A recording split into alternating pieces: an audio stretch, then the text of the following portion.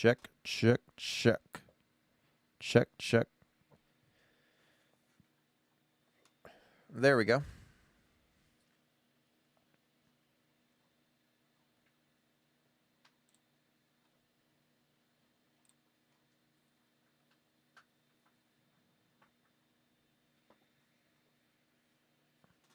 Dude, I don't know how the fuck I just drank a Celsius and I'm still tired.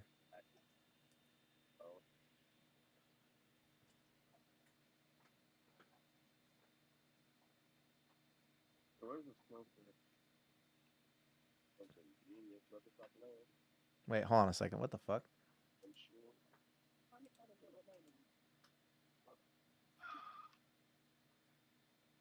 Wait, I didn't hit him at all. What the fuck? Oh, there we go. Thought my audio was fucked for a second.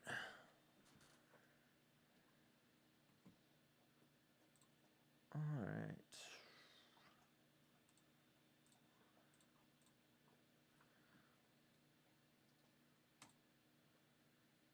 Oh, this is not me. No? Do you want to learn how? Are you evil? No? Do you want to learn Get how him, to Sean. be? I want to see a You one have to tap. try right. This is One a tap tanking catwalk. guide. Because tanking is not about fulfilling your roleplay fantasy, protect. Oh. I believe.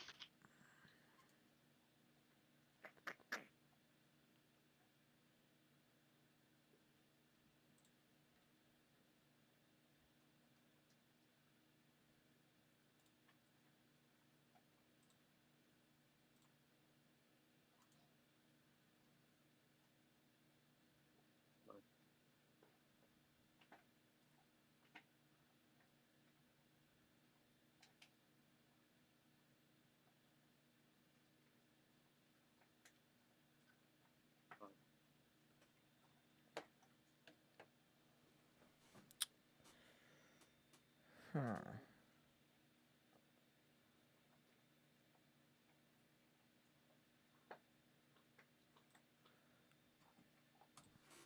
The party, it's not even about satisfying your main character syndrome. It's about going fast. So fast that you knock the Earth out of orbit and become the enemy of the entire world. That's right. Tanking is all about the big pulls, baby! Remember, when the paladin cat girl says she can take 20 guys at once, she means it literally. And she achieves it through sheer force of will, determination, and these goofy Oh, I'm little so buttons fucking blind. called Holy sprint shit. and defensive cooldowns. You may be thinking to yourself, surely there's more nuance to this. And there is, but you'd be shocked at how far these... Alright, we gotta fucking read this shit. Nice. You're sure to encourage some new monsters there that you won't find prowling around the outskirts of any city. It may be a bit daunting, so I'll only require that you slay one such beast and then head on back. Just keep in mind that the farther you stray from the city, the more ferocious monsters tend to be. Don't say I didn't warn you. Make sure to use the check command. Okay, blah, blah, blah. You'll find surrounding enemies. Difficult. Okay. Where the fuck did he want me to start killing shit?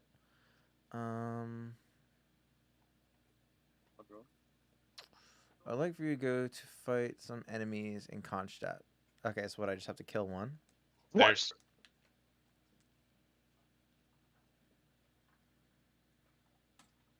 two things alone All right, let's watch the video on why tanking in 14 is insanely easy. can take you. Hell, healers are so used to bad tanks now that they'll fall into uncontrollable lust if you use arm's length. I mean, can you imagine? There are people out there who don't use it. This baby can fit so much mitigation inside of it. So yeah, please mitigate damage so you can last This kid annoys the longer. fuck out of me, but he's You fragging. wouldn't want to be a 1-minute man, would you? So go right ahead and pick one. Stu, what's up? And just remember that Just it's trying. better to use 1 or 2 cooldowns at a time. And don't blow your load all at once, okay? We interrupt this broadcast Also to Sunday, give you a so- pop quiz. Here's the $1,000,000 question. You queue into a dungeon and the DPS is pulling mobs ahead of you. What do you do? If you said you pull, you tank, then for the sake of Thancred's left ass cheek, just go back to DPS roles. Listen, I'm not gonna tell you nerd. you have to like it when DPS decide to pull ahead of you, but I am telling you that watching a DPS die and grieving the rest of the party by refusing to do your job is not the way. So if you're not ready to ignore the Leroy Jenkins, hop a Viagra and perform, this might not be the role for you. But hey, that's why I'm here to Hop a help. There's a Viagra. super pro gamer move that lets you avoid this situation entirely. Be faster. Pull before them. Use sprint. This is how you use sprint. Did you see that? Right before you pull the pack, so you get that sweet, juicy,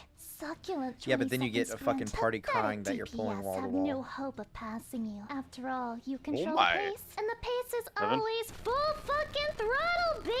So, you're pulling big, you're rotating your cooldowns, and you are using your AoE rotation to maintain aggro for the love of fucking God. That means that by this point, you're already better than 90% of Duty Finder tanks, but there is still an elephant in the room. Boss fights. What about those? Well, don't worry. You see this little guy? Oh, one of you little fucks buy me a turn gun. him around this way, Please. and yeah, that's pretty much it. Just don't cleave the party. You may be asking Old as fuck, yourself, dude. but what about my cooldowns for the bosses? How many should I save for that? And the answer is none. Don't fall for that shit. It's a Nah, trap. they're With annoying first as ending fuck, dude. pulls, I'm which checking I this encourage dumbass you to behavior. do, mobs are gonna pound you way harder than Fucking the boss weirdos. will. Nah. Don't save cooldowns for these wet noodle hits. There is one exception. Not as weird as Sometimes giving you up the will see moment this you face any ominous red adversity. symbol on your character, which means you should Fucking nerd. probably use one cooldown. Yeah. Nice. Now, all that remains is choosing the tank you want to escape the city with. Every tank is similar, but they all have their quirks, so here's a crash Already course. told you I'm Paladin. throwing. Play this if you also like sparkly shit and you're still naive enough to believe in things like law and order. Warrior, play this if all you care about is being indestructible and you think being a dumbass is a lifestyle choice. Dark Knight, play this if you're compensating for something and your dad is still out looking for milk. And Wait, what the fuck she Gunbreaker, said? yeah, just play this if you're...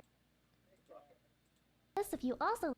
They all have their quirks, so here's a Fucking crash nerd. course. Paladin, play this if you also like sparkly shit and you're still naive enough to believe in things like law and order. Warrior, play this if all you care about is being indestructible and you think being a Fucking hate dumbass is these a kids. lifestyle choice. Dark Paladin Knight, is play actually this the if you're most fun. compensating I for don't give a fuck. something and your dad is still out looking for milk. And Gunbreaker! Yeah, just play this if you're a degenerate and you can't handle peace and quiet. And congratulations! It's time to receive your tanking PhD. I bet social interaction in which real means life is you're hard for you all guys, ready huh? for tanking content. Just Just don't forget this one little thing. Tank stance. Dude, Now I'm not coming even in 40. for Whoa, special little dude. Do I sound flavors of that the old? exact same thing. Jesus. These days, if you blink at the enemy, it'll hate you for life. This groundbreaking modern technology is found only in Final Fantasy XIV, where tanks are just more defensive DPS. Join us today for just $12.99 a month. A new superiority complex guaranteed or your money back. Warning, may cause cope, seed, mold, and gamer-raging behaviors. Please contact your therapist before ordering. Where the fuck?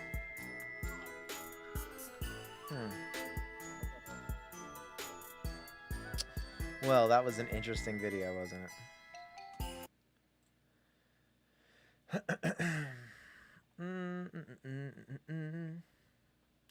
I wanted to see some of the Diablo Immortal shit. I'm issuing a warning. You need to be very, Fuck, I don't have very my thing careful to with this game break it. because That sucks. it's a well-crafted, well-designed addiction formula that when you combine it with real money, it becomes incredibly dangerous. Jesus Christ. Thanks for trying, bro.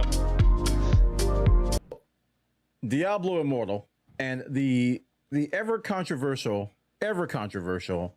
monetization policies. You probably have watched videos from Bellular, from Asmongold, from Greg. Was it Greg 2G? That's the video I have up here. What's his name? Yeah, Greg 2G. You may have seen it from him about how the game is pay to win. Shocker, right? When Diablo Immortal was first announced at BlizzCon a few years ago, one of the things people moaned at was that it was a mobile game, and mobile games these days they come with the caveat that it's going to be some kind of a pay advantage. They've earned that reputation, rightfully so, because there's always a pay advantage in just about every mobile game out there. I think one of the best models that me and my wife both agreed on was a game called Battle Breakers, which came out from Epic Games, and it literally had 0 walls.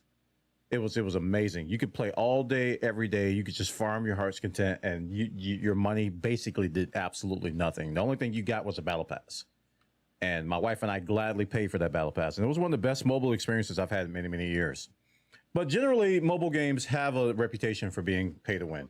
And, you know, I didn't expect anything different from Diablo Immortal because many game companies out there have tried to copy this game.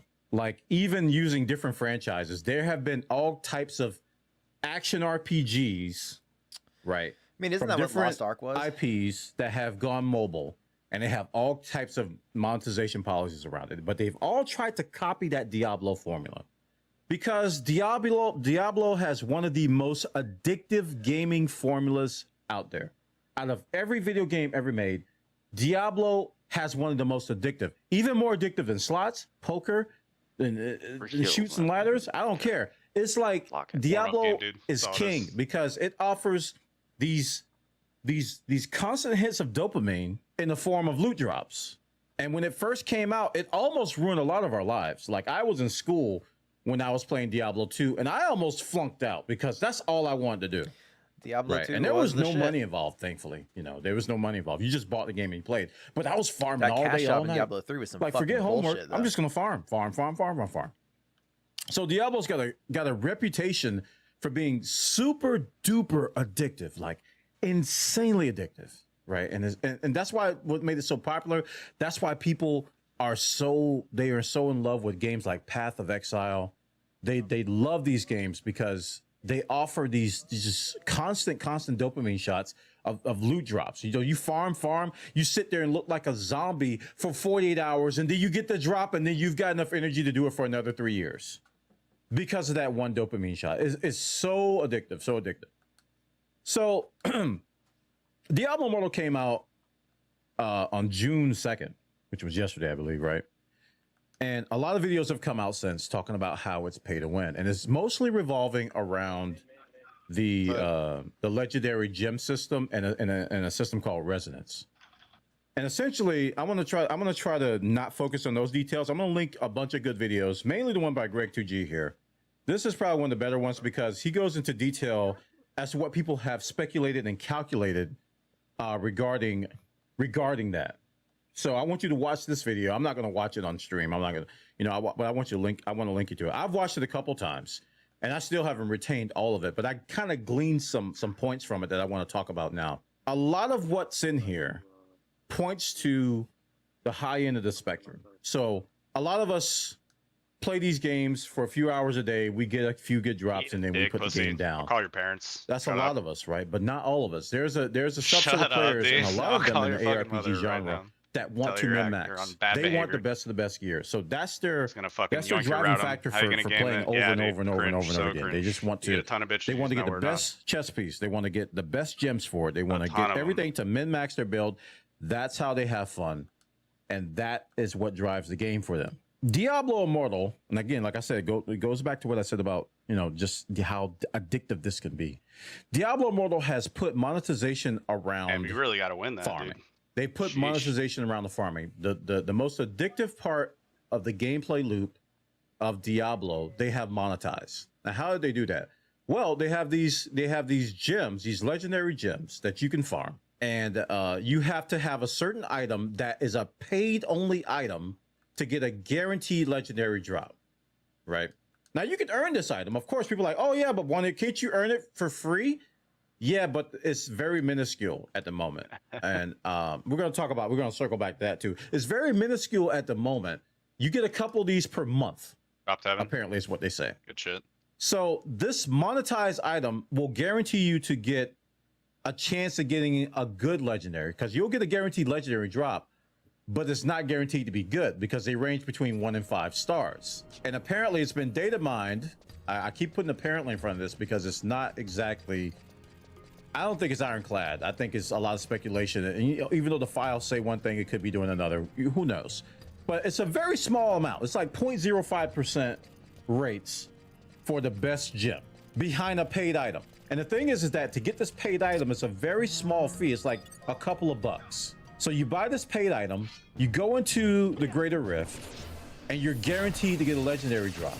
Now, if you've ever played Diablo, like I have, if you've ever played Diablo, you know that a majority of your time in the game is rerunning things and trying to get that drop. You're either doing boss runs, if you're talking about Diablo 2, if you're in Path of Exile, you're doing maps, you're doing whatever, you're repeating things. So they have monetized that repetition. Every time you go in, you got to pay if you want a guaranteed drop. Free-to-play players can't get it. Like I said, they're gonna give you a couple per month just to entice you to buy it, but that's it. And again, this points towards the upper echelon. This is for people who want the best of the best gear, because you can play just fine. You'll be able to clear just fine. I believe so, without doing this. But the vast majority of Diablo players, the ones that are really addicted, want the best gear. So they're going to be naturally gravitating towards that if you get addicted to the game. That's why it's my opinion that Diablo Immortal is dangerous. Because what it has done is that it has monetized one of the most addictive gaming formulas out there. Shut up. You really need to be careful with this game. Well, you gotta lie about it. I'm issuing a warning. You need to be very, very careful with this game because it's a well-crafted, well-designed addiction formula that when you combine it with real money, it becomes incredibly dangerous. More dangerous than anything else out there. More dangerous than Genshin Impact, more dangerous than Lost Ark, more dangerous than Raid Shadow Legends, more dangerous than all of those because it's Diablo. This is Blizzard's masterpiece. What do you think? That they have monetized that addiction formula. To me, that's the biggest issue with what's going on right now. Ask you a question. The game's too good. What do you think? Like, I played the game for a few hours last night. It's really good. It's well made. It runs smooth. In a lot of ways, it is better than Diablo 3. And it's an MMO formula, so we haven't had that before. I can actually queue up and party up with people to do these greater rifts. I don't have to have pre-mades. I got those too. So that changes the game for Diablo. Diablo hasn't done this before. Marvel Heroes did it. Lost Ark is doing it. Path of Exile hasn't even done this. You have to have pre-mades. You can just Dungeon Finder. You can do Duty Finder if you're from Final Fantasy 14. You can just search for people to play with, and that changes the game. It actually does. There's people everywhere. It's an MMO atmosphere. Diablo hasn't done this yet. This is the first time that Diablo has entered into the MMO space. That's another level of addiction that you didn't have before. Wait, what is he saying? Hold on a second. So is he saying that Hoot wants to get in here? Is he saying that you have to? Lord Hootington. have pre-made parties in the sense that like they thought about this because if you could automatically party up with people who had better gear, then you can basically free to play, clear the content, and maybe even get better gear. That's kind of like, it's like nefariously genius. Money, it becomes incredibly dangerous. More dangerous than anything else out there.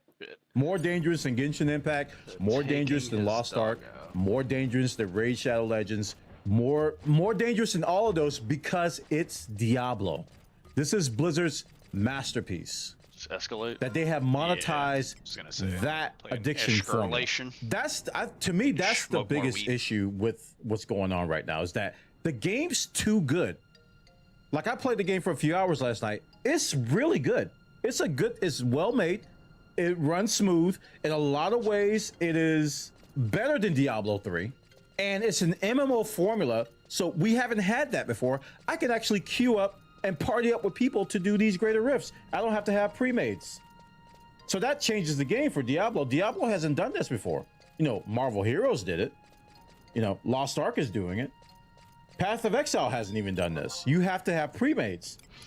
You can just Dungeon Finder. You know, you can do Duty Finder if you're from Final Fantasy 14. You can just search for people to play with, and that changes the game. It actually does. There's people everywhere. It's an MMO atmosphere. Diablo hasn't done this yet. This is the first time that Diablo has entered into the MMO space.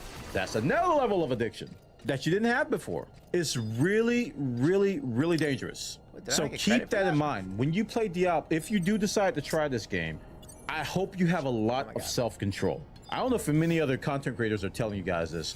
This game is dangerous. It is really dangerous. A lot of people are talking about like predatory monetization. We've been talking about predatory monetization for years. I don't know where these people are cropping up now. I mean, 5-10 years ago, where were these guys screaming that this is bad and we need government regulation, blah, blah, blah. True. It started with the horse, man. It started with the mount. We were like, why do you have to pay to get a horse? True. And then Valve is like everybody's darling. Valve was like, hey, loot boxes. TF2 loot boxes. Here, CSGO loot boxes. You know, this stuff has been going on for years. It's not new. That doesn't excuse it by any means. But I'm just saying, where were these people, you know, before? Why is this such a big deal? And that's Lost Ark, man. Let's talk about Lost Ark for a second. And Genshin Impact. Because these two games have seemingly got a pass by the gaming elite somehow. You know, I won't touch this pay-to-win game because it's pay-to-win, blah, blah, blah. Oh, but if it's Genshin Impact, if it's Lost Ark, I'll play that. It's probably fun as fuck if you're like rich and you can just like they jumped the shark all of a you've got sudden. people donating to you. I don't get it. Or like, and these same individuals, I've actually seen these same individuals, I'm not going to say any names, ran into one. who praise Lost Ark are saying that this is worse. Which I don't understand what they've been looking at all these years. They need to go and watch ATK's video. If you haven't, ATK, I have it linked here. I'll link it in the description. We got one more kill. This guy put out this video, and I got a screenshot here of the progression chart that he did live about how Lost Ark is so ridiculous that there's only a very tiny percentage of players that are at the top of the gear score, like the most minuscule. He's talking about the Korean servers, not the NA servers. It's a very tiny minuscule, and the way they got there is they wailed. They threw their credit cards at it. There's no way they could farm to get there. I'm so dead. And he did a great job of explaining this. It's getting peaked by 2 people. The majority of players, even if they wail, they're in the middle. They're in the middle of this whole progression chart that you see here. Again, I encourage you. This is a great video that I got showing up here. They're in the middle of this progression, and you see how it's like a cliff, how it just goes up the higher you go. NA is still down here at the bottom. We haven't even got up here yet. So the people saying that Lost Ark is better than Diablo, you really need to look at what's going on in Korea first. Because the amount of money and the amount of time that you need to squeeze out the smallest inkling of percentage is insane. It's actually ridiculously insane. It's crazy insane. To the point to where it's impossible. So when people are screaming now, they're talking about, hey, it takes $100,000 to max out your character in Diablo. It takes this amount of money, 50,000 for a stat. They're throwing out all these numbers. I'm like, you must be new here. Because you're talking about the upper echelon, you're talking about the top percentage of players where it has always been many thousands of dollars. And if you ask a top Lost Ark player how much they've spent, it's going to be a very large amount of money. Like an insanely large amount of money. And I think you really need to assess what you say if you say Lost Ark is worse, because in a lot of ways it's not. The difference is that Diablo is a better game than Lost Ark. That's the big difference here. Diablo is a better game. It's more fun. You've got more things to be addicted to. This, I haven't mentioned this, but this game has an insane amount of content. Like, it makes Diablo 3 look like a joke. It has an insane amount of content that you need to do, that and different systems that you can conquer. And it's a crazy amount. They did such a great job developing this game that it's mind-boggling, right? Yeah, it's a really good game. And it's really insane. It's really insane of how dangerous it is. If you've got self-control like me, I like to think I have self-control. You're generally okay. A lot of us will go and say, oh, I'll just play free to play. I'll do this. I'll have some fun with it. And when I hit a wall, we're just supporting it regardless. I've hit a wall, then I'll stop. That's what I do with a lot of free to play. People have to like remember that, like, what makes whaling like fun when you can like wail over other people. If you're not whaling, like if no one else is playing the game, then it's not fun. Like it's so weird to me that people just like they want to play a worse game though.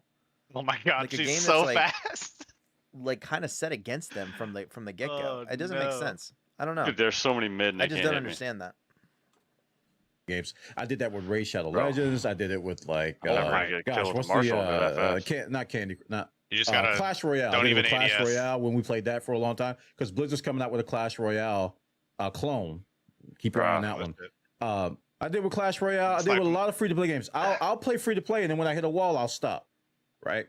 Because it's fun. The gameplay loop is fun for a lot of these free to play mobile games. Yeah, it's fun, dude. But then when you hit the wall and they ask for the money, like if they have some kind of fatigue system or some kind of a stamina system, or something like that turns me off immediately. If a game has a fatigue or stamina system, meaning that, oh, you gotta give us money to do more runs. This game is lying to me right now.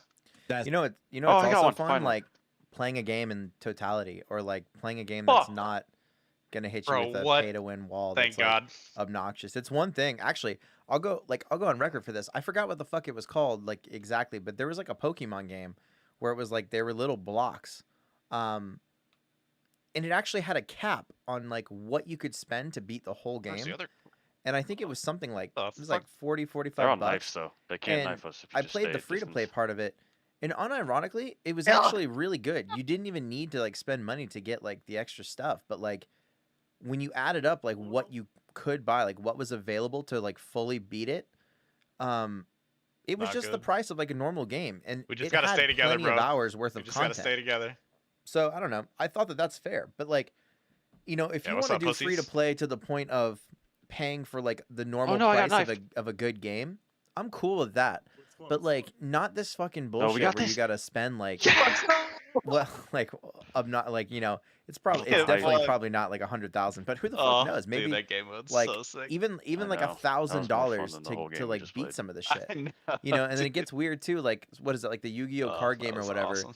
You know, that's a little bit different because it's like, okay, well, you're either paying for physical packs, Hop over to my other account, dude. or you're paying for, you know, like Plat digital 1, packs. 0 LP, like, dude. that's Fake kind of fair. player. I think it should be a little bit cheaper, Is but this whatever. Gold 3 good? Yeah, Gold 3 should work. Anyways, Okay. That's a really super duper predatory system I don't know that how many we have to gaming kill companies are learning to remove. No. I want to make another point here, Whoa. because I think some of you aren't going to like this, but Hello. what they're doing is a classic My technique internet isn't that doing that has shit been done again, in but, gaming you know, for a we'll long see. time. It even happened. This guy blew up on Stefan. Really? For fucking baiting, dude? No, this one round, fucking Stefan took the bomb and went B on Ascend, and he was like in B main. And this guy was like, let's rotate, this isn't working.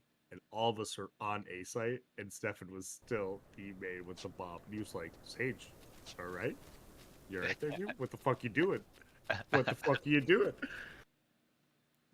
That's hilarious. holy shit! I thought I heard someone else. I had my mic on mute, but I was like, I heard someone else like way lower in the background. Oh shit! Hello. Dude, Were you are you trying escalating to? again or no? Yeah, fuck it. I'm down. Let's play another one. That was fun. Dude, who was calling you old? I heard some little fucking zoomer. I was fucking in some shit with these two little pussies, dude. Nothing new. Dude, just tell him you'll There, fucking put him in a trash can and watch his feet kick. it just fucking it tilts me, and I just start shit talking people, and people are just like he just said the most head ass shit. He's like, "Oh, we're just giving up sight every fucking time." I'm like, "Yeah, we're playing retake, unless like they're 5-manning. I guess we could fight, and then yeah, but we're still losing."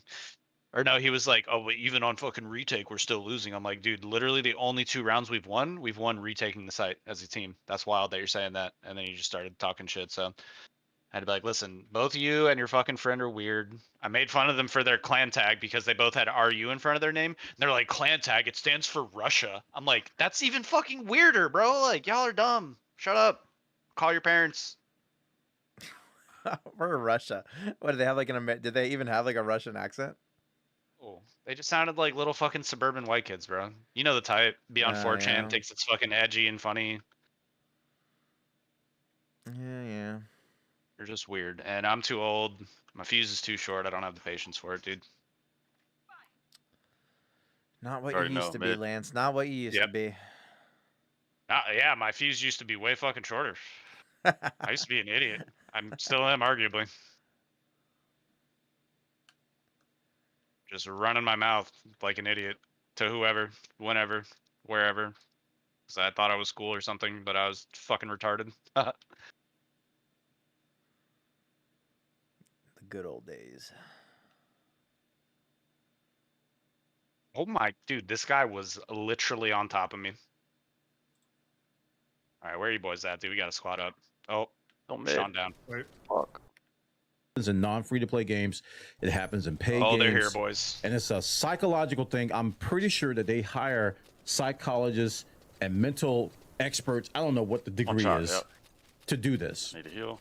Got it. What they're going to do is that they introduce a set of systems, right? That's funny. That Unironically, are that's probably the case. well 100. beyond what they actually want. So they give us stuff that is much worse That's it. than they actually On the want orange.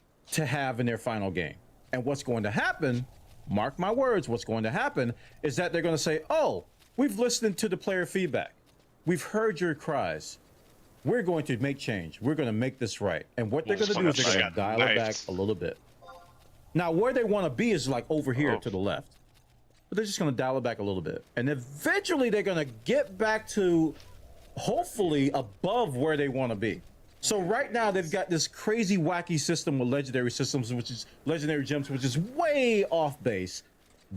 Yeah, so what they're doing is they're setting up Holy shit, the expectation for spray their is so bad audience. from that So far. basically, like you said, they're just Yeah, gonna I dial it can't back a stand little using tiny bit. theirs or And the with that Odin. little That shit tiny bit, sucks. what they're gonna really do is they're just gonna like kind of get your expectations set to like Holy shit. to that, and then like as long as they don't move it back to where it Judge where that's was, about to there's always ensue. gonna be that argument of like, well, it's not as bad as it was. Like there's always gonna be some dumbass who's gonna come in and like say that shit. So it's just super fucking annoying. Nah, They're gonna I dial had it to back. reload. They're gonna say shit. Oh, They're gonna ease the players. Meanwhile, you're getting addicted to the game. You're you're addicted to the game. You want the game Not to if you get don't better. fucking You play it. want the game to be fixed. They're gonna inch it back, and then it's gonna oh, it's not as bad as it used to be at launch. At launch, it was really bad. Yeah, but exactly now like it's I was not saying. as bad. But overall, it's still just as bad, if not worse than it ever Yeah, should overall be. it's just still horrible. They're gonna and do dog this. shit. They are going to do this, and it works. It works. A lot of game companies do this. They introduce a system that's some monetization or progression system, which is really, really bad, right? Chasing me mid. And they Chris, dial turn it around, back turn a around. little Two, bit, two, two, dial it back a little bit to make you happy, and then they leave it in a Three mid. spot to where they're like, wow, they're actually happy with this. I can't No, believe it. I Our had initial 36 thing, to the we didn't jet. think they'd ever. It's a psychological thing. It's really, really, really evil. It's some mind games, man. And they make hand over fist so much money doing this. So much money doing this. Lost Ark just recently did it. Let's go. They did it. I mean, they started out with this really bad system and then they dialed it back a little bit. It's still bad, but everybody's happy. That's the way it goes. That's the way it goes. Diablo Immortal's gonna do the same thing. Watch. Blizzard is going to change the system with the legendary gems They're probably gonna give us more free ones. They're gonna probably reduce the price. They're probably gonna make the 5-star gyms drop outside of the paid system, right? They're gonna walk all of this back, but at the end of the day, the final system is still gonna be terrible, and you're gonna say it's fine. Not you, but you. You're gonna say, "Oh, it's great now. I can actually get the gyms now. Before I couldn't, so it's great. Yay, woohoo!"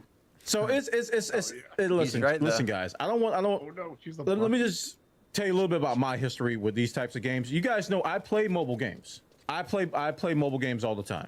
I've done sponsorships. I used to do YouTube videos all the time for mobile games, even when they first came out. I'm a big mobile game guy. Oh my god, she just triple killed us with the shock dart. Mobile games that are clearly pay to win. What I do is I get my enjoyment out of them. I have enough self-control to say, hey, I need to stop. I'm not going to give them any money. But I feel like I have the responsibility to inform you all of the systems that are in the game. And I'll tell it like it is.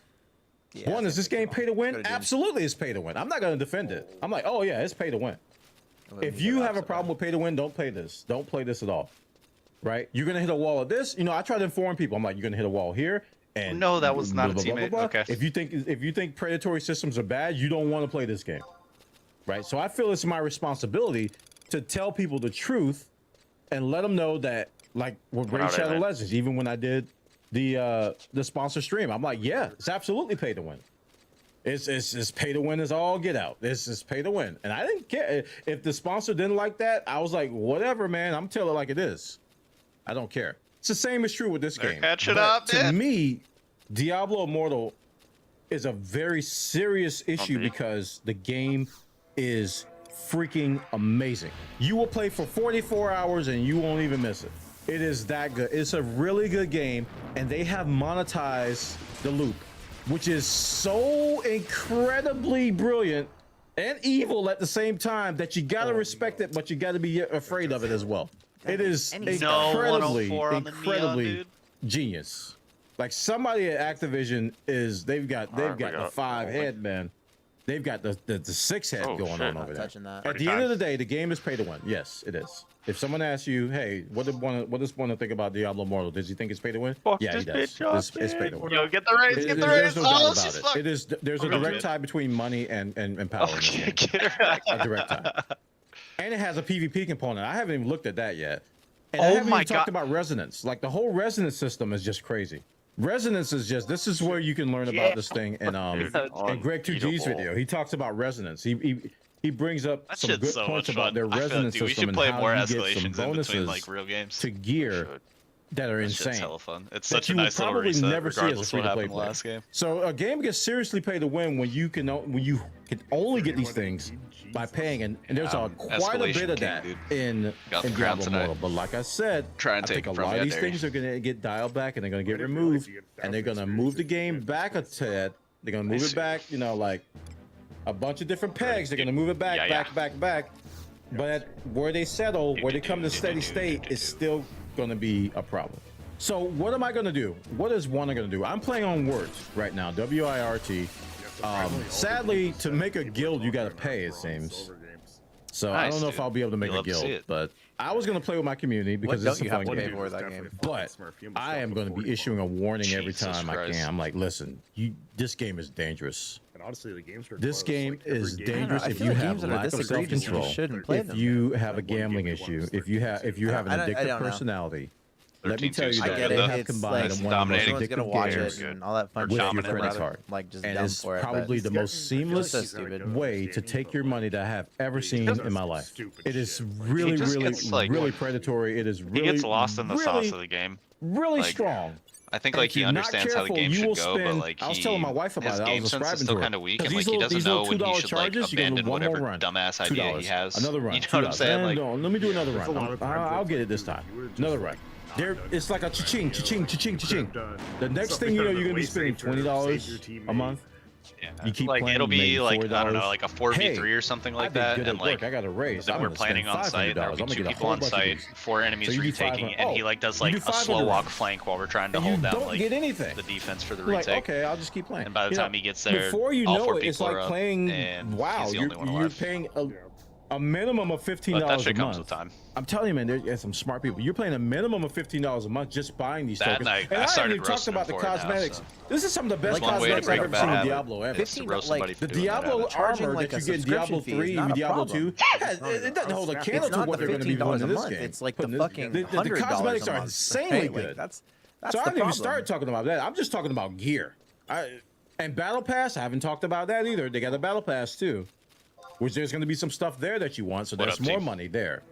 Be That's his count. careful. If you have an addictive personality, if you get addicted to ARPGs, I highly recommend you don't even try this game. Don't even pick it up. Because I'm telling you right now, it's good, but it's dangerously good because it can take it basically can suck your wallet dry before you know it. Those little charges are really, really dangerous. Like, you know, when Raid Shadow Legends pops up a thing for $50 or $100, it's easy to turn that down. It's really easy to go, oh, no, I'm not going to do that. You know, the $10 ones are like, okay, you know, maybe I'll do that. But when you got like $2, like just He does spend on my stream. $2, actually just spend $2 It's just all to I see is get the, these like, these coins or whatever they are to buy the Fucking to get the weird bug. to get the guaranteed legendary. I don't know, my words just stopped there. To get the guaranteed legendary, when you make that a small amount, it's really dangerous on an addictive formula. So be trust this. careful with Diablo Immortal, guys. Be careful. I don't know how else to say it. It's a very, very, very, very good game. I gotta commend Blizzard. This is one of the best mobile Like it? ARPG experiences I've ever played, like by far. And I've only played for like 4 hours. And I was just like, wow. Like I didn't want to stop. I was playing last night, and I was like, I need to stop. I had to say that out loud. I was like, I need to stop. I was like, I just wanted to keep going. Makes me And sad. I was like, this Yeah, it this sucks, is man. really, really dangerous, really dangerous. don't start It's believing. free. Technically, you don't have to spend any money, but it's really easy to. It's really, really, really, really easy to. It doesn't have a stamina system. No, I don't see a stamina system anywhere. No. The money comes in the high end, where you want to get legendary gems, and the only way you can get legendary gems is through a paid item that they're going to trickle to free players like 1 or 2 a month, right? They're called crests, right? Legendary crests. I believe that's what they're called. Let's go to the store. The legendary crests. When you run a greater rift and you enter a legendary crest, these guys right here, You're gonna get in this you fucking insert game here, one of these boys. guys, and you're going to get a guaranteed 5-star play. gem. I'm sorry. Usually Yeah, when a this happens, guaranteed one person is up to DC'd, so 5-star hopefully gem. it's It not could from be our 2 team. out of 5 stars. It could be Now, 3 out of us are 5 stars. accounted It for, could be so 1 out of 5 stars. odds are in our It has favor. a maximum of 5 stars. Now let me tell you something else. To compound this system, you can combine gems. Oh my gosh, man! The amount of money that they can squeeze out of you. But With you this wouldn't be system able to see is- it on the is enemy incredible. team at the Like, start of the they're round. gonna It make doesn't so set much in money. I until the think next round. Shram's in my chat Oh, I thought if you said that tabbed, this you is could going to see if they fund didn't have anything. Blizzard, all of Blizzard development have for a 5 thing right years. here. And I was thinking, yeah, Oh, really? I didn't know that. this game is Yeah, going that's to what I thought. print money. That's how I checked It is it. going Slow to internet. print money. Yeah, you They boys trying streamlined the to play split system. seat? Wife is even considering getting into this game. She's never touched the genre. Can flash It's into gonna, garage. it's gonna bleed into the casual. It's definitely gonna bleed into the casual crowd because it's easy to play. It's easy to get into. The UI is yeah. very, very mobile. Omen, I can think you they've smoke learned window their for us, lessons from please? what they did with console Diablo 3 and they brought it over here. Because a lot of things are very easy to do. Now, I think a lot of PC players W key who have button. never touched a mobile game, they're in a state of shock shit. right now. They don't know what to think about. What, A lot of them like, what in the world is going on? I can't do this. I can't. We're pushing out A on lot of side from people are garage. focusing, especially on On garage. Reddit, on what they can't do. I can't resize this. I can't do that. The resolution options are limited. I can't believe there's still a mobile UI here. I'm like, you must be new to mobile games. Playing it for long. Because most times a mobile to PC port is just to make sure that it runs well and that you can map your keys properly. That's about it. It doesn't get, you God. know, you Back don't left, get much flat. more than that. So I Done think with their me. expectations were a little bit high for a PC port. I was like, well, that's probably all you're gonna get. You know, try fine, running this dude. game in BlueStacks and then come back and TNT. talk to me because I guarantee you it's gonna run like crapadoodle. Bro, this in kid is BlueStacks munching. compared to the PC client. Yeah, they do a lot of optimization with this. Yeah, he So really is. be careful, guys. These crests, everything you run, Handfuls of fucking- Yo, let's everything just, you do, you honestly, know, let's just W key on the beat. resist Have the Omen little smoke both pop-ups. links. Just Do our best. I think Kurataki said it best. Don't even tie any money to this game. Like I think that's a safe thing That or to he's do. got a fat dick. Remove the temptation. You know, Don't even start. Just don't. Just remove the temptation because it's a really, really good game. I can't believe Blizzard did it. Like, they actually made Diablo on mobile, and they did a good job with it. Now, is it fixable? I don't know. I don't know if they can fix this because I painted an outline. I think the company's called NetEase. NetEase doesn't have a great reputation for good monetization models to begin with, right? And I think Activision likes money a lot, so I think there's not going to be a whole lot they can do. And Blizzard is a different company than they were, years ago. Vandal? They're different companies, so you can't expect Blizzard to be the Blizzard of old anymore because everybody's pretty much gone. The old Blizzard is not there anymore. All right, we're chilling. The new Blizzard, we'll see what they do. They are going to dial a lot of these systems back. Let's see if we can work a pick. Going to I think we make should. certain things. We should perma-farm. Free-to-play players are probably going to get access to more of those crests. They're going to make it so where you can get more crests. They're probably going to add them as something to bounties or some sort of a daily. They may throw them in the battle pass. They're going to appease it, but like I said, it's this psychological thing. They start out really, really bad, and then they dial it back a little bit, and then they, you get satisfied. But where they end up is going to be in a place that's still pretty bad. That's going to be hard to see from that perspective because you started over here, and if you really want the game to succeed, it's going to be making you a little bit more apt to take it. Be like, all right, this is fine. This is fine. But the game is fun. I'm going to continue to play it. Yeah, let's go. I'm going to treat it like I treat just about every mobile game. If I hit a wall, that's when I'll make a decision whether to keep going or stopping. I'll play with the community. I was thinking we can do some community rifts. I want to start a guild, but I don't want to pay them any money. I think that's kind of absurd. That in order to, I think you need like 1,000 or 2,000 platinum to start a guild. When I looked at it, I was like, what? So crazy. You need some kind of currency that I didn't have enough of. I think it was platinum to start a guild. And I was like, oh, what? I got to look into it. Maybe I'm wrong. Correct me in the comments if I'm wrong, but maybe I'm wrong about that. I watched Asmongold's video, and he said something very true. He said, and I was laughing out loud because it was so true. He said if a free-to-play game has more than 2 currencies, it's pay to win. Oh, cool. He was like, I was just like cracking up. I was like, oh my gosh, that's so true. Because there's so many games out there where they have these convoluted, confusing systems where it's just like, you need red gems to get the blue gems, and the blue gems to get the gold gems, and then the wings, and then you use the wings to buy this. And it's just like, if they got more than 2 currencies, they are definitely pay to win. I was like, yeah, that's true. It's so true, man. Oh gosh, it is so true. So true, man. So true. But I encourage you to watch the Greg 2G video. I think that's where a lot of the Bellulars and the Asmongold and all these videos, they're kind of taking their information from Greg 2G's video. I'll put the link in the show description. Greg 2G's video does a great job of explaining this. If you guys want to watch, I'll bring it up again. I'll post it in the chat too. Huge. But watch this video. Shit dashed onto site with that I've watched probably like 90% of it, like absolutely twice. Beautiful. I skipped around a couple times, but watch that video, man.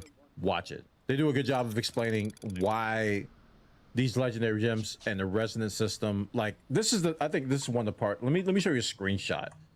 If I show you the screenshot, this right here, I think this is where it gets ridiculous. As you progress your gear, it changes appearance. To get to this is going to cost thousands and thousands and thousands of dollars and many, I don't know how many, probably decades to get with the systems that they have currently.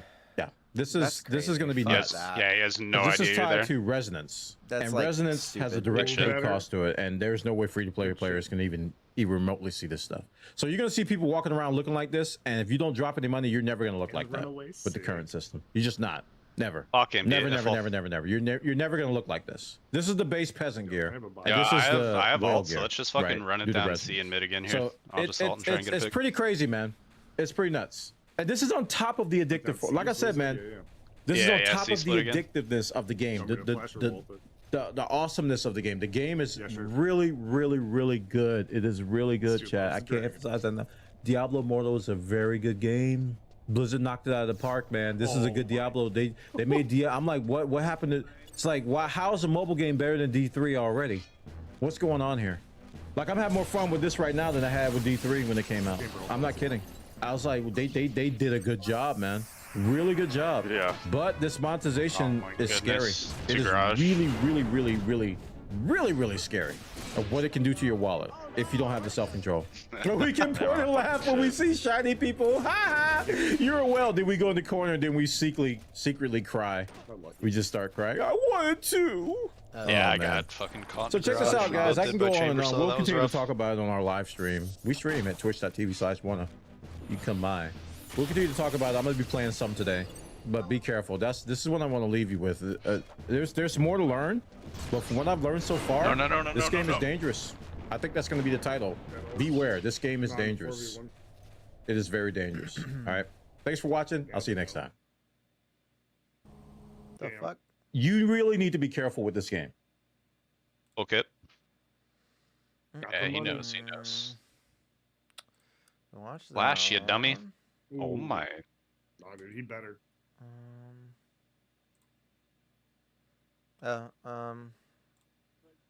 Here's the Asmongold one. I wanted to watch this one too. Well, we're gonna look at a couple of videos about Diablo. Oh, Now, my perspective on what? the Why Diablo is he thing there? is that Sure, I will dude. prove that I'm right over time. I know that I'm right, and we'll see what happens. So you Kid know, sounds like I'm Dustin from completely Stranger fine, Things.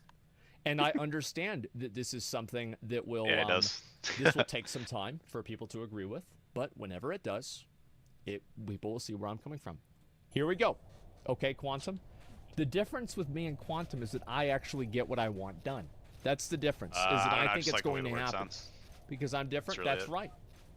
That's right. I will do it. My gun lights. Here we go. Thanks, dude.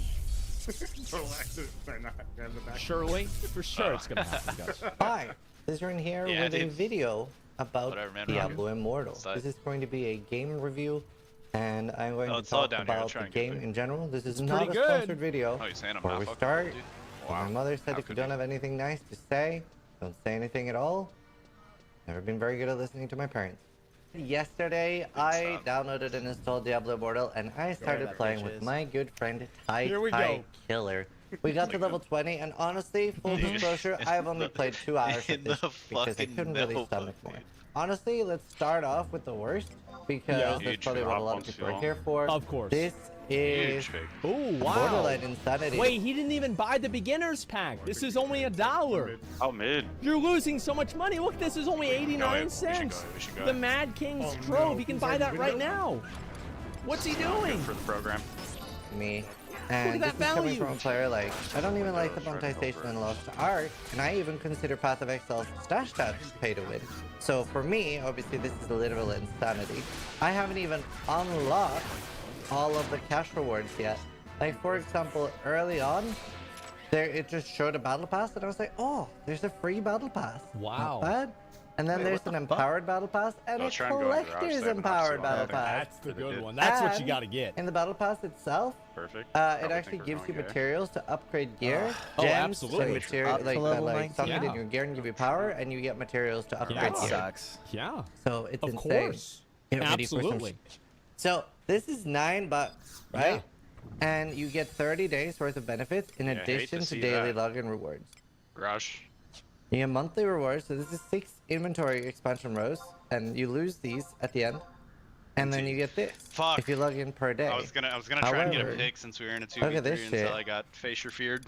Daily gifts can only be claimed by logging in each day while the Boon of Plenty is active. Otherwise, they will be lost. That means that not only are you paying for 30 days of this for $9, Wait, they so- are encouraging you to pay for 90. So if you don't log in, so like you have to pay for login rewards, and if you don't log in that day, you don't get your money's worth. With the So facial you're fear. paying them money Yeah, we should light by here, boys. for them Yeah, let's to try- make let's you light by and log try on sending it. every day for them to give you what you paid for. You're paying them to play their free game. you can stack them, but you will lose part of the thing that you've bought if you don't log in every single day to claim it. Oh my god. I have only seen like login rewards ever as being Fucking something team that's player a right free here, bud. bonus to encourage people to come back, and I don't like Yeah, that that's what to Lost begin Ark with. does. People should just want to play your game. I've Imagine never that. seen anything like this, Oh, where here. you literally lose something you've paid for if you don't log in. It is absolutely despicable. And thankfully, I No haven't seen a smoke? single Oh, person no. defending anything like this. Oh my this God. this is single-handedly put me off Diablo 4. I literally lost all hope for Diablo 4 just for this. Dude, he it is really sucked. You guys know maneuvering Diablo around 4 me. is going to be pay to win, right? Everybody knows that. Like, let's. I want to make sure that you guys know absolutely 100% how it's going to be pay to win. Backside. But Asmonbald, it's not going to be pay to win. How would you know that? It's very simple. You buy Nice little WoW gift. tokens with real money and then trade WoW gold for Diablo gold. Wrong spot. And I can guarantee you they won't manage that. I'll be right back. It's true. Piece of shit. It's very, very true. All right, here we go. Because I'm a huge Nice Blizzard fanboy. I grew up on Warcraft 1, Warcraft where 1. you couldn't I was even move Warcraft multiple 2. units. So this is you like, wash it's your hands? disgusting No. to see how far the company has fallen. And I thought Chris Wilson was being like a little bit too far almost. I bet he's talking about the Diablo isn't a game thing. Team Torch him So to start Chris pop off around Wilson, here, who's boys. like the main, the main guy for PoE, right? He's the bald guy that talks about the game in the videos. He just said, "Oh, we're not worried about Diablo Immortal. Diablo Immortal isn't a game." Albeit funny, when on the Path of Exile Real podcast, he said, well, Diablo Immortal, that's not a real game. And I was Yep. like, wow, couldn't believe a game Straight up developer would said say it. that. But he was I absolutely was surprised right. too. And it gets worse as well. Oh So I've only played 2 hours, but there That's are it? other people that have like done a lot of end-game research, and Bellular is one of those Ooh, I think people, you let another that trader from finish, dude. Belfast. Come on, And man. apparently, like, this dummy. isn't some like light whaling game. It can go upwards of like hundreds of thousands of dollars if you're like upgrading every item Holy slot with shit. every gem. So I unironically thought that was just a meme. Okay, I'm about to Left side fucking beef. die. Nice. Think we go see off That's that? fucking wild. If you can actually pay over 100 Once fucking platform. grand. Like that's actually insane. I'm gonna go back towards A. Oh, my foot itches, bro. Oh, yeah. Holy Chambers on shit. C. Like I'm just trying to like comprehend that. Like we've gone so far past the point now. Like this is stupid. Like I don't know, before I really wasn't necessarily as much of a fan about making a lot of this like pay to win shit like necessarily banned in the US again, because when you go to those like the card game shit, but or even games that are based on that. I think that's Brother, fair. and but, like, Christ, why? good lord. Why is she? And at the end game, God, dude, so it's just there so are these stupid. legendary Big money. games. Why are you Again, not just I retaking together? suggest you watch the Nope, Bellular Rain is video just because they fucking do actually a flanking lot of research slowly and as didn't fuck give by up herself after like again. 2 hours and just be disgusted like me. There's I will research this game, and I also would like to talk to, I had a if galaxy you have brain idea there, whaled too, in fuck's sake. Diablo Immortal to the extent that you have spent over $5,000 in the game, I want to hear from you. I want to hear from you. And you want to come on and talk about the game and what you got out of it and how you feel about it, please DM me. basically these end game gems, and it's a 2.5% chance to upgrade to a level 5 gem. And they have a pity system that if you've spent $100, actually it's like a little Ooh. over $100. That's easy. We do that It'll today. upgrade 1 gem to max. There's a pity system. So at least you only have to spend like $110, $120 per one of these gems, and you need a lot of them. And as a free-to-play player, you are only able to get like maybe 2 or 3 gems per month. Could be. Wow. So it is like heavily incentivized, big money. heavily 10K deep incentivized already. Good. to spend money on this Good game. start. It is way worse than Lost Ark. Lost Ark gets a lot of credit. Obviously, Lost Ark still has a large amount. That's what's so funny to me about it is Lost Ark went from being like this immoral, because you guys unethical give them pay-to-win fucking game, credit. and Like, then Diablo backside Immortal sheet. comes out, and people are like, you know what? You know, it wasn't like this in Lost Ark. Lost Ark, you only had to spend $4,000. Now you have to spend $40. Whoopsie. This is outrageous. Need help getting the bomb. Can we please have an ethical pay-to-win game with gambling in it Chaos again? mid-stairs. I've had enough of these unethical pay-to-win gambling games. I want an ethical one again. of pay-to-win elements.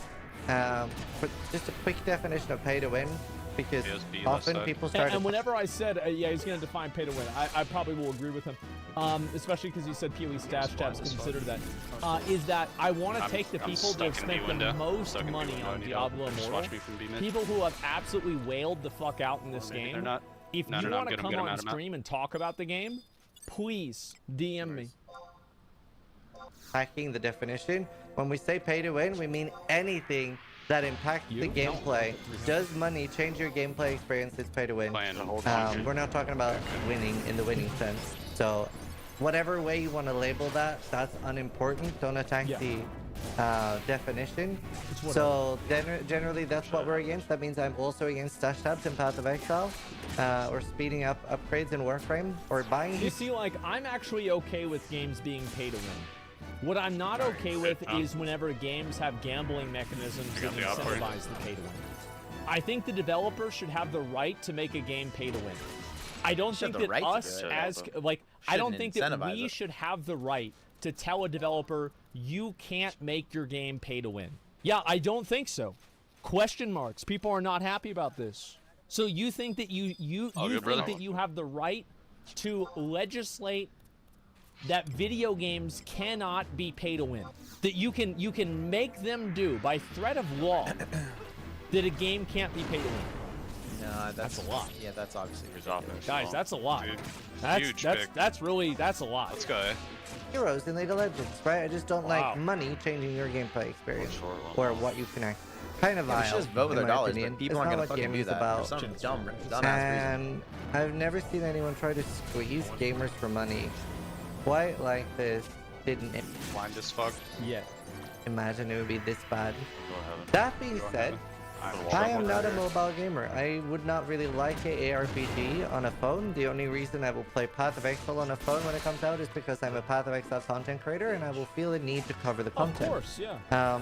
But just, I really hope PoE has a port as well, because I don't. How the fuck do you play an ARPG on a phone? Thing. But that being There's like said, things you can put the on game the screen itself, that like makes it easier to play. honestly, a lot better than my expectations. So I feel kind of bad for the developers. Not with how rowdy she's been because playing, dude. No way. it just feels a lot like Diablo 3.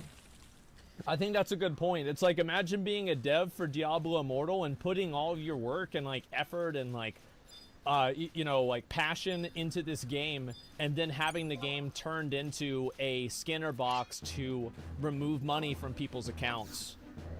It's just crazy. It sucks. Like, what effort? I mean, I do. If you are a Diablo 3 enjoyer like I used to be, you can tell that many of the tile sets are not new. These are not new tile sets. These are the same ones we had in Rifts. You are right about that.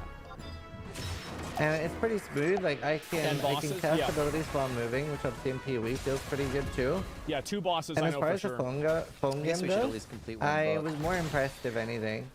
Like it literally just really good. Feels like maybe a 5 or 10-year-old game, but for a phone, which that looks cool. Isn't too bad. It was better than I expected. Yeah. I had quite a lot of bugs. In the first 2 hours, I had to restart my client 3 times. That's good. First, I had an invisible wall I can move through. The PC port was I a mistake. also had an audio bug, and I also... somebody said in my chat, this is actually Nixie said, do you think PC port was a mistake? I feel like it was just mobile people wouldn't talk about it as much. PC gamers are very different than mobile gamers. Are they really that much different? Because like the thing is that you're going to have an outcry like this. And what do you think is really going to happen? Is that... I don't think it was a mistake, because I think people still would have talked about this a lot, even if not. But I think that you do bring up a good point, absolutely. Like, yeah, sure, that could be the case. Nice, we got Burning Blade. I think that it's a good chance that what's going to end up happening is that after people played this game for a while, they're just going to, they're going to stop making content about it. So, like, yeah, it's going to get, like, really bad reviews from, like, content creators like Ziz or, like, me or somebody like that, sure. But then after a couple of weeks, those videos will go out of the algorithm, and then people will just see the new Diablo Immortal content about why the game's good, and then they'll forget about it. So suddenly I lost the ability to either click... Okay, I completely was not paying attention. Or out of the algorithm, and then people will just... 51 and people 96. still would have talked about this a lot, yeah, Flash. Even if not. But I think that you do bring up a good point, absolutely. Like, yeah, sure, that could be the case. I think that it's a good chance that what's going to end up happening is that after people played this game for a while, they're just going to My bad. I should have had a kill on stop KO making fucking content heaven. about it. I was ratting So up like, there yeah, and- it's going to get Yep. like Sure really enough, bad dude. reviews The from like last one to content rotate creators over. like Just Ziz ignore it. or like me or somebody like that, sure. But then after a couple got of this weeks, shit. those videos will go out of the algorithm, and then people will just see the new Diablo Immortal content about why the game's good, and then they'll forget about it. So suddenly I lost the ability to either click or hotkey my my ability. So I just couldn't use them anymore. But the game itself seems fine.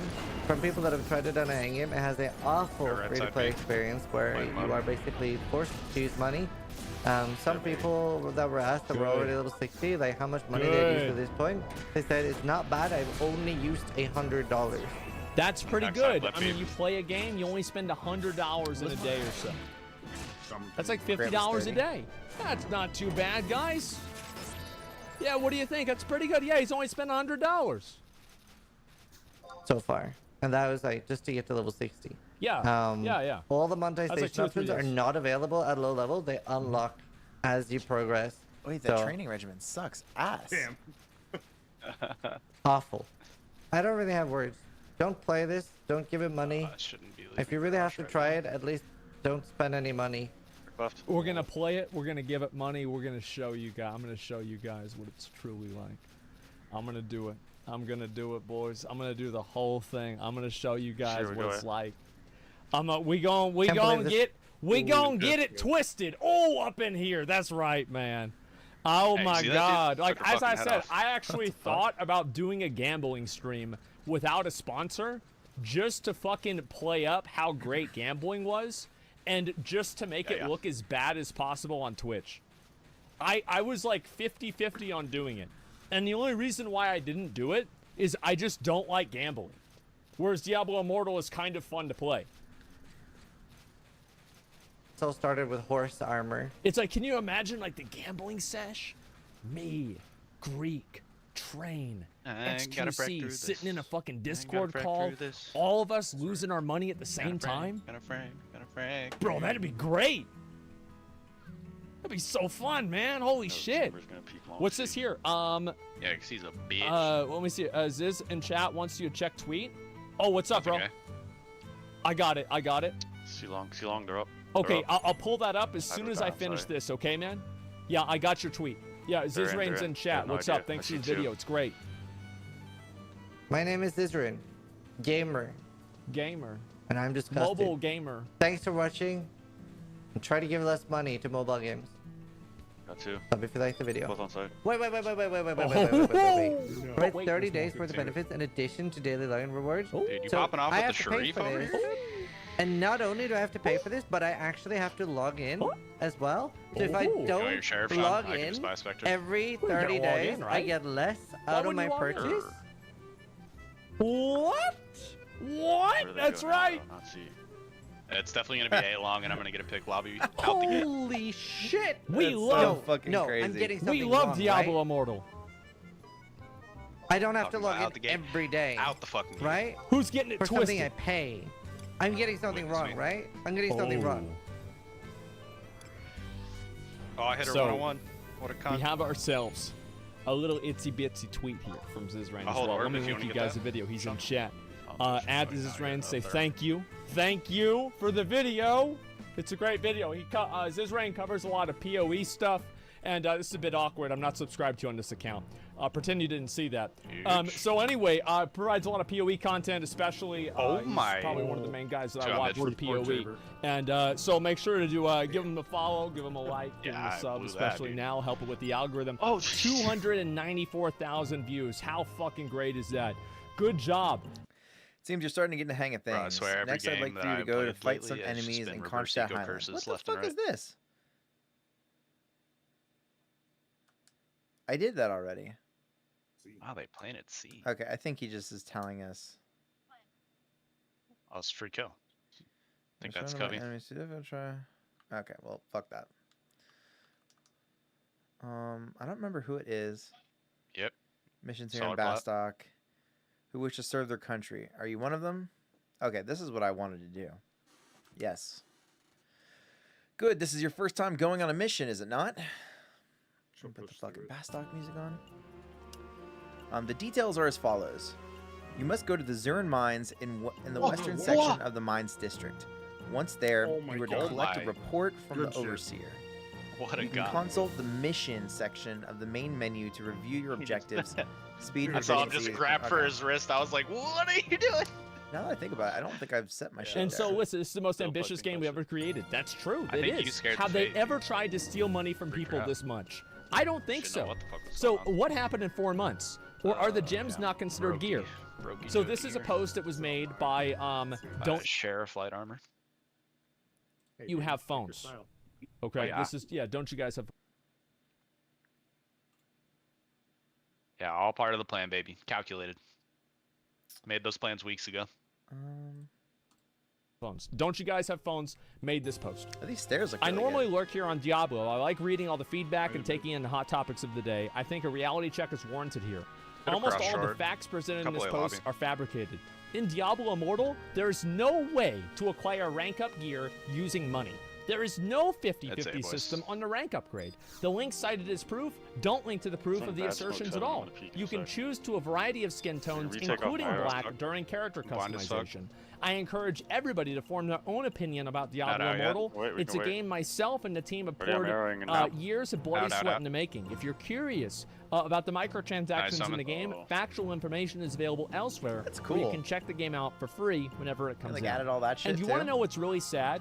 Is that there's a good chance that Wyatt was saying this in good faith, and then what the We're getting some developers did maps. and the people that are above him Close did right to you. is they We're getting said, all of nope, these we're maps. going to change it to make even more Quiffon, money. Bibiki. And they turn him into a liar, they make him look like an Hell. asshole, and they hurt him. There's a really good chance because there's You're better. no Bro, reason. Zern. He is a Good game shit. developer. This person Carpenter's probably doesn't Landing, even have stock Diverley. options in the company. They don't give a Yelps fuck about the game Outpost. being You're pay to win or fucking not. better. Ordell, Juno. Yeah, this fucking guy's getting put up. better. This is the Winder, second Sandoria. fucking time Oh, give me they put this all of guy these. up in front of an audience to have him get crucified for what they know is a lie. This sucks, man. No, it's I feel okay. bad for Just this make it guy. worth it.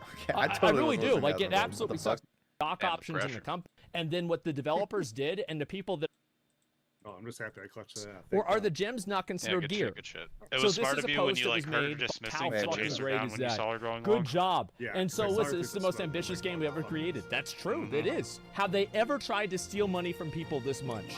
I don't think so. So what happened in 4 months? Or are the gems not Huge, considered gear?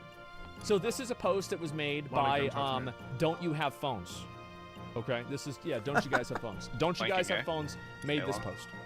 I normally lurk here on Diablo. I like reading all the feedback and taking in the hot topics of the day. I think a reality check is I'll just warranted jump here. that window. Almost all of the facts presented in this post are fabricated.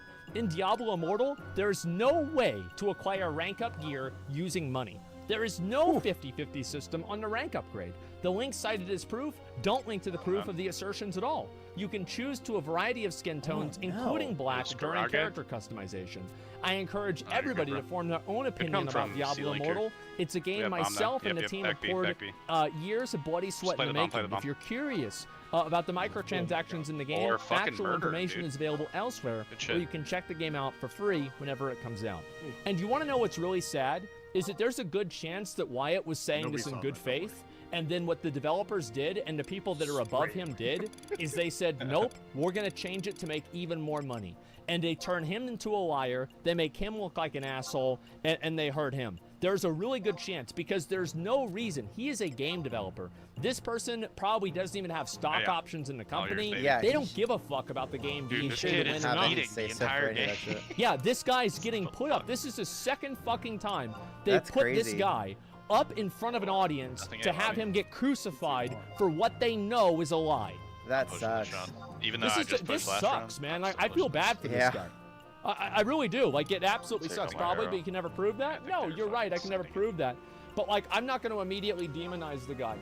I just feel like it's show them. unlikely that like this Yeah, is but like a developer isn't gonna have necessarily any say so in how much something costs. It's not their job. You know, they're not there to do marketing necessarily. They're not necessarily there to do sales. I suppose Oh, maybe there's no some way. instances where There's that like stairs. might be different, but unironically, it's not their say at all. actually like really what he thought. Bring him on stream. There's no way he's not going to say, "Oh, the government, not government, Blizzard made me do this. The higher ups made me do this." He'll good. never say that because he works at the company. Now, if he got fired 5 years later, maybe he'd say that after his non-disparagement Yo, clause good wore shit. off. However, that's Was she probably not dumb? going to happen anytime soon. he responded. What did he say? Oh my God, he did respond. Oh my God. Okay, let's see here. All right, Wyatt responded. All right, here we go. Over for them, bro. And he says, I'm pretty upfront in many interviews, though not apparently in this post. That gear was the 12 item slots. In many interviews, I also clearly state that money can advance gems and legendary gems. I'm sorry this wasn't clear here. Not being able to buy gear the 12 slots or experience remains important to the team. For what it's worth, I appreciate you checking out the game. I look forward to your PoE content and guides that I've always enjoyed. Pretty poor. His last save. So wait, he did know. Guys, we're not giving out free guns. We're not selling guns at the lemonade stand. We're selling lemonade. And if you buy a glass of lemonade, it comes with a free gun. Jesus. And each glass of lemonade is $175. I couldn't get up. Like, come on, man. Like, like, don't think that you're gonna fool us with this shit, man. Like, come on, bro. Like, you know that this is bullshit. You know it's bullshit. Isn't that how they sell escorts? Yeah, exactly. It's an escort. It's not a prostitute. It's completely different. Everybody knows that. What's the difference between buying gear or the materials for it? That's the funny thing. Is there's not. There's not a difference. It's all the same. And that's it. That's how I sell full grass in California over the years. That's how they sell weed in DC. You buy gourmet juice and the weed is free. I know. It's like everybody knows this is happening, okay? Like, it's just crazy. I don't see this at all. All I see is Diablo Immortal as a way to fund all the future Blizzard projects. And it will be funding. You want to talk about blood, sweat, and tears? Wait till we get some interviews from some of these people that have spent a lot of money on the game. I can't wait to see those interviews. Let's find out whose life has been ruined the most. Yeah, that's good. And then hopefully we'll get that person out here and show what it really looks like. Rich only spent $5,000. That's still, bro, like, Rich is a dolphin, okay? He's I would say C-Long or evolving into, like, I don't know, a hammer. But mid-windows are a deal. Yeah, let's find somebody who's ruined their life, and we'll talk to them and we'll see what they feel about the game. And we'll see exactly how it happens.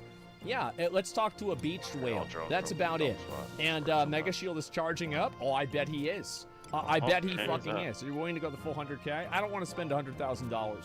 I'm not going to spend $100,000 on the game because, to be honest with you, I don't really do, like, it's a lot of money. I don't want to spend 100 grand on a mobile game. Like, I don't, like, it's too much money. So Asmongold's not like, going I'm not going to spend that much. Now, if Blizzard gave me $100,000 to spend, I would do it. But, like, unless somebody gives me the money, I'm not going to do that. Absolutely not. No, this is not some sort of, oh, give me the money. No, don't fucking do that. It's not going to happen regardless. I thought you were getting it twisted. Oh, we will, but not that fucking twisted. That's a lot of goddamn fucking money.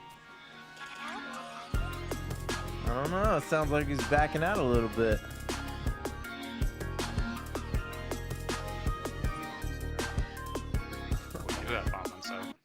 All right. He was in garage window. It's on site. What? I thought I had bomb. That's my bad.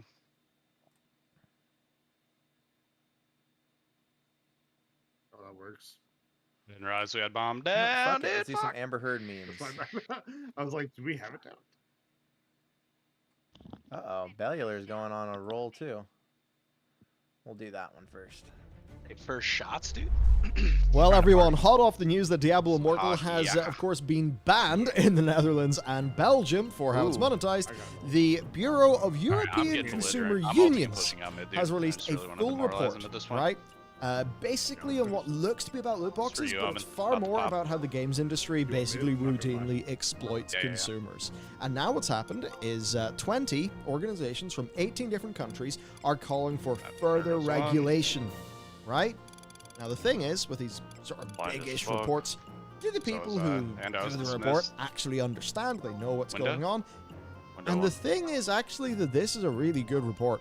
This is not messing around. This is actually quality stuff. And we've already seen big wins in countries like Netherlands and Belgium. Now, unfortunately, Netherlands and Belgium, there's just not enough money there for it to be worth doing anything for their benefit. Good shit, GG boys. But if you start to throw in France and Germany, Sweden, you too, bud. well, Sweden's not an EU country, but you know, whatever. They have their heads screwed on. I'm just thinking about like major gaming markets. If the UK was to do anything, of course, also not in the EU, but again, they could do something. They've even had reports looking into things. Yeah, he's a little cracked. Well, then things could start to definitely change good at Jet. for some of these companies. Had the Maybe to the point where they would develop a different skew of their game for the markets with regulations. Who really knows? Those But games today, happen, man. Look, it's time to dive into this. you want some fucking... Yeah, because historically speaking, when we have covered an these example reports of that, before that are kind 416 of is breach, governmental right? and union stuff talking 416 about and 2, kind of next like, you know, game, what's 20 and happening. 17 is raised. We've kind of The mostly game focused before on it, the UK stuff because that's what's been available and what's been done. But all of that was like, are loot boxes gambling? Let's figure out, and they always fell under the, these are really bad, but we can't call them gambling, so we need the law to change. But this is from a very different If you learn the key to This is consistency literally like in this game, let me know.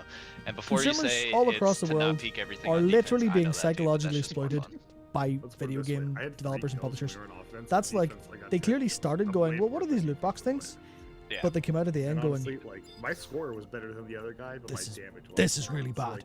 Something needs to be done. Gravy, dude. Parts You're of our getting there. industry are turning evil. Parts of our industry need to be dealt with, and reports like this are going to be the spearhead of that from a legislative perspective. We very much hope, and potentially, Dude, I I don't know, can we watched say the first expect? 3 episodes of Probably, the first or the new it's season of the Boys. really hard Oh to my say God, dude, that show because so obviously fun. this is Oh, I do. across 20 consumer unions across 18 countries in Bro, Europe.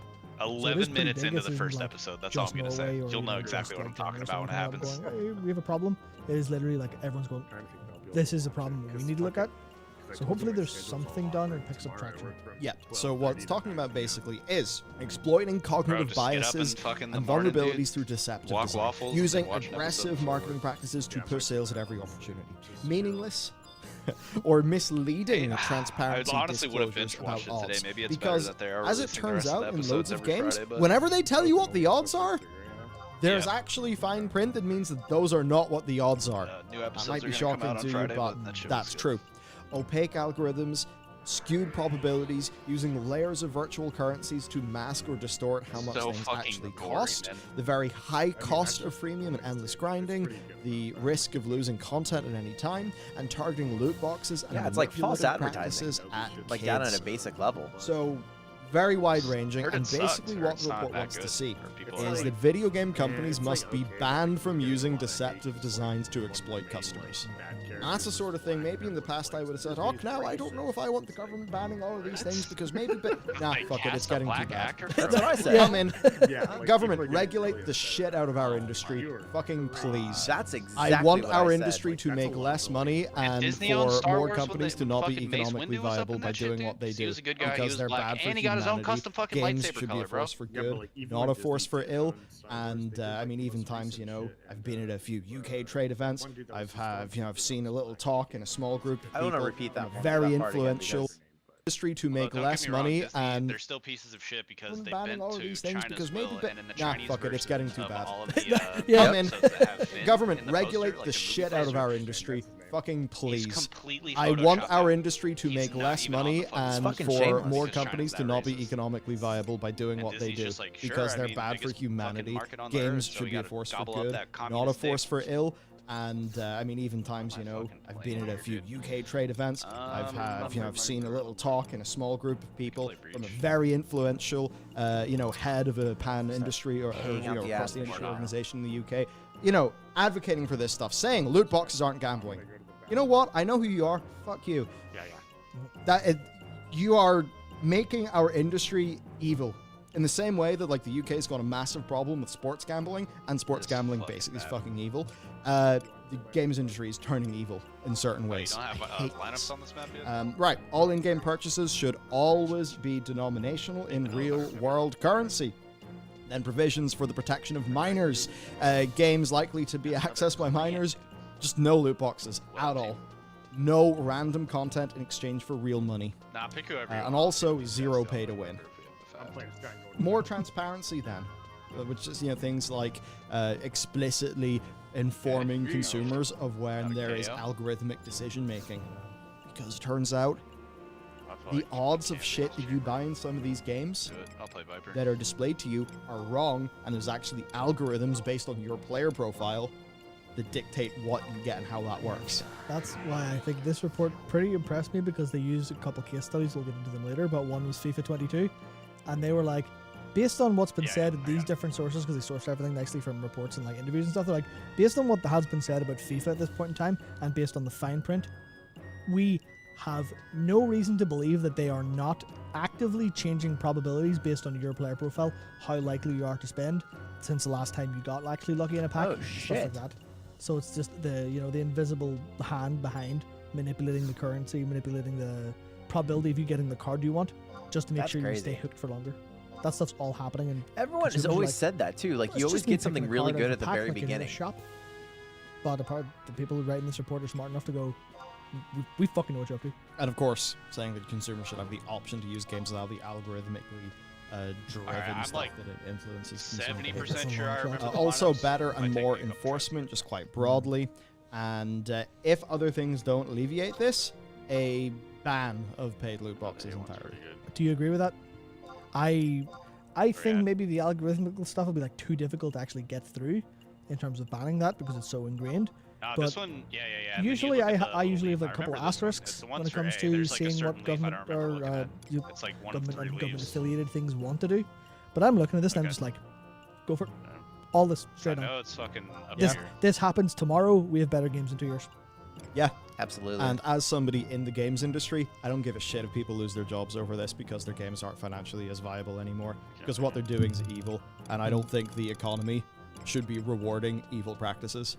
Now, ultimately, that's a pretty hilariously, that's a hilarious thing for somebody to say. Don't be evil. Yeah, don't use Nestle products, bruh. Yeah. Yes, I get it. We live in a society, but still, that doesn't mean that we shouldn't talk about problems. Yeah. So the thing then is this just written by a bunch of bureaucrats who've never seen a video game, don't know what a video game is, and think that we're all playing on the Nintendo Play Toy? Well, the answer actually is no. So here's a few quotes that we think really just will show to you that this is by people with their heads screwed on. Here's one quote. A large part of the industry's income is likely to stem from problem gamblers rather than from wealthy consumers having a good time. This is on the topic of whaling. Right? So they're just saying, although many people choose not to spend money in a freemium game, or even small amounts, the industry gains a large amount of revenue from advertising to so-called whales. So they understand whales. They also understand that so much of whaling is not the Saudi princes. It is, in fact, problem gambling just happening again. It's the same psychological stuff. For virtual currencies, they demonstrate a full knowledge that coins, gems, primo gems, orbs of whatever, that's all just Blizzard or whatever company just smearing Vaseline over. This is all money. Yeah. So they understand that. Yeah, pure smoke and mirrors. They know that. They know exactly what it's intended to do, so they know what they need to do to stop it and how much they need to stop it. She's out. Close right. Yeah. So to get on to things then, deceptive design. Now this is what I like. They're not just talking about, the loot boxes are bad. No, they are talking about how the actual design of the games is inherently deceptive. Since loot boxes can usually be bought and opened at the click of a button, the friction of making in-game purchases is almost non-existent. They also mention, right, there's basically no safeguards. So with online purchases, the EU has a 14-day cooldown period, and for physical purchases, they have to be delivered, or you have to go out and buy them. But with games, there's no right of withdrawal. There's no refunds, there's no nothing. So you just don't have the usual things going on that add some friction or consumer protection when it comes to purchasing goods and services. They may include compelling or confusing visuals. Bing, bing, wahoo. In-game currencies that have multiple exchange rates and obscure the real cost of purchases, and entire aspects of game design. If you look at some of the mobile games especially, so many things are just so hard to make comparisons between, are so confusing. You don't know what direction up is, you don't know where north is anymore because you're all turned about. That is how they want you. Games fabricate time pressure, or to influence decision making, or use trusted characters to exchange or to encourage purchases. Right? It's like, that's friggin' Aragon wants you to buy a loot box in Lord of the Rings Big War. Cool. I respect. I like Vigo. He's a pretty cool dude, and he wants me to buy a box. Fantastic. Yeah. Also, the fabricated time pressure. Yeah. So how many times you even go on a website and apparently the fucking deal's going to expire in 3 seconds, but you know, you refresh and all the time is reset again. Yeah, there's actually a fun example of that I have where Citus 2, the rhythm game, every time I open it, offers me a 48-hour limited sale for like a bunch of characters. And like, you know, in terms of how I feel about that game and like how it's monetizing content instead of just here's what content you want to buy, I think generally quite fair. I'm happy to buy stuff in that game, but I'm just a little bit pissed off every time I know when this timer runs out, it will reset. Because you've offered me the same 48-hour limited sale for a year. It's just a rolling every single 48-hour sale. It's like a furniture store. Yeah, exactly. And it's bullshit. It is just, they are lying to me to try to make me feel like I should buy this now. Yeah. And that's just abuse. And going through this report, which you know, it's a very chunky report, so you know, Matt did a lot of work to condense this down for you. They mentioned FOMO, they mentioned sunk cost fallacy, survivorship bias, the gambler's fallacy. They mention those things by name. They describe each of them. They accurately explain how they are used in video games. Again, showing that this is a competent report by people who actually understand the issue. And that's what's really important, because whenever these reports, or maybe there's like a hearing in front of members of parliament or something, and if the basis they're all operating off is by people who don't really understand games that much, it's so easy for the game companies to just sit down and bat away all the arguments. But when it's accurate, then the hits can land. And they're talking about how the randomness and the design of loot box mechanisms, how that's raised basically accusations of being comparable to virtual casinos. Make no mistake. Yep, comparable indeed. Stronger, I would say. Yeah, I mean, yep. The casino is just money in, money in, money in, money in, money in, whereas this is money in that's then tied into a whole thing that's trying to work and every freaking brain chemical you can think of. Then talking about how the aesthetics surrounding purchasing and opening the loot boxes. Yeah, I went to the NPC to buy like as much as I could.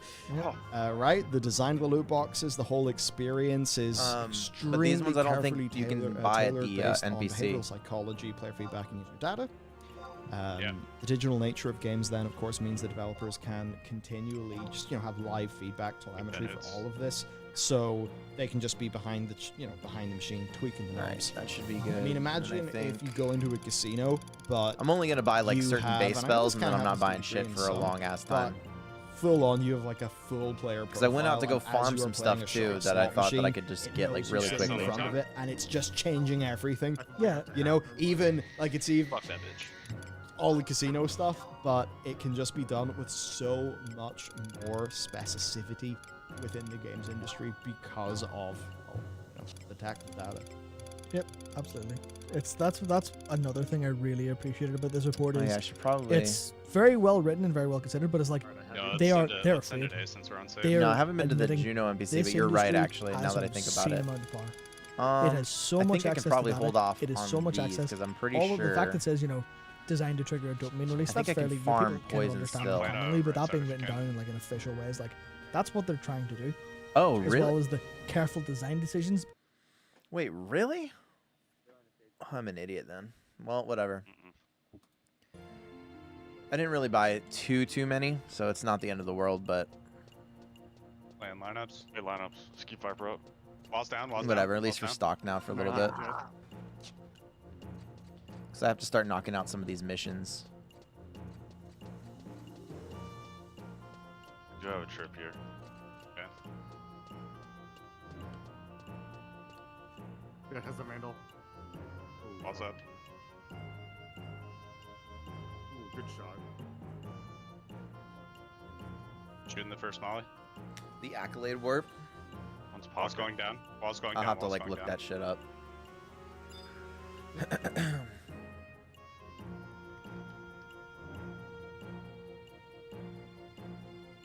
Yeah. Okay. Good shit, boys. And the KO died. I'm Crying Wind, RKO's 10 an and Iron 3, Musketeer. dude. I am one of the Fucking guards boy. charged with overseeing Bastok's conquest campaign. 5 hours. No, I think it's this guy. Rashid.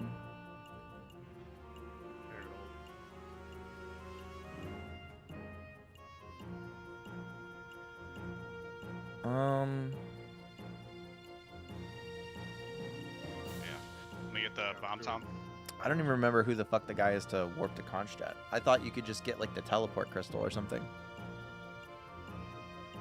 You cannot undertake 2 missions at the same time. Finish the one you're on before now. New one. Hey, what's my mission? I didn't know I accepted one already. Wall's going down. Oh yeah, look at that. Overseer's report from the Zurin Mines in the western section of the Bastok Mines district. Report to Sir Naji. Musketeer Station. Okay, so.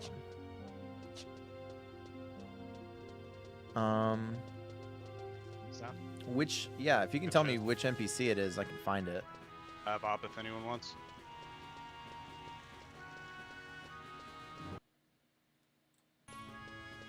I need to fucking pull up my...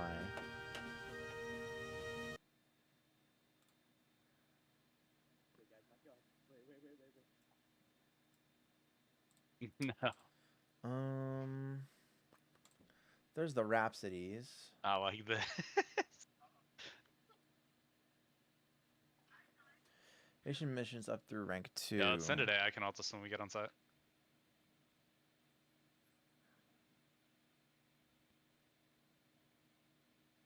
Close off. Oh, okay. That was such a good. In markets, angle. right? Or the one I was just at? Nah, I checked left. It was just an op angle. I checked it lazily. Yep. Let's see. Bastok mission 1-1. Mid doors.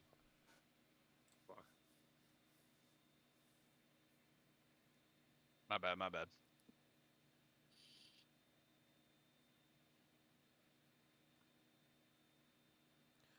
Macroom, Zurin Mines, H11. Now what we're doing.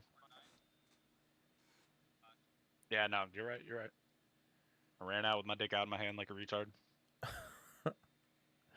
Andrew, you can't say the R word. Yeah, I've given up on that one, bro. Okay, so it's H11, then I talked to Naji. Based on behavioral psychology, that goes from the realm of, hey, do you guys notice this is a bit like a casino? Or this kind of looks a bit like gambling. That's like what a lot of the UK stuff's a bit kind of like. But this is more like, you have the book on how to fucking program humans open, and you're reading from it, and you're using it to take money from them. We know what's going on here. Stop. Dude, I don't know if you've been following that like Diablo Immortal shit. That shit is so wild to me. I'm so glad that countries are like figuring that shit out. Fuck me, dude. What am I doing? I used to be in the same boat where I didn't want like the government regulating that shit, but fuck it now. Like, shit's kind of sucking ass lately. I feel like we'll never get like good new games again if they don't start regulating that. All right, we need to go to H11. Yeah, sure. Oh yeah, I can't kill anything in here anymore, can I? All the mobs are like fucking... All the mobs in here are like level 99, right? Okay. Let me switch Discords real quick.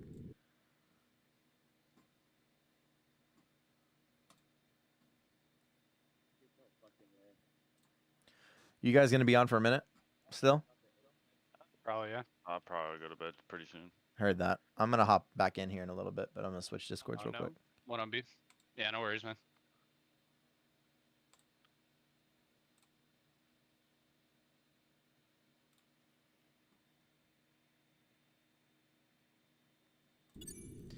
Did you make it to Canada, my man?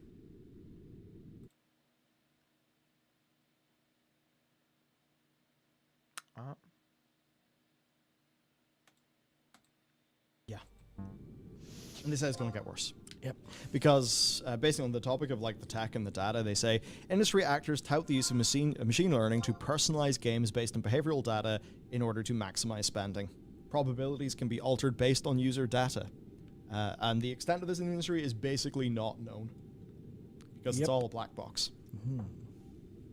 They're talking about the aggressive marketing, you know, the banners, the pop-ups, all of that. Or I said, did you make it to Canada? I meant like, did you make it to where you were going in Canada?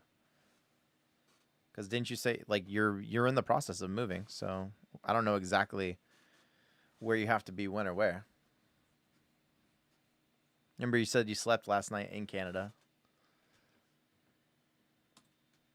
I mean, just even try for a more asinine game. Like, just try opening Hearthstone on your phone. Assault. A full frontal assault. They're highlighting how so many of these ads have the ticking timers. You know, it's hard to understand things. You know, exceedingly low drop chances, all of that. Even highlight with sources, influencers who post videos of loot boxes in partnership with games, and how that abuses, you know, the social network effects. Now they missed. They did miss the. I miss how this used to Activision be like a leveling area, but I'm pretty sure all these patent, mobs are which gonna kill me if I attack them, right? But it's an exploratory patent, which is to pair non-payers with payers. I used to love doing like early mining multiplayer and in leveling order in to here. advertise. So imagine you're playing a game of League of Legends, and what they were. This is not something that they do. I'm not saying they do, but it's just imagine, right? And if you're there with a regular skin, the game just tries to surround you with people who just look cooler. Yeah, And imagine. you might not think it works, but maybe after 50 matches, you're No tired of worries. looking like a chump. Yeah, imagine even if, you know, it intentionally pairs you Oh with yeah, he's on the other side. I see. someone who plays a champion that you also play, but with the coolest, most expensive skin in that. That's something they theoretically could do. No one knows that they're not doing it, but they probably aren't because they have other priorities for matchmaking and stuff like that. But it is just that case of, yeah, this is stuff they can do. This is the stuff that they have the power to do, but when will they turn that on? And how much damage will it do? Yeah. Now, to go into things, there's the final point they make Oh, he's about over endless here. grinding, and then we have to go into 2 case studies with you. The first one is FIFA 22. The second one, it is the innovative mobile RPG with true hero characters that is taking over the world. Oh, look! I've got raids! It's...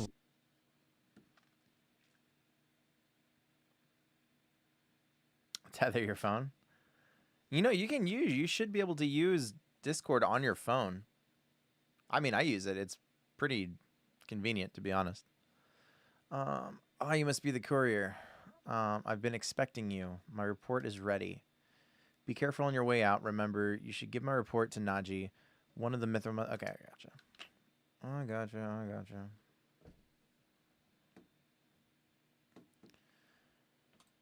Raid Shadow Legends, folks. Okay, so what they say about endless grinding basically is it's not uncommon for the new players to receive a starting reward of significant in-game value, ensuring smooth and fun gameplay for the first few hours or days. Now, this serves 2 purposes. Number 1, get hooked by investing your time and your effort, and to give the impression that the game is generous the more you play it. But after a honeymoon period, it's over and it's time to start extracting revenue. The frictionless progress of the first few hours comes to the halt, and gradually the player has to spend more and more and more between actions or invest a significant amount of time into grinding. Damn, Immortal. By this point, the player is already invested in the game, though, they say, which makes it more difficult to walk away. It's the sunk cost fallacy, which is terrifyingly present in humans. Yep. And the tendency then to add busy work, for which players, you know, are encouraged to do, or to just pay real money to skip. They say that has received criticism from consumers, not only of freemium games, but also of major video games selling at full price, to the point at which, you know, this practice has also been extended towards. How many, like, quite a few big games that even have pay to skip stuff, even though you pay a lot of money to get in the first place. Yeah, that's what I think is great. They've been doing the research, right? This is happening in full price games too. They've not taken just a look mobile at Valhalla. Basically, yeah. They've just went on Twitter and searched monetization in games, basically. Oh man, brutal. Now then, as a bunch of sweaty core gamers, we might not all be playing FIFA 22, but I think we're all aware of just how rough it is. Well, it's always nice to have a nice summary of what the latest FIFA has done. If you're talking, you're muted. Oh shit. Hold on one second.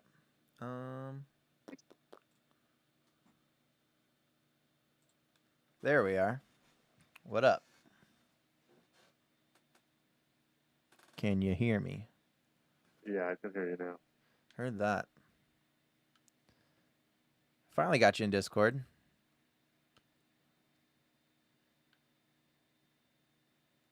Oh, slightly better internet connection than satellite.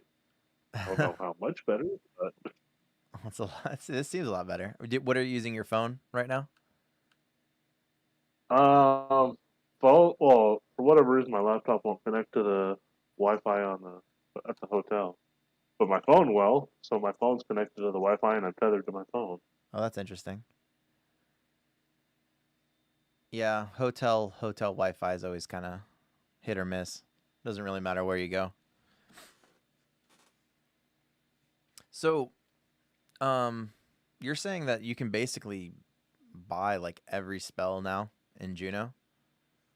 Yeah. Oh, well, that would have been great to know.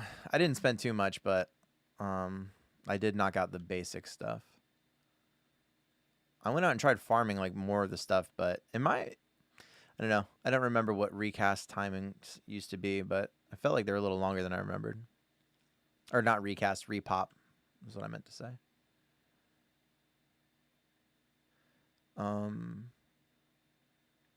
But you're also saying too, the teleport for Conchchat is the NPC. Is it in markets or is it? I'm guessing it's markets, right? Yeah, give me 1 second. No worries.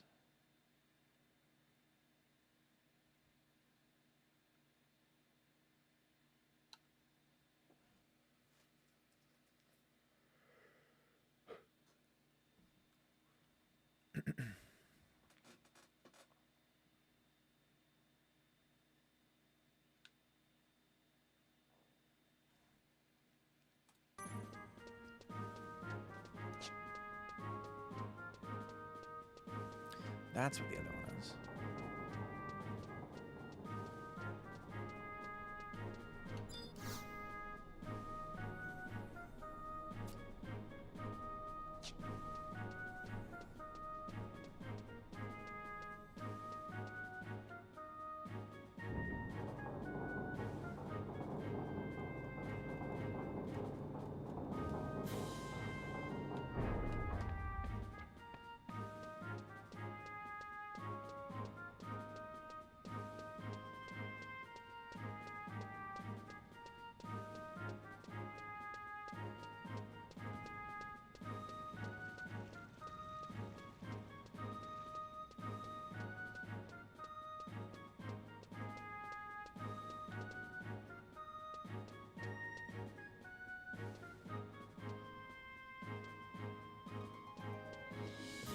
Well, it's kind of a nice touch with this graphics pack.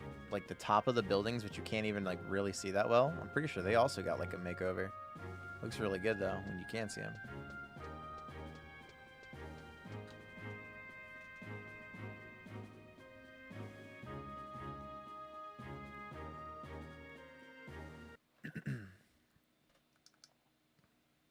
Okay, cutscene time. This area is off limits to... Oh, you've brought the report from Zurin Mines. I'll take it. This is your first mission, wasn't it? Good work. Normally we...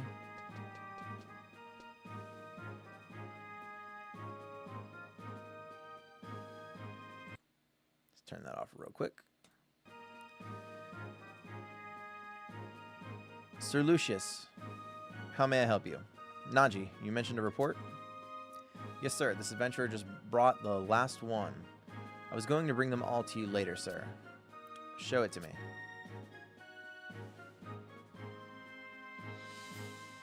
So, more and more Galka are starting to believe in their Tailkeeper's return. The Tailkeeper, sir. But I thought that was just some Galka myth, sir. If that were only true, we've received reports that the Tailkeeper is already back among them. These reports keep bringing them to me, Naji.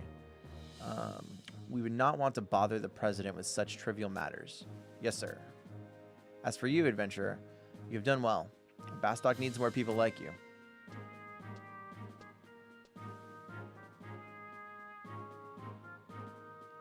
Wow, not many people get to speak to Sir Lucius after their first mission.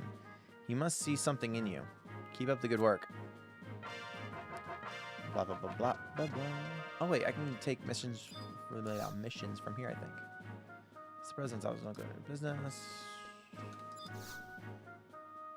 Missions currently available are as follows. That's what I'm talking about. And then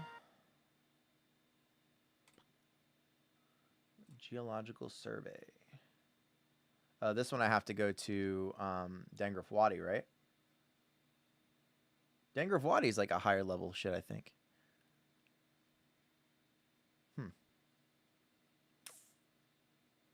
Baston Guard, blah, blah, blah.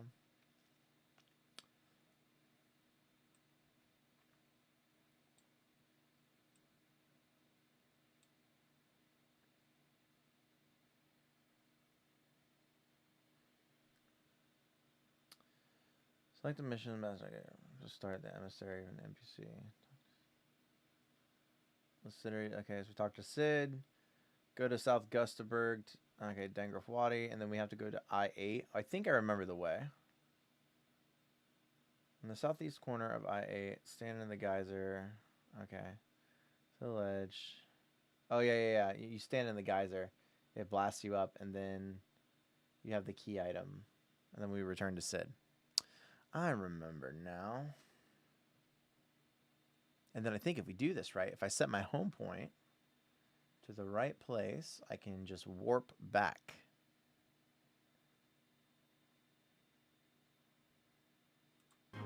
I'm pretty positive.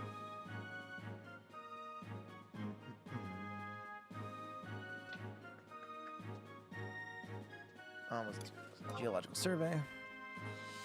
The chief engineer is conducting new research and has asked for someone to assist him. He can be found in the metalworks to the east of the administrative section.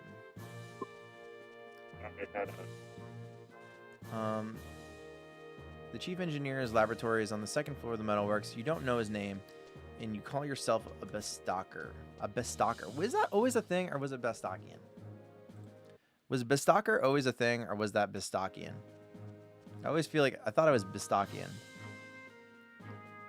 Or Bastockian, however you say it.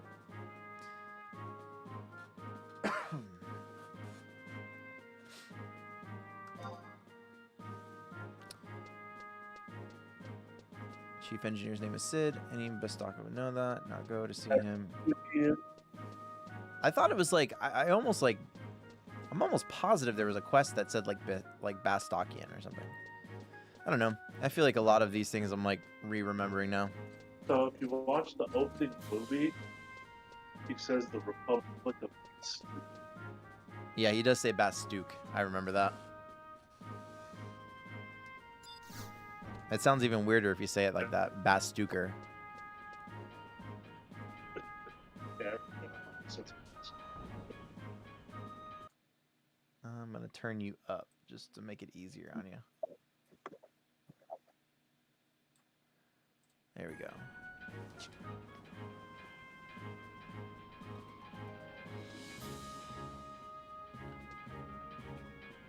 Sid's office looks a lot better, or his laboratory, but it's like some parts of it are like fucking weird. It's like no textures, textures.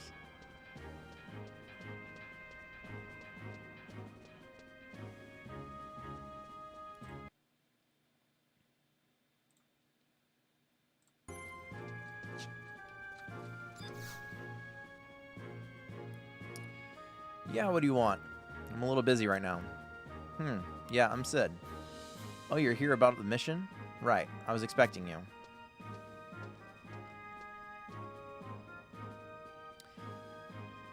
Hey, Rabat, bring the thingamajig over here. These fucking names.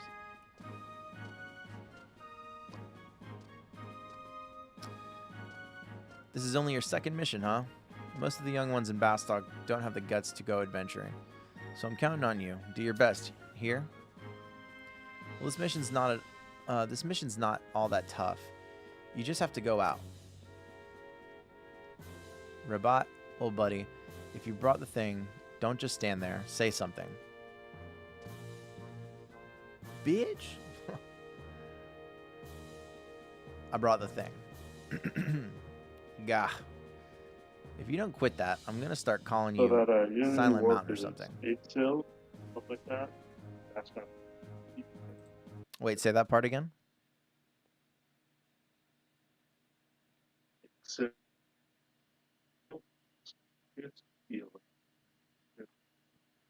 Oh no, the Wi-Fi is getting to you.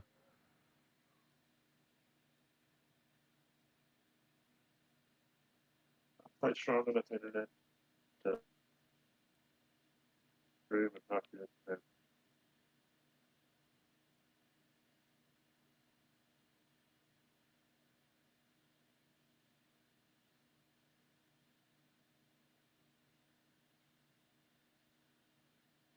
It might be easier to put it in like the Discord chat, and then I can respond. At least for now, because you were sounding really clear for a minute there.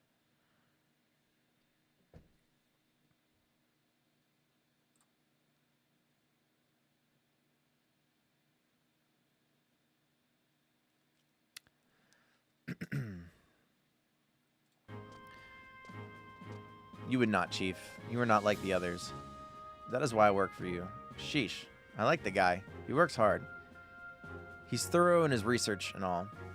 But if only he was a little more talkative, you know? Anyway, here's what I want you to do. Take the blue acidity tester to the Dangrove Wadi near South Gustaberg. Try to find a place in the Wadi where the blue acidity tester changes color. That's all. What is this for? Well, in order for you to understand, I'd have to give you some lesson on the accurial patterns of sediments in the Wadi and the formation of gas pockets in the soil. You're getting a blank expression on your face. I know. You didn't become an adventurer to study geology, right? Don't worry. It's nothing dangerous, so get going. There we go. Got that shit. Alright. Got the quest. Get the fuck out of here.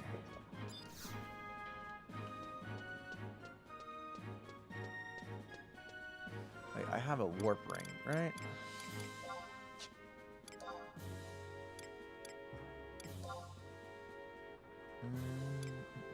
Or it's an earring?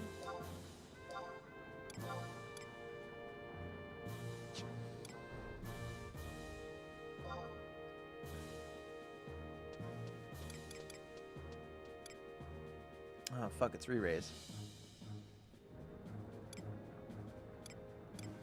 Ah, I don't have a warp. It's a warp ring. Yeah, I think there's a place we can get like a warp scroll or something, right? You have the warp scroll. That's too. And the warp ring. And the warp ring is reusable every 10 minutes. Yeah, do I trade? I think I'm guessing I trade that with the Sparks guy, right? No, warp ring you buy from Conquest. So if you're fast stock the whatever. I'm gonna turn you up even more. We'll make this work. Okay. Say that one more time for me. Maybe if I put the microphone closer to my mouth. That's actually a lot better. So if you're Bastoke, you buy it from the Imperial or your Conquest NPC. So the guys you go up to and want Signet or you want to spin your Conquest points. Oh, okay. I got plenty of crystals too, so I can always trade. I've been saving them up for that. Crystals are for your rep to skip missions, not Conquest. You can't trade them. It used to be you could get like Conquest points or something from that. You can't do that anymore? You got a mission rep, so each rank has rep to it, and some missions you can skip if you have high enough rep. So like 2-, I think 1-2, 2-2, and then I think 1 or 2 of the higher like level rank 6 and 7 missions you can skip, like the second ones too as well. Gotcha. But Conquest, as long as you've had Signet, you should be getting Conquest. You should have like close to 60,000-70,000 Conquest because of how much XP we get now. Interesting. So wait, then I don't actually know who that person is. I'm gonna guess it's this guy. We'll find out. I had to close your stream because I wasn't loaded. No, you're good. Okay, yeah, I have plenty of conquest points. Would you like to purchase something? Really? Okay, no. So, okay, correct me if I'm wrong. I thought that, so you're right. When you trade the crystals, but whenever you max, I want to say it's like when you max out the missions you can do or something like that. Or like when you max out how much your rep max out your rep. Yeah. When you max out your rep, they convert it to conquest, but you can only get so much per week. Okay. That makes sense.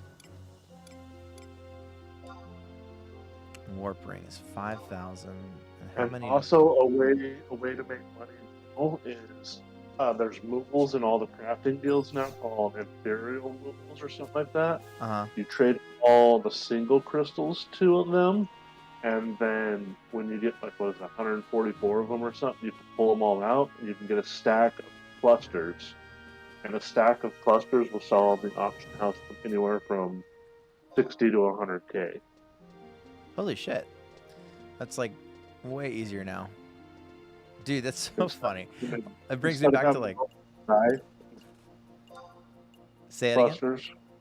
Instead of having to go up to Sky to find clusters. Oh, yeah. No, that's what I was going to say. I remember, dude, even like when I first started back in the day, I remember the grind for like just crystals. Because like there would be people who would like, I mean, because like it took a long time to get to Sky. There would be people who would be like just grinding out single crystals or like just a stack of, 12, separate from a cluster.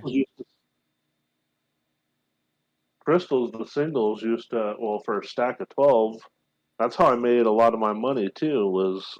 yeah, don't they sell more? Like, weren't they more expensive a lot of times? Well, clusters were super expensive because it was rare, and you could hold, a stack of 12 clusters is 144 crystals, where if you wanted that, and you could, it'd take up one slot, or if you wanted that many, single stacks of crystals, that'd be 12 slots. Yeah. But or maybe I'm thinking of individual crystals. RMT prices drove up the stacks of crystals. Because I used to sell a stack of fire crystals used to be like 15,000. Interesting. But yeah, back in the day when I used to farm, I used to go to was it East Saruturuba and up where Spinny Sippy spawned, farmed the bees and the crawlers. Oh yeah. Silk thread was 25k a stack. Silk thread was a good one. Beehive chips were 20k a stack, and I think honey was 15k a stack. Yeah, I remember that was like the early game winner. If you figured that one out, because a lot of people didn't figure that one out early on back in the day. Oh yeah, I used to always have +1 gear, like go to my group and be with a bunch of noobs or whatever. And they're like, "Wow, you're so geared. You must have been playing long." I was like, "No, I've only been playing a couple months." Well, yeah, like I said, because early on, the +1 gear, like the thing about that, unironically, sub the guard +1 was like 35k for just the sub the guard. Yeah, well, I mean, like the thing about it though is like a lot of times the +1 gear, it actually, like, depending on what level you were at, it might actually hold you over one gear set longer than like having to just do like the normal one. Depending on what job you were, and then like again what level range, because that was a really big thing, right? I mean, that's where you had like when money was so hard to kind of like come by.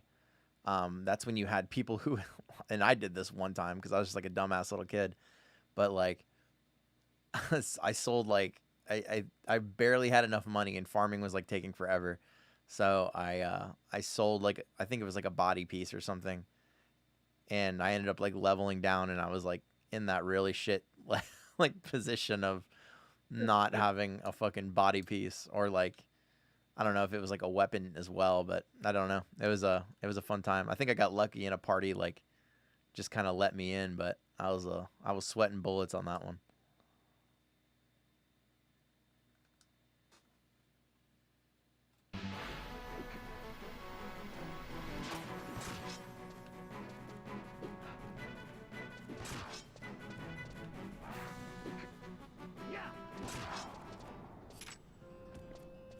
Yeah, and then this was there. There was oh, see if I can open your screen up. My connection seems to have stabilized. I doubt it.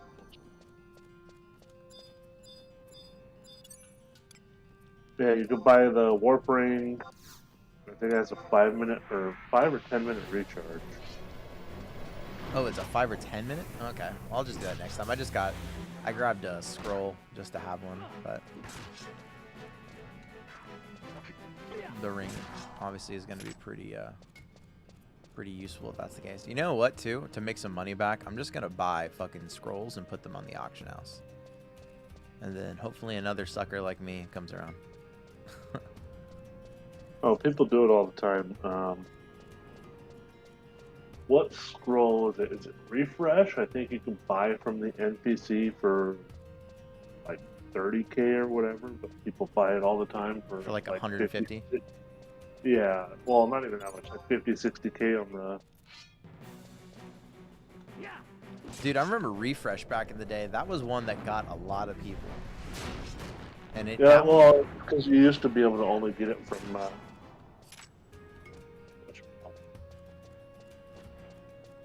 BCNM. So yeah. I remember having to farm. I think I was like one of the very few red mages at one point who had ice spikes. And dude, that one took me so many fucking boat rides to get. It was actually stupid. I want to say that took me like 6 months to get. I didn't spot that one. You had to fight some like ghost going from the ship from Selbina to Mara.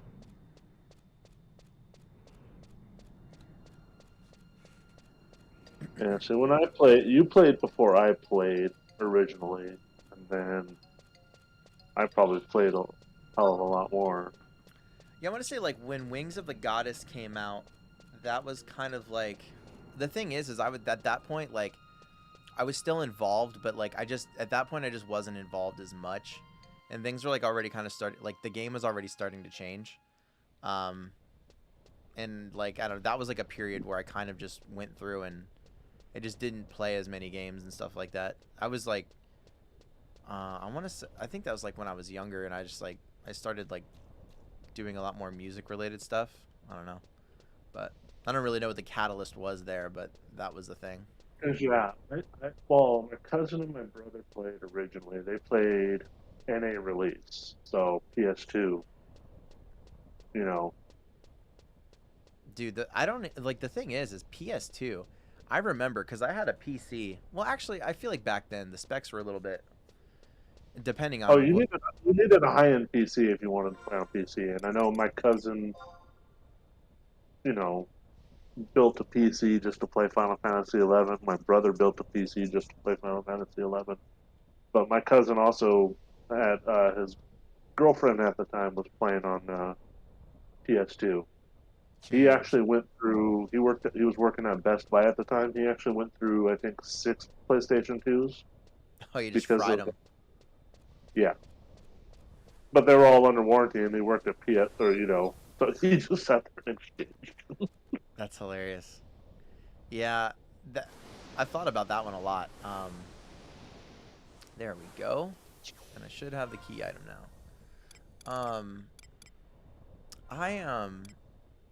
It's funny. I never like. My parents got a free PC, and thinking back now, I think the CPU must have just been like an okay CPU, like must have been just good enough, like when we got it for free. Because the only thing I did is I ended up having to buy like a graphics card. Yeah. The CPU wasn't very, like, even back then, like the difference between a high quality CPU and a normal, just a normal desktop wasn't super extreme back then, like it is now.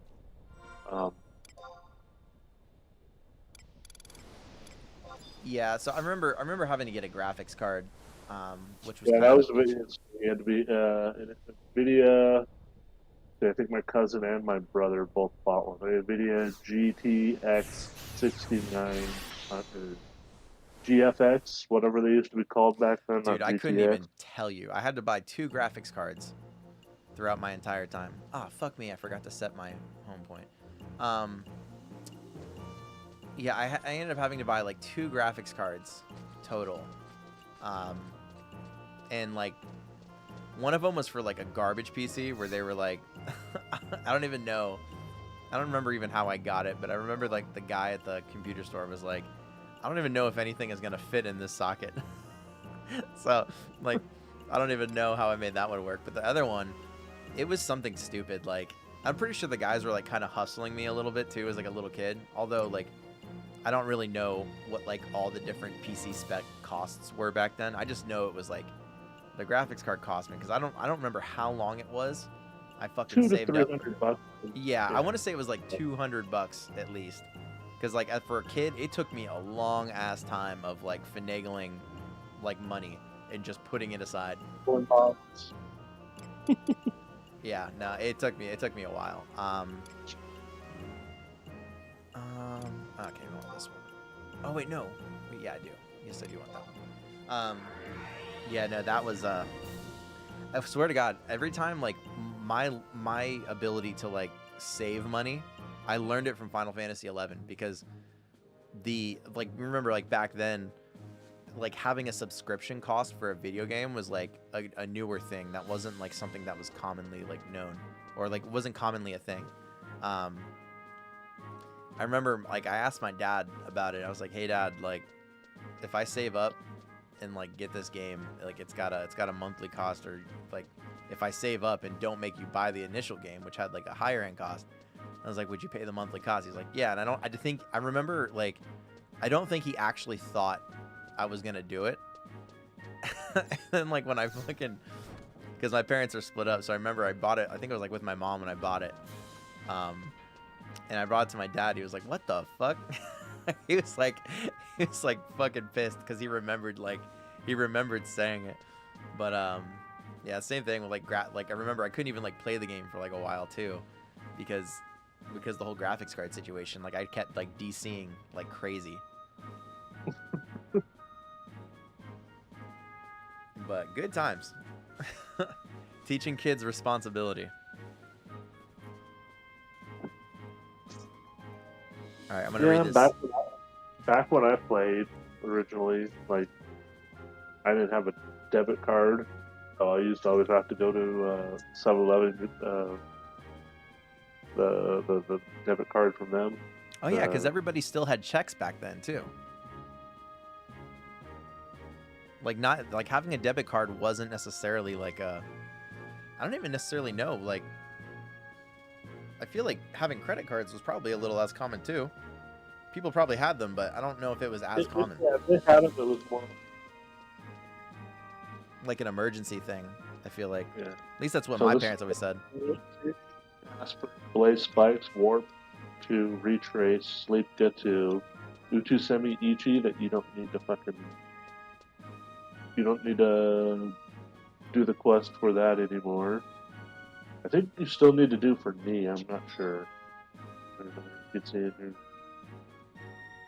Got the bone armor? I think it's the bone armor. Level 16. Bone armor. I think that's what... Oh, it's the beetle harness. Never mind. And then beetle harness was level 21, and then there was the shade gear that was level 28, I think. And then you have the shade gear +1 that also gave you the evasion. My thief was decked out all the way till Scorpion harness, and then I had a Scorpion harness. Scorpion harness was like, dude, back in the day, if you had the Scorpion harness, there's like certain gear that solved most of your problems for like a long time, and it was just so valuable to have. Scorpion harness was one of those pieces of gear because you could slap that bitch on like a few jobs. So when I played Scorpion harness was down to, I think I paid $750,000 for my Scorpion harness. Whew. I think when I played, like, because he was 75, he was in endgame link shells. He had he was like one of the first, like, on the server we played anyway, probably one of the first like 20 NA/EU players to get a black belt because he played in nice. Japanese link shell. That's fucking sick. I remember at one point in time, I don't remember how I got it. I'm trying to remember the name. I remember it looked fucking sick because I was a red mage, and like it's basically a reskin, but it was like deep red. I want to say it was Vishnu's harness, and this is before I was like, I had the money to like really gear swap. It was like this. It was this armor for like that red mage could use, and it was fucking sick. Or maybe it was only for red. I don't really remember, but like it had like tons of like intelligence, mind stats, strength stats, boost, fucking extra attack, extra. Dude, it was like such a good piece of like well-rounded. It wasn't the best in slot for like everything per se, or like for any one thing that you were trying to focus on, like you normally would for a gear swap situation. But I remember it was just like that was the first thing I focused on, was trying to have like an all-around like well-rounded like gear set before I went to like crazy end game and did like massive gear swaps. But if I could find that piece of gear again, that would just be like a legacy one.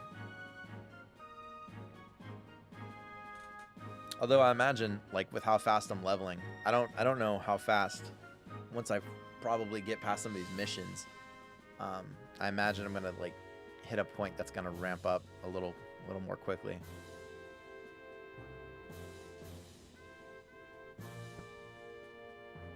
One second, I'm gonna read these quest dialogue. While you're back, let's see it. Red as I thought. And a very strong reaction too. Then we should be able to use it, but we must make sure to minimize the ecological repercussions of such work. Volker, you busy as always, Chief. When did you get back? Just recently, sir. I had business in the metalworks today, so I thought I'd drop by. You must have some great stories to tell. Come on, out with them. Chief, were you not speaking to the person before I interrupted? Or to this person? Oh, right, sorry. It's been a long time since he and I had a chance to talk. Let me introduce myself. I'm Volker, captain of the Mithril Musketeers. You must be an adventurer, and new to Bastok too, are you not? I hope you do well. Bastok is in need of good people. Yeah, for your second mission, you've done very well. I'll tell the guard at the gatehouse myself. Well, I should be going. I will drop by again later, Sid. Or Chief. I must go lend an ear to the president's gripes again. Come on, he needs support, especially from you. It might not look like it, but I'm sure he's doing his best. I'm sorry to have kept you here so long. Thanks again, and good work. Oh, and I might need your help again soon, so stay in touch. Nice. All right.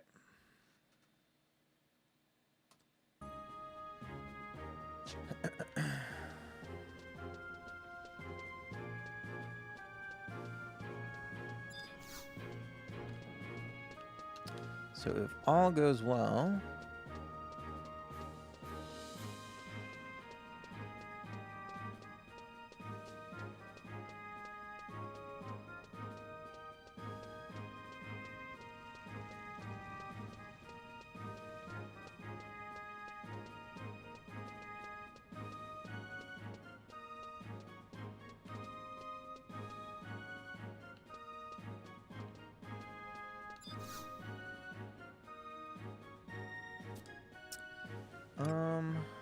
okay, fetishism is 1.2, right? I think it is.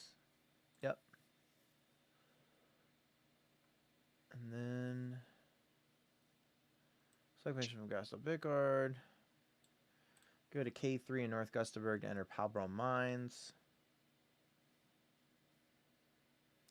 Are the fucking fetish stuff, is that still like overpriced garbage, or is it like just easier to farm that shit now?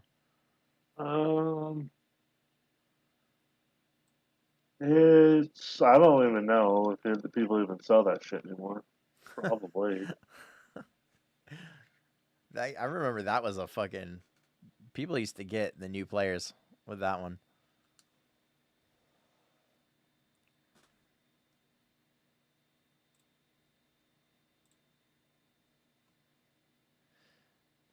The Palpable Mines, once our main source of mithril, have been under beastman control for some time. We want you to hunt these beastmen in the quad and bring back a quad of fetish head, torso, arm, legs, as proof of your accomplishment. You must present all 4 items to me, one of my colleagues, to complete this mission. Yes, accept. Okay. Got it. Okay. I wonder if I can... Alright, probably.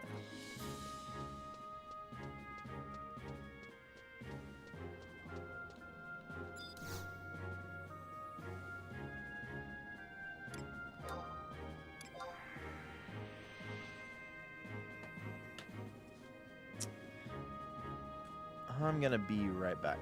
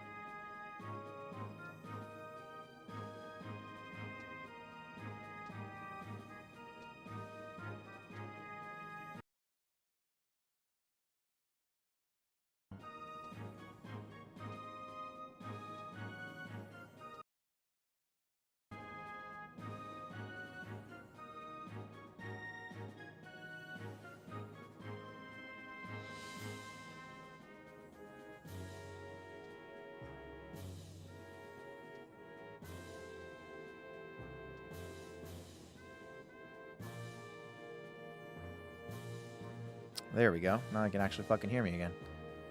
Gotta take that headset off for a minute.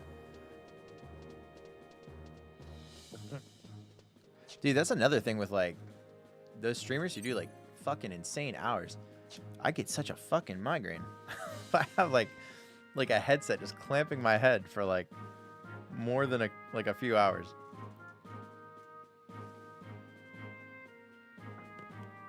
You need to get a different headset then. You think? I don't know. It's something like, same thing. I feel like I'm just, like, really prone to headaches or something, because, like, even when I used to wear beanies and stuff when I was younger, like, I feel like the same thing would happen.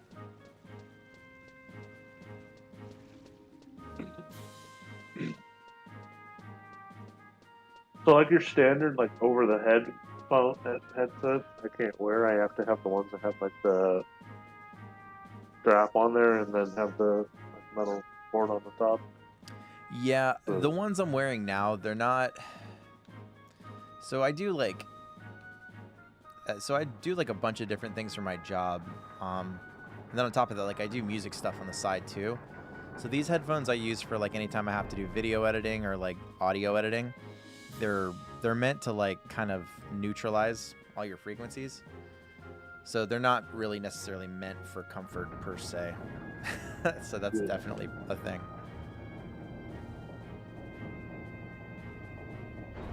I have a pair. The one of the main headsets I use are an open back audiophile, like low grade audiophile considered headsets. Mm-hmm. Yeah, you know, it's weird. It's because I've gotten so used to these. I will say these ones, they make things really clear. Like, everything sounds really good. Like, whatever kind of editing has been done to, like, the audio, like, even in, like, the Final Fantasy 11, I can pretty much hear what's been done. But it is funny because anytime, like, even something that's, I mean, these aren't, like, the most expensive either, but, like, something that's like half the price or less, that just boosts the bass. Sometimes it fucks with me a little bit, because I'm like, oh wow, that sounds so good, but it's just because there's, like, actual boosts in frequencies. It's not like just neutralize them. Yeah, what I need to go do is I need to go buy just an amplifier for when I'm playing, like, first player games or FPSs. Oh, true. Yeah, I mean, like, that's another thing too. So, like, I wanna, all my friends who like strictly play FPS, and who take it maybe a little more seriously, they always say, like, open back is the way to go for that. So open back allows you to hear, like, lower I guess footsteps a little bit clearer in the actual headset. But to be honest, like, I barely notice a huge, oh yeah, I definitely have an advantage because I'm wearing an open back compared to Interesting. Just back. Yeah. Like I said, I don't have a sound card or anything to, boost it a huge amount. Yeah. Which is going to be one of my next investment is I'm going to rebuild my whole computer, because it's been about 6 years since I built mine. So, like, any newer games and stuff, I need to start upgrading it. Plus, I want to start streaming again myself. And, oh, nice. Like, 11 I can stream just fine. It's the other games that I play that would be a pain in the ass. Yeah, I wouldn't. Honest to God, there's not. I mean, it's a. I have a capture card, so, like, there's a couple PS4 games I like. I bought a capture card because I was like, yeah, I can do my Xbox, and it's just I never. As soon as I switched over to PC, I haven't touched my Xbox at all. Yeah. Like, I've touched it maybe in the past 5 years, a half dozen times, and people were like, "Oh, you need to go get the Xbox One S and blah blah." It's like the only reason why I would buy one of the new gen consoles would be a PlayStation, and that's just to play the Final Fantasy VII remake, and that's even out on PC now. But I'm waiting for it to go sale because apparently it's a really, really fucking bad one. Still charging full price for it. Yeah, like that's the thing about it. Like for me, it's the exclusives. Xbox doesn't really have me sold, but PlayStation kind of does. There's a couple, and there's like a couple cool like. Nope, I'm losing you. Can you hear me now? Yeah, I can hear you now. Console exclusives are killing the gaming industry. Not pay to win and console exclusives. Mm-hmm.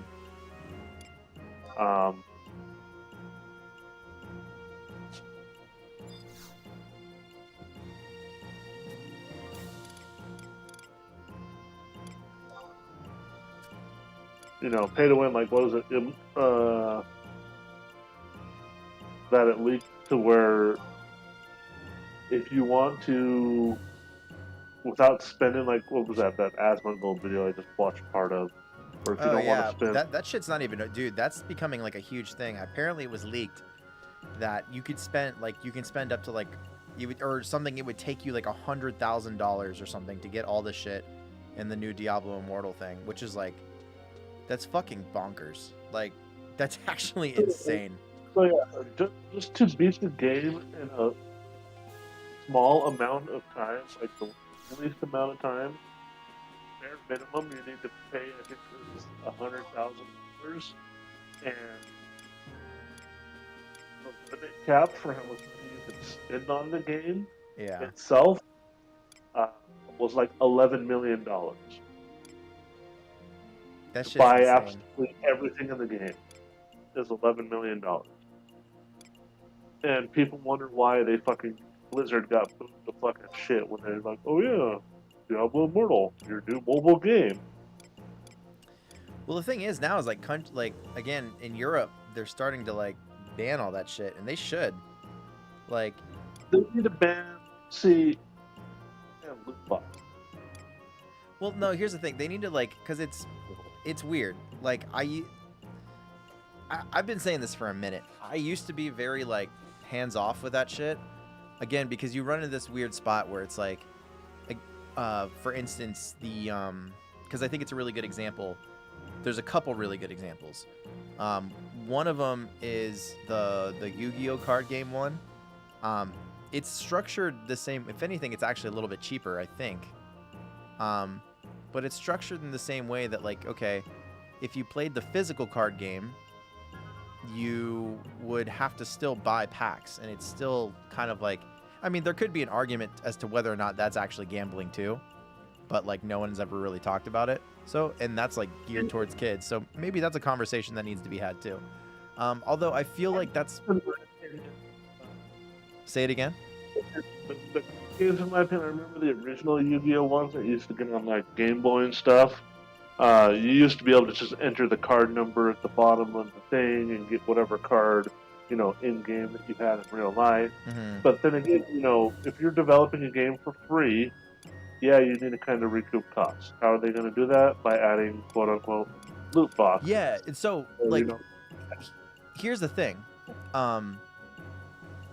You know, I'm not even necessarily opposed to like some of those mobile games having things that like necessarily aren't required, but like kind of are quality of lifey, because there was also, like I said, the Yu-Gi-Oh thing is more or less, it kind of goes back and forth with like the physical stuff and like, is that actually gambling for kids? Like, again, that's an open, I can argue that, that's fine. But like, there was a long time ago, I don't think they ever made anything extra for it. There was a little Pokemon game that came out, and they looked like little blocks. And I remember I like downloaded it because it kind of just looked like a cool like little side game, and it didn't take up very much room on my phone. And unironically, I think I ended up like towards the end of it, because you could like, I think I beat it and there was just like extra stuff afterwards.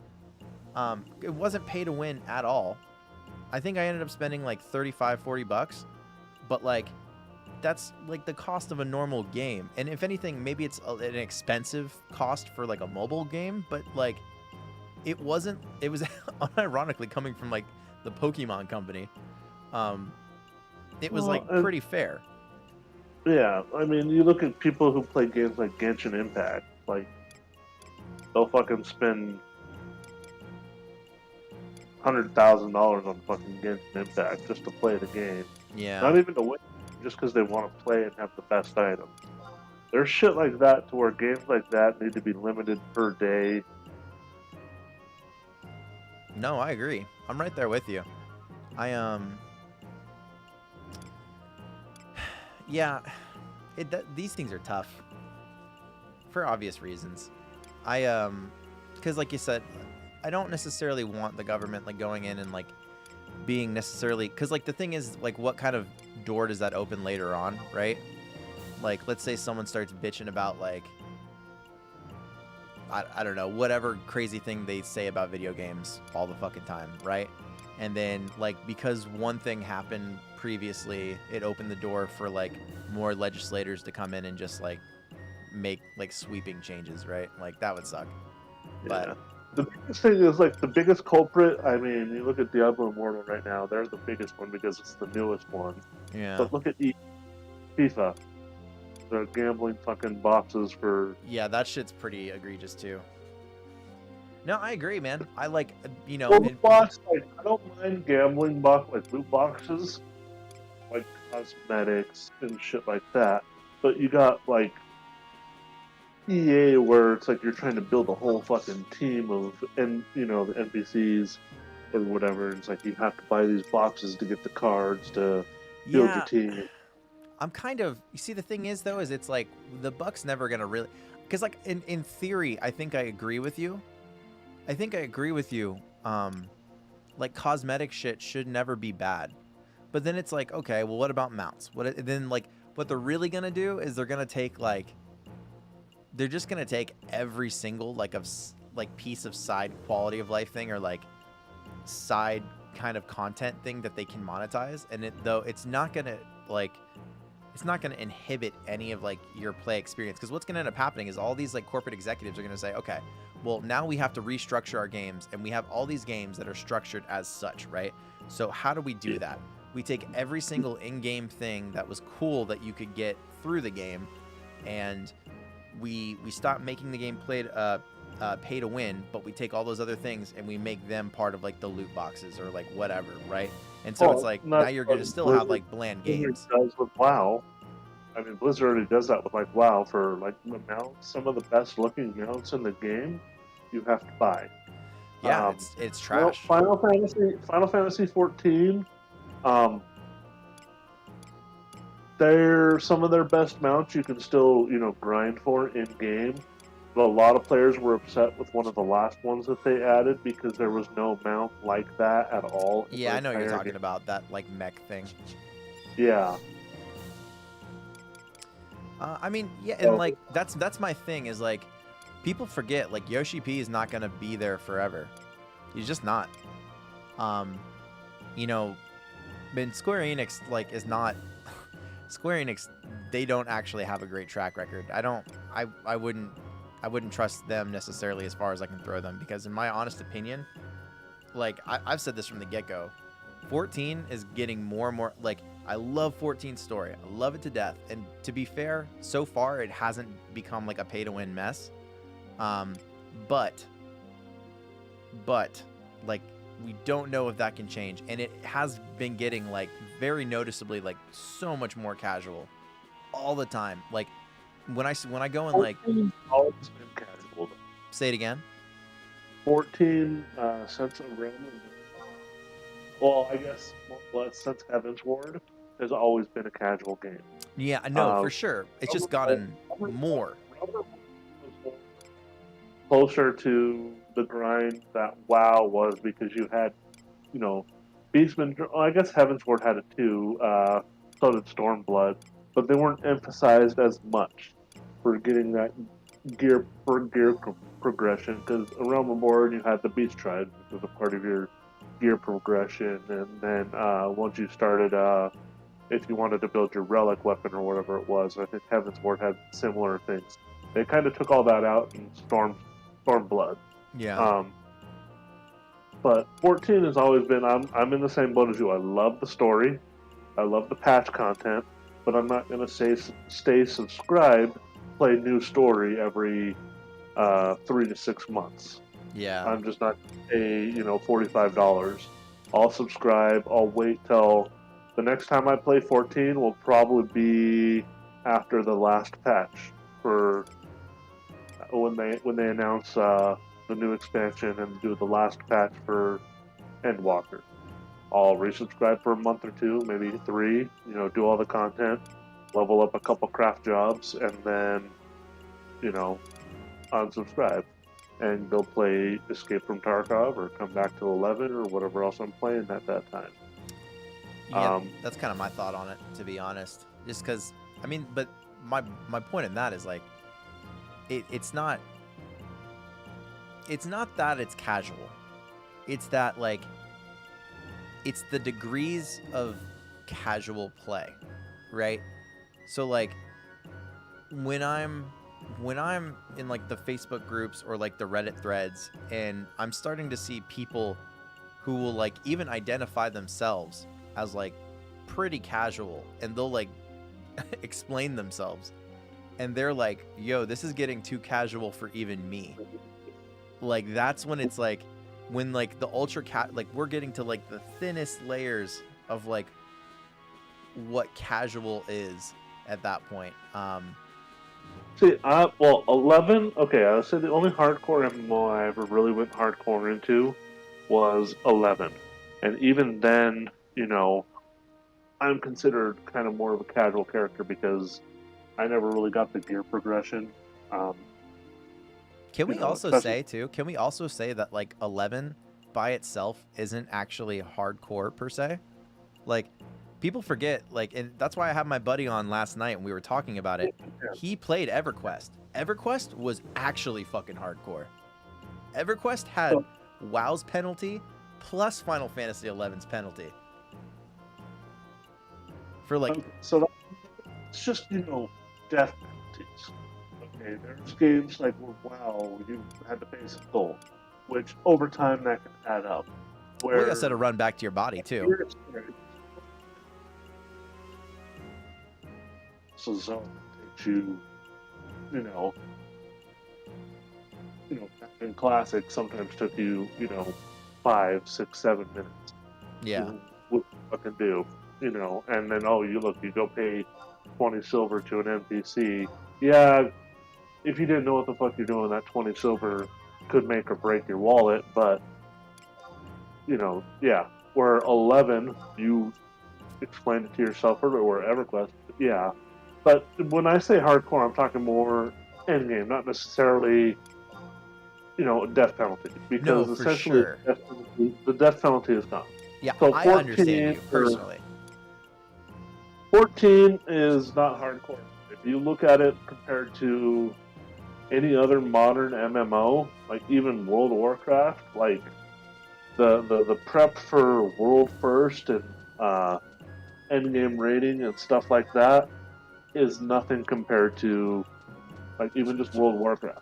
Like there's it's been coming out more and more where like some of those endgame guilds in World of Warcraft are fucking paying people in real life, be like, hey, we need this much gold on this server and we need this many people crafting on this server for these items because we need X amount, shit like that. Yeah. Where 14, it's like you basically, you need, food and stuff like that, but there's... you don't spend your money on really much of anything. You can't you can't even trade most items.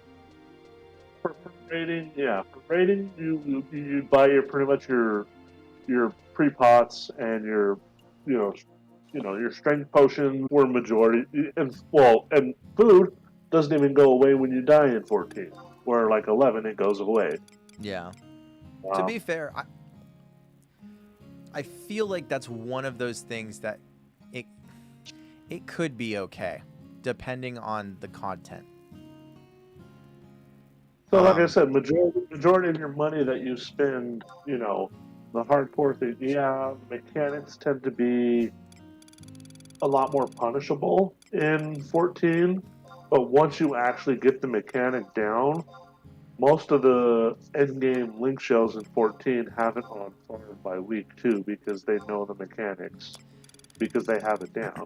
Where WoW mechanics can be a little more RNG, and survivability of those mechanics by mistakes can be mitigated once you start getting past a certain, gear score. Yeah. Or that item level reach or whatever. Especially for like tank jobs and stuff. Once you hit that HP threshold, where like 14, you can still get one shot if you fuck up a mechanic. So, but once you have those mechanics memorized in 14, you're good. Where like how he was saying with EverQuest, because I was listening, where there was no instanced areas, all the raids and dungeons and stuff were all who could tag the mob first, and if you died, that's how 11 used to be. Well, they had instances with like the BCNF. I thought they did that better because you actually had to trade currency to get into those areas, as opposed to just farming currency, like by running those insanely like frustrating things over and over. That's what I mean by like when I say like the casual. Like, to be honest, farming some of that stuff was just like a AFK kind of casual task. It wasn't like that hard. But like true endgame, like okay, so once you hit endgame 75, there was a couple BCNMs that you did, but it wasn't really, most of the ones you did, if you were doing BCNMs, were for money, or if you had once they added them, which you may or may not. If you played towards Wings, they would have added them. They took the kings, so King Behemoth, Adamantoid, or Asphodocia, and Fafnir. They added the KSN in 99. Yeah, the KSN. Alliance. Yeah, which was the Alliance BCN. Even those, back then took 18 people, and it took 15 to 20 minutes to kill. Yeah, it was instanced, and you didn't have to worry about people, but they added kind of mechanics later on, because people used to steal claims if you didn't turn on the assist thing. Like, I remember doing it once because a bot stole King Behemoth pop, so I went out there on Paladin, started pure spamming him, and then popped Invincible. Oh, shit. Mob instantly aggroed onto me, and I took off running. I kited it far enough away from the bot that they lost their claim tag, and my group took it. They added a mechanic in 11, I think it's allow assist or something like that, on or off, to where if you're fighting something, someone from an outside source can't heal you. Interesting. Because that actually became a legitimate strategy for a long time. Was okay, they claimed it, steal their mob, get 2 or 3 paladins on their main tank, healing their main tank, which you would think is counterproductive. But after a couple big heals, you popped Invincible and took off running, and that mob would instantly turn and start running towards you. Yeah. No, I see the I see the problem there. The biggest thing with Final Fantasy Endgame, which, so you had Sky. Dynamis was an instance zone. That's just because, it was, I don't know if you ever really did a whole lot of Dynamis. Yeah, no, I did. Me personally, back at 75, when the cap was 75, I did Dynamis maybe a dozen times total. I hated Dynamis personally, mostly because the first Link show Endgame Link show I was ever in that did it, turns out, they were just pretty much, if you weren't in that group of 6 people that were, that Link show, the founders for the most part. Yeah. You weren't going to get any until their whole pocket was filled. And then it slowly trickled down to the rest of the Link show. So that put a really sour taste in my mouth. For Dynamis anyways. But then you had events like Sky and Sea Farming and Sky, where you can sit there and have a whole wing shell event just going up to Sky and farming pops. Yeah. Like, you didn't even have to kill the NMs. It was, just I mean, in a sense, yeah, it was casual, but you were working, you were doing progression for the most part.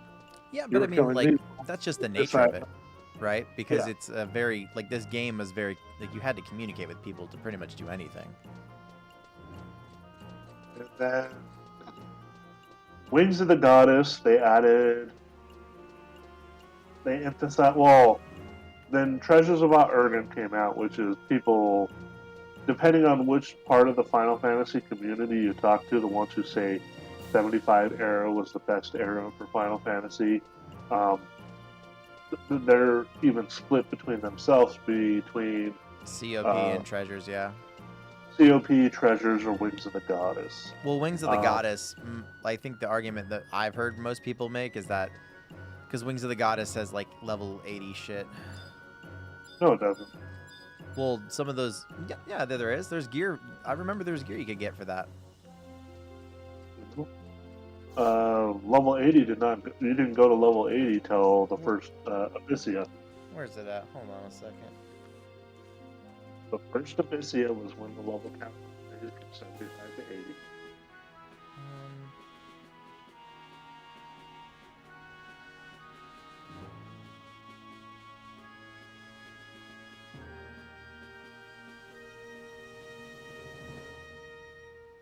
Yeah, so, I mean, but it was still, you're right, but it was still in the Wings of the Goddess era, I should say. You're right. So, the main reason why Wings of the Goddess pissed off a lot of people, and even then it was kind of a fucking stupid reason, is everyone swears up and... Oh shit, my headphone pulled off. Everyone swears Dancer ruined parties, because people can actually go solo mobs now and have a decent survivability. Yeah, I heard that. Like, everyone subbed. That was a big thing. People were, like, subbing Dancer for, like, everything. Which, because it had so much utility. Yeah. It's like, okay, I want to be able to get across a whole fucking zone. Okay, Spectral Jam is free sneaking and Viz. Mm-hmm. You had to be level 50, you had to have level 25 Dancer, so you had to be level 50, to be able to even get that. Drain Samba, okay, you put Drain Samba on the mob. Each time you hit the mob, you would drain 1 to 3 HP. Okay, that wasn't, unless you were... then there was a special sword. Like, I remember there were special, like, weapons you could get for that type of thing. And so it's like, you couple that with, like, back then, I would assume a lot of people had even Kraken Club back then. So it's... so back then, Kraken Club was a lot rarer. Yeah, for sure. But there's a lot of people that had it by Wings of the Goddess. Yeah, and then you look at, like I was trying to say the other night, like, you go play on Nozomi or even Wings or anything, all the guilds, all they do is fucking, for the first couple weeks, before they even do really any endgame events, they go fucking camp Labyrinth of Onzozo and get fucking Kraken Clubs for whoever's going to be their dart. And then you get, like darts and just fucking Kraken Club, 2 hour, whatever they're, not Soul Leader, what's the fucking dart? 2 hour. Yeah, I don't know as much about, like, Wings when it comes to that stuff, because I haven't really played on Wings. I played on Nozomi back in the day when it was actually good. I know Nozomi, I know they had a bunch of problems with, like, the main guy who was basically selling shit, which he needs to be real fucking careful because, again, from who I've talked to, private server-wise, that's how you get your ass fucking slapped with, like, not just a cease and desist. Nozomi is he wasn't selling anything. He kind of quit all that shit. I don't know if he will. Back, like, because when I first played on Nozomi, you had, like, maybe 20 people playing on it. And then I played again back when, I think, right before Ninja played on it. So it went, like, 900-ish people to jumped up to like 2,000 or 3,000 people. Yeah, actually, I was playing pre-Ninja as well, and I remember that shift. I mean, it was pretty fun though. But to be honest, the biggest thing with Nozomi is he wanted to keep it COP, and majority of his player base wanted treasure because you're gonna have, like, he would because when the auction house first thing, he would just get on a GM account or whatever, go to the database and add like 10 of each item to the auction house. Mm-hmm. So, and he even had items that shouldn't even be in the game if he's doing COP, like the pandemonium warden items and shit like that people were gonna do with because of that. So he finally started upgrading the servers to transition over to treasures, like salvage and shit. So his BCNM and they still kind of they were still mostly in BCNM, and he just added those 1NMs and 100 and go one shot leveling phase because let's put an NM right next to a leveling game. Biggest thing is him is he takes forever to do updates. I think when I was playing, one of the reasons, I got leveling, so like fuck leveling. But one of the biggest things, I think it's been like almost 18 months since he had any content, or anything. Mm-hmm. So, biggest thing with him was, he wasn't adding any fucking. So he was, and then that's kind of when Eden came around. He was like too because people were selling gil in game, RMT. Well, yeah. So he had a big, huge ban wave and people talking shit on the forum. So a lot of those players went over to Eden. I never played on Eden, so I couldn't tell you if the coding was any better than Sony itself. And then the people who develop the Windower add-on, retail. Here, go back a little bit. I'm losing you a little bit. So as far as Eden goes, as far as the coding and everything else with Eden. Yeah. I've been told with Wings, one of the main developers for Wings was one of the persons who helped develop a bunch of the add-ons for Windower. I mean, that makes sense. A lot of those guys built servers together like a long time ago, and then they kind of branched off, and then like even in their like little sub community, they all come from like the Dark Star. I believe it's like one of the original ones. I can't remember the original name, but Dark Star originally was you couldn't run a server on the Dark Star code. You can download Dark Star and just play pretty much an offline version of 11 if I remember. Yeah, it was basically like the Final Fantasy 14 1.0 guys in their Discord. Like they send the code to each other, but I don't think you can host a. Well, maybe you can. I don't know. I don't know how far it's gotten, but as far as I know, yeah, that's the point. See, my brother loved Final Fantasy 14 1.0, and then when they started making a bunch of the changes, trying to make it more towards the WoW casual. Not even WoW casual. My brother called it 11 casual because he said a lot of the changes they made it play more like Final Fantasy 11 did because that's the majority of their player base was coming from 11. Wait. So he thought 2.0 was more like 11? It was still 1.0, but the updates in 1.0. Yeah. So I thought from as far as I've seen, I think 1.23. I actually thought that looked pretty fucking sweet. Unironically. So, and that's probably a lot of the updates my brother didn't like because he said it played more, basically played like Final Fantasy 11. But with the FFXI and the 14, but like the mechanics and stuff.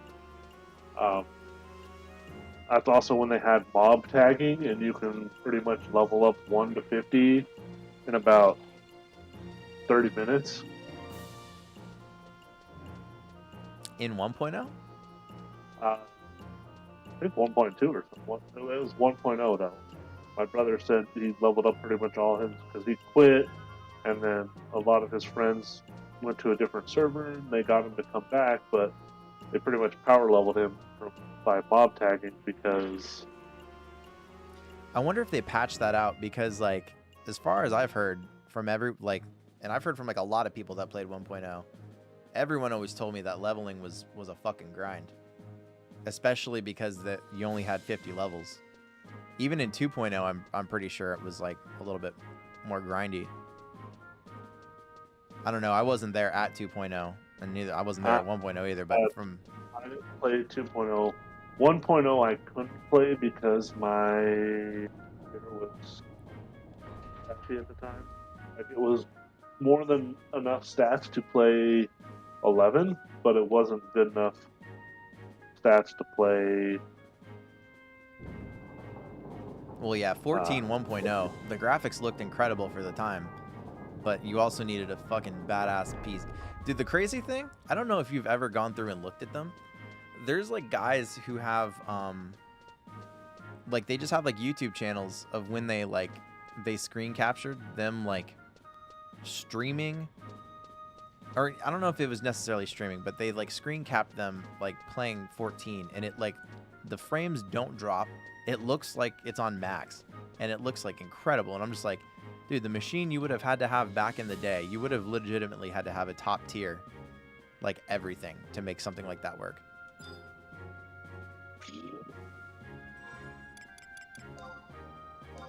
Yeah, the biggest problem with like even if you watch, I don't know if you've ever watched that whole series, 3-part series that they did about the ring. Oh, yeah, I've seen all of those documentaries. I've actually come to hate, especially now that I've read the Yoshi P interview. Like, so his part 2 came out too, and I've gathered a couple things, or a few things really, from these interviews thus far. One, Yoshi P, he used to always say that he liked hardcore games. He actually doesn't like hardcore games. He really doesn't really like them. He said he played EverQuest in the past, like as like one of his references.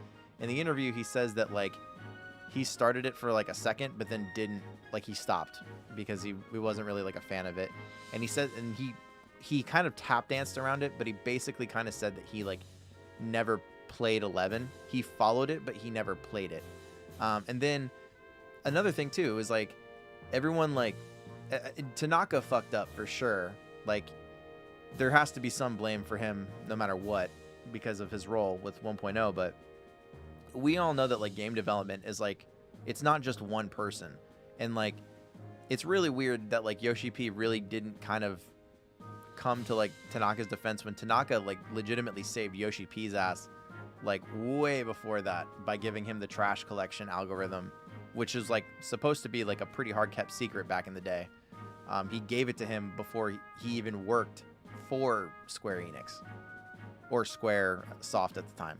But like, I don't know. There's like some weird shit with that I don't know. I'm glad he came out and said it, but like, I don't know. Those things kind of get under my skin because like even in the documentaries and stuff, they like the way they frame everything, especially now that I've gone back, I've read a shit ton of forum posts, not just in like Square Enix's own like the Final Fantasy 14 forums, but like tons of other leftover forums that like I've found through like rabbit holes and stuff where people are saying, you know what, like, you know, we actually really liked 1.23 and where it was going, and apparently there was like an actual pushback when 2.0 launched because of how it was more structured like WoW, and how it didn't like have that more strategic like slower in combat, how elemental damage and shit like that still wasn't like really effective. Like people were already like sounding the alarm that it was going to go like way more casual. But I don't know, it's super interesting to me to read that because I don't know, even some of the people that I talked to who were around back then, the way that they like frame it, and I notice now that a lot of those same people are like kind of turning into ultra casuals. It's super. I feel like no one's really gotten the full story on that. Anyways, that's my rant. That's how I feel about that. I don't know. Me with 14, even if you were to do the gear grind for the fan patch or whatever, I hate the vertical progression. Yeah, I hate that shit too. And it's kind of like that. That's how it happened in 11. That's why I put 11 when Seekers first came out, because it went from I just spent 8 years, and it kind of happened in Wings, and I understand why people stuff when Wings first came out, but like the amount of gear you put using treasures to Wings was nothing compared to Wings to Abyssia. Even Abyssia, you still kept a lot of your relics and stuff like that because you would use it for swap pieces. You may not have necessarily used it full time anymore or anything like that, but you kept it for swap pieces. Yeah, there was some stat that was inherent to something that you wanted for a specific reason. Or it'd be like enhanced boost. Enhanced boost. Yeah. Something like that. So you'd use it for swap pieces. And then level 99 hit, they added some more deep, and you still kept Abyssia. AF3 is what a lot of people refer to.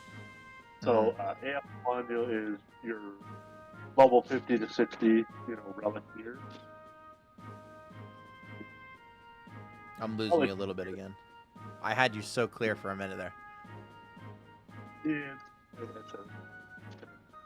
AF1 is your relic gear. Yeah, that was for like the level 50 shit, if I remember correctly. Yeah, level 50 to 60. And then you have your AF2, which is your relic gear, which is from Dynamics. That's the level 71 to 75 gear that you can only farm in Dynamics. Yeah. And then AF3 is your Empyrean gear, which you farmed in Abyssia. And they're upgrading it now to, item level equivalents. They finally announced that by summer they'll have the first, they should have the patch out for the first upgrade for the Empyrean to be 119 plus 1. Because no one wears Empyrean gear right now because it hasn't been updated, plus 2 to plus 3 version. Yeah. The thing that like the thing is though, it's like, and this is like, it goes back to like when I that one day I streamed, I think it was the first time you came on. One of the things I asked you was when I saw the item level shit, I was like, oh no, tell me we didn't switch to like just straight item level, because that was like my first thought. I was like, no, I hate item level. I hate it so much. That's why I quit when Seekers first came out, because it went to item level, but it pretty much essentially. So, like I was saying earlier, like for Monk, you would wear these gloves when you did. I think that's glove. Or exactly what Pete said, but you would do the gear swap for enhanced boost to get that extra, the attack. Well, you got so much strength on item level gear, it wasn't worth to those gloves. Yeah. Anymore. So they essentially made gears of grinding, which is why I originally put Seekers. And then I also had a couple relics, and when I first quit, the maximum level for like a relic was level 99. Well, the first fucking, I had a thief. I was maining thief back then, so I had the Mandel. The first fucking dagger that, item level dagger, the 119 dagger that you would go for, had like triple the amount of damage that the man and, all the other stats on it. So it's very much useless. And some people, depending on how you did it, especially like if you farmed your relic back when Dynamics was actually hard, Like, even when it was easy, if you did it solo and took your time, like, that's still months of work. Yeah. My biggest thing, like, because, like, to some degree, from what I've understood thus far, it seems like even with the eye level thing, like in 11, for instance, you can still do the gear swapping, which it still adds like an extra layer of complexity, and it still means that you kind of want to go and like farm for certain things, which, like, to me the biggest thing is this, right? It's not necessarily the item level itself that bums me out, right, when it comes to 14. But it's like, it goes back to, like, it all stems from this, like, this mindset of, like, that ultra casual shit. And what I mean by that is, like, when all you do is you run the same content over and over and over and over again that was made to be clearable by, like, said ultra casual, meaning that it's not even hard.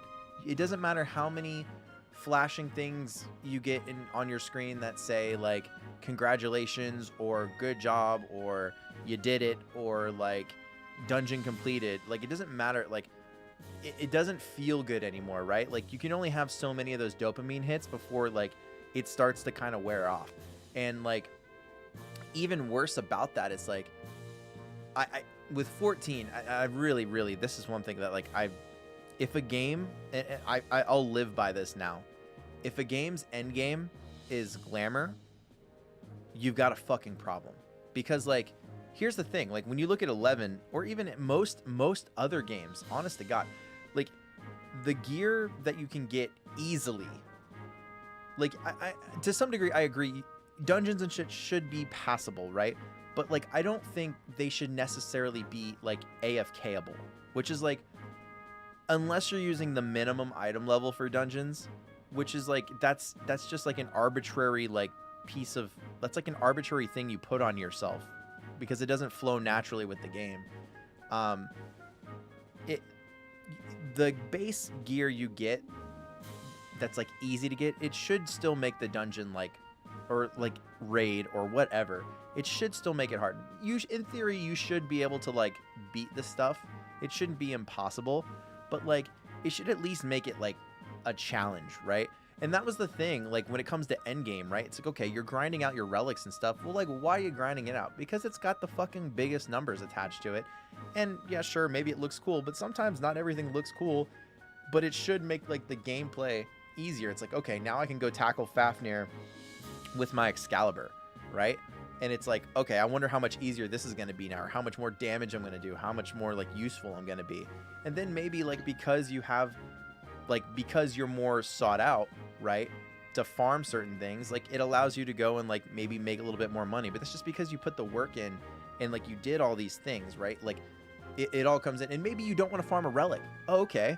Well, there's, like, a random notorious monster out in so-and-so that, like, it's not as hard as a relic, but it's, like, let's say it's a step down from a relic where, like, you have to, like, go in, like, weird time zones.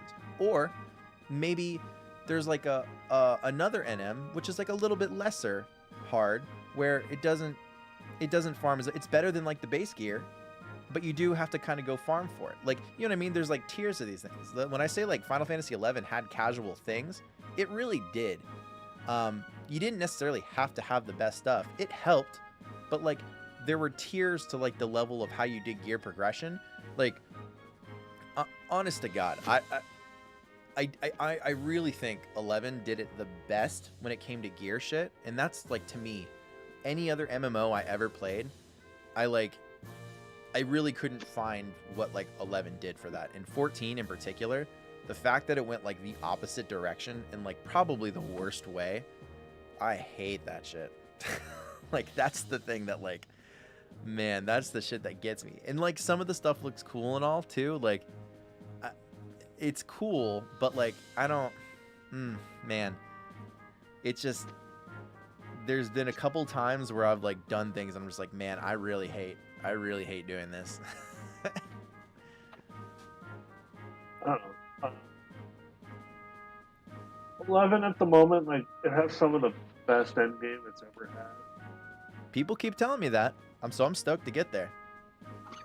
But a lot of it is all, so, like, it's reminiscent to the old systems where like you have, you know, you have to get a top item to put that out. There's really no notorious monsters anymore that you just sit there and save for 3 hours to get the pop item.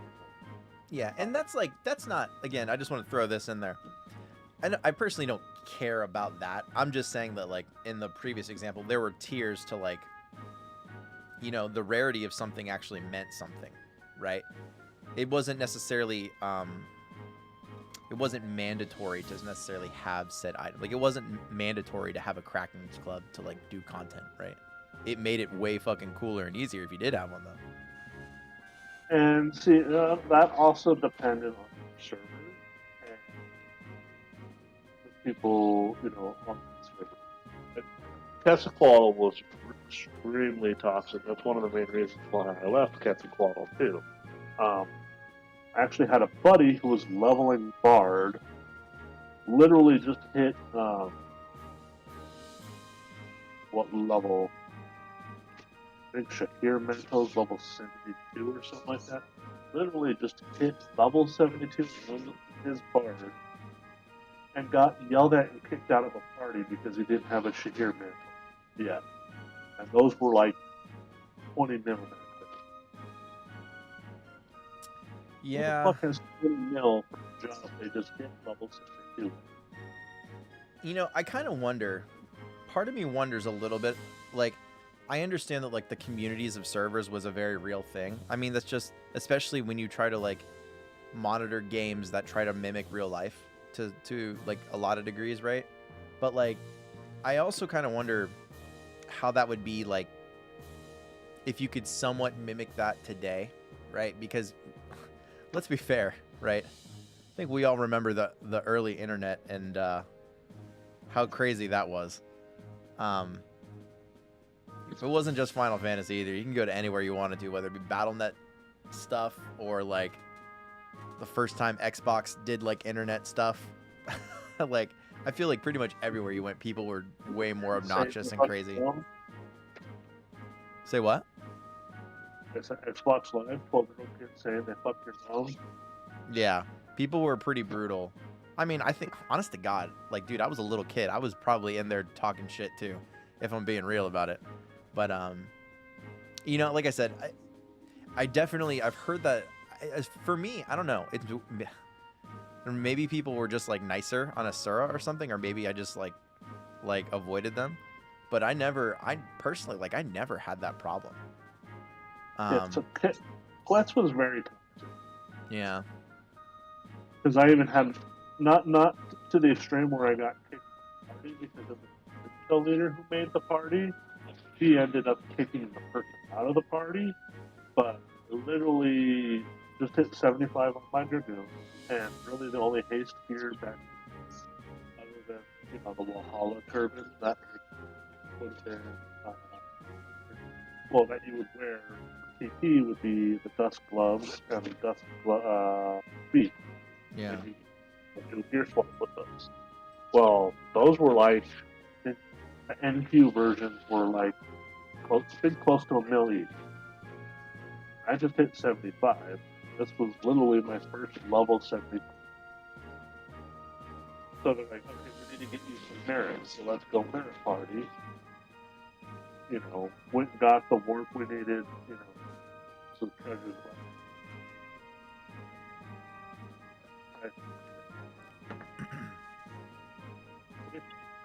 Nope, I'm losing you a little bit. Went to go farm ducks, and literally get to camp, and the guy was already there. You know, we shouted, filled up the party. The guy examined me. He's like, "You don't got any haste gear, or you don't got any more haste gear?"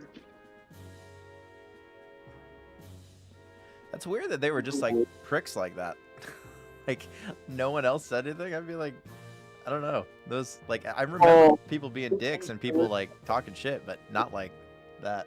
It was my link shell who started the party, so none of them cared. They all knew I just hit 75, so they didn't fucking care that I didn't have, you know, a whole lot.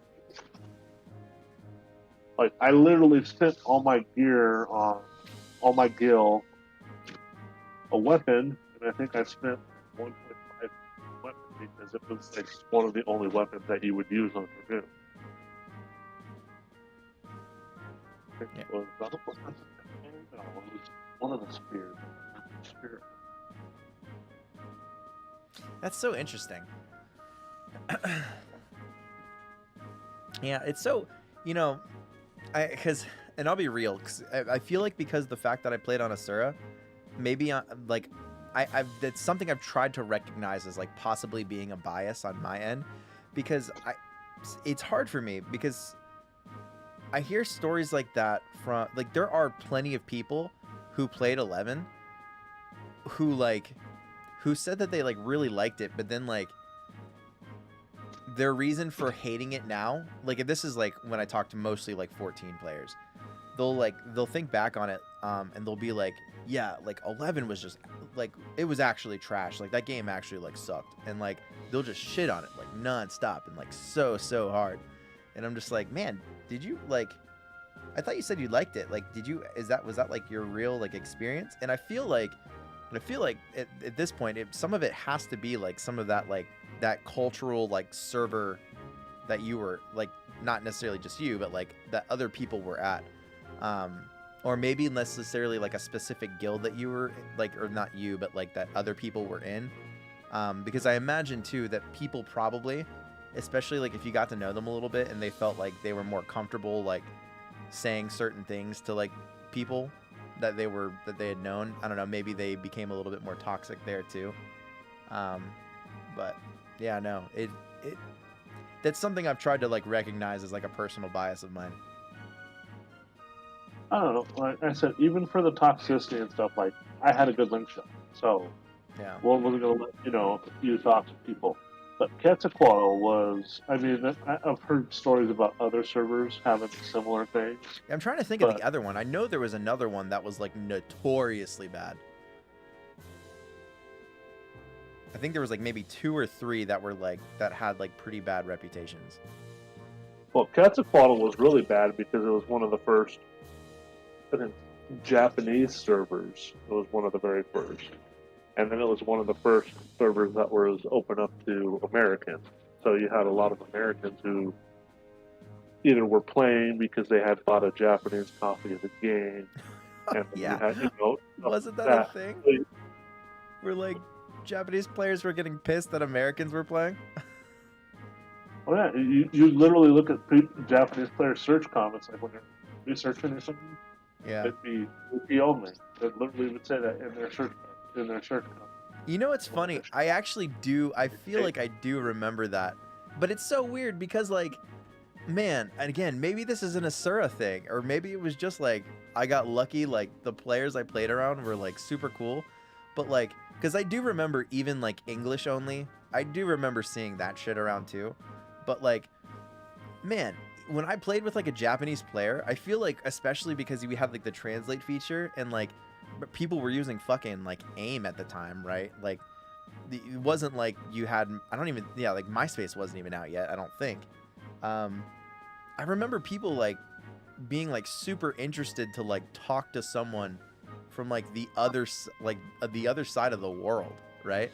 Like I remember that was what I thought. Like I thought that shit was so cool. Some of the best parties I heard some of the best parties I've ever had. Some of the best parties I ever got into were Japanese parties. I would be the only, English-speaking person at the party. Yeah. Also, too, they came in clutch late night.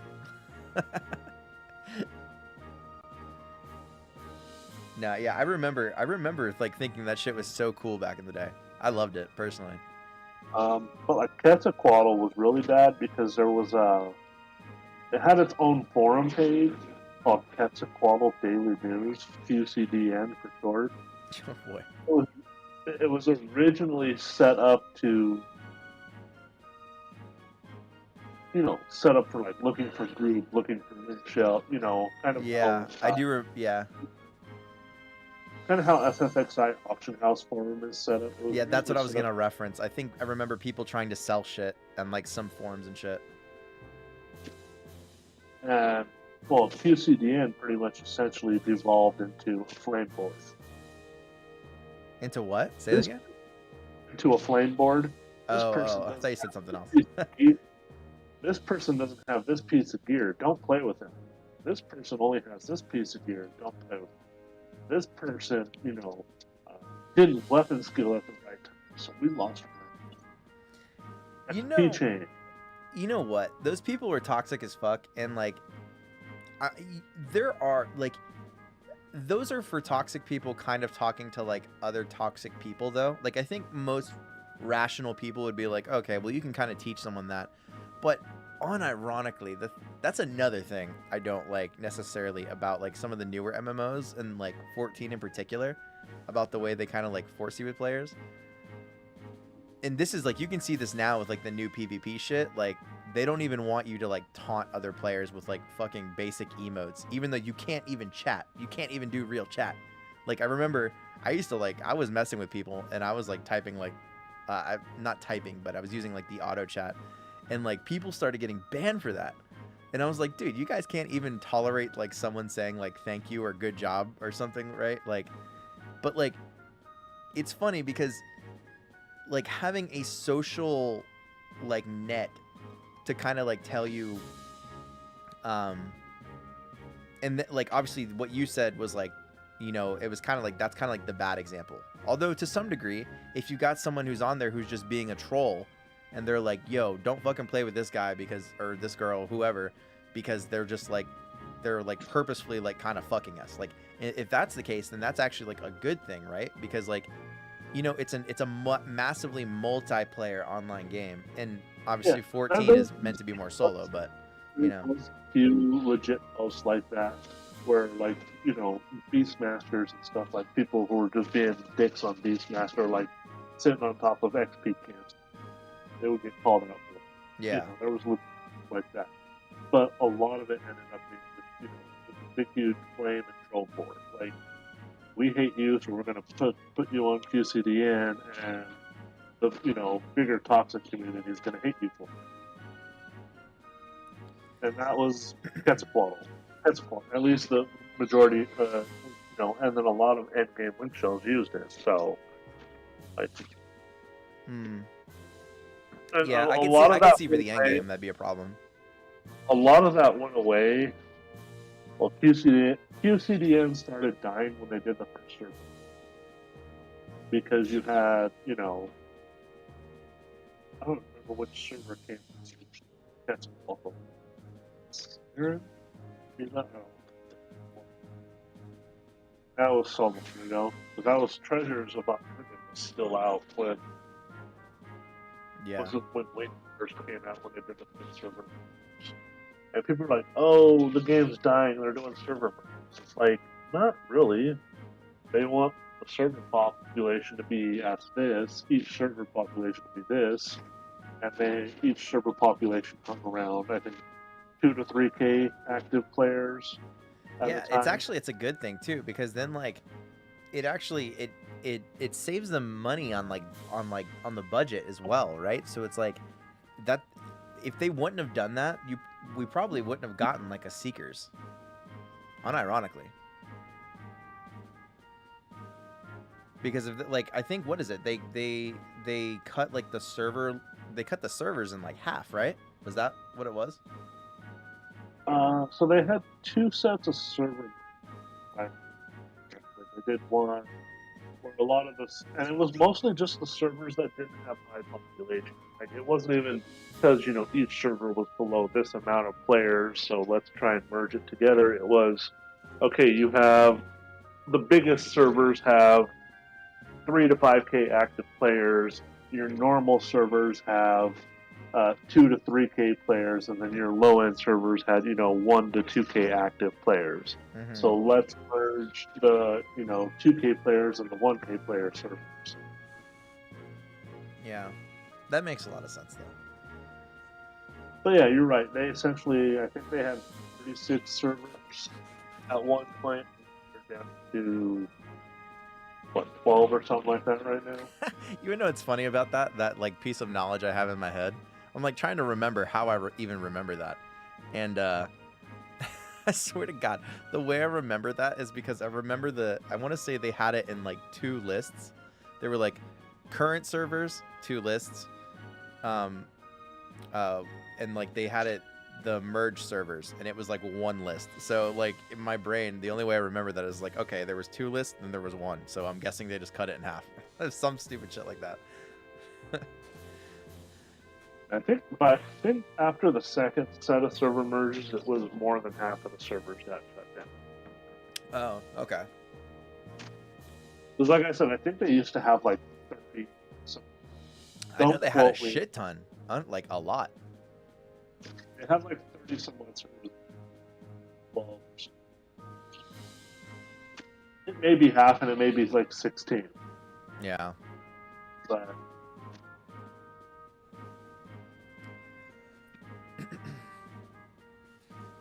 all right, give me 1 second. I want to read this quest text real quick.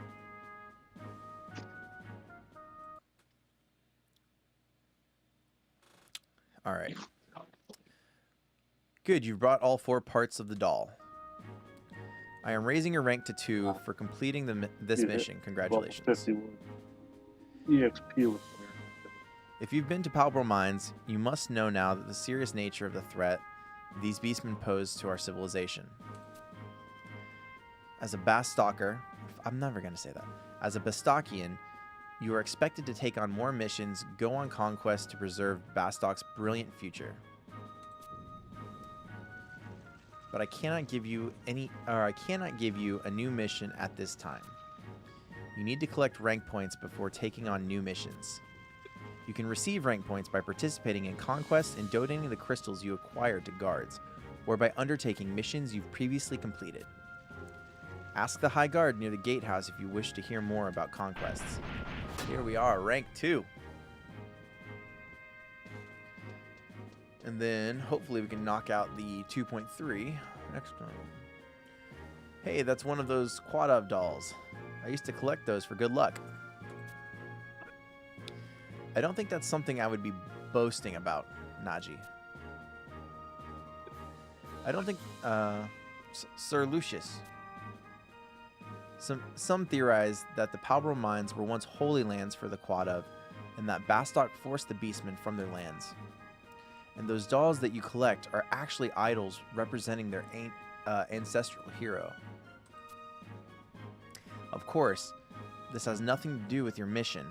Those pieces you've brought back are nothing more than proof of your success. But remember this, Naji. Things in the world often look different depending on where you stand. Even though we are not obligated to search for knowledge, truth is only found by those who have the will.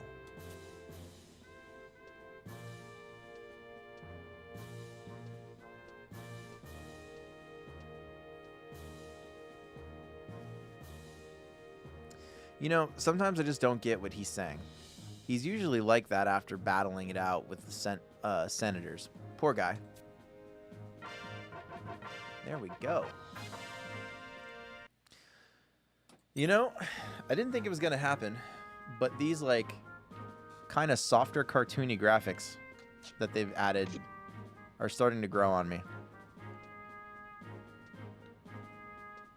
For the character models, specifically. Yeah, it's something I'll have to do once I'm actually back in Denver. Dude, it is honest to God. It is, I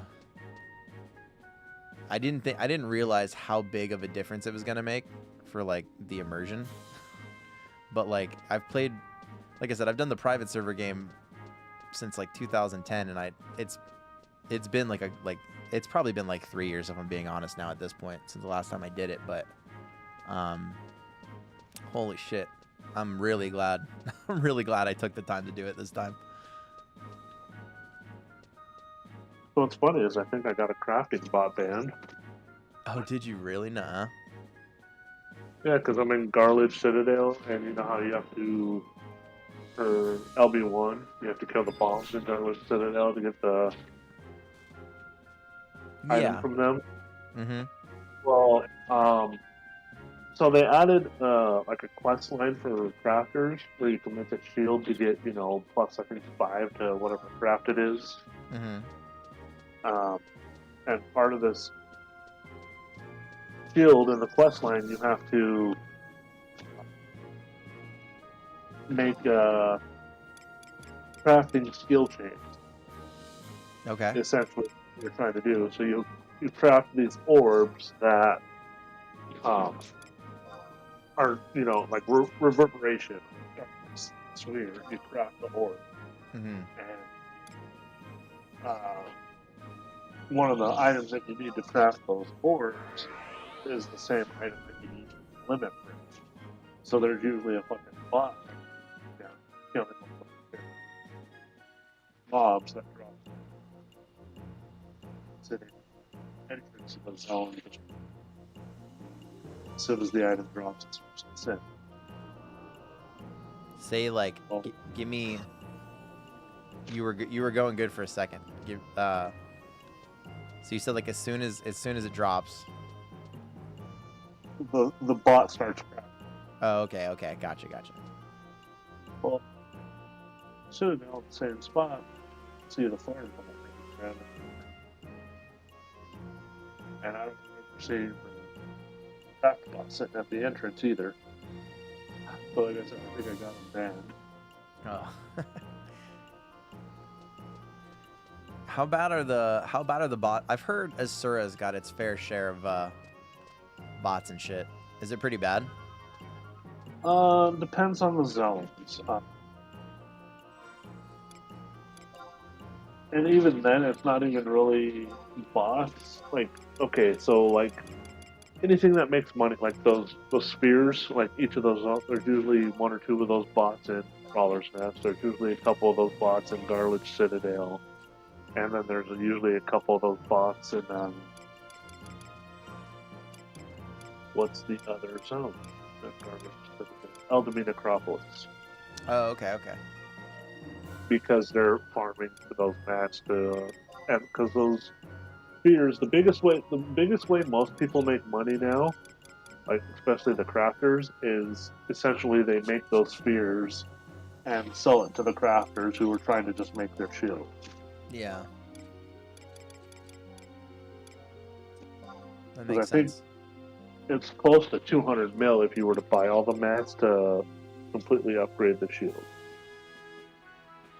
Which, upgrading the shield gives you, I think, +4 to high quality.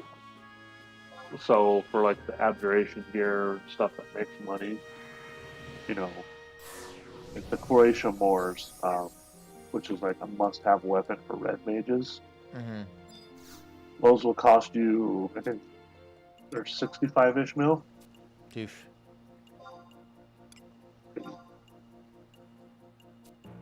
So yeah, the red mage is probably one of the most gear-dependent jobs. Well, yeah, because you gotta. Well, also, it probably depends on what kind of fucking red mage you are too, right? I don't know how it is now, but I remember back in the day.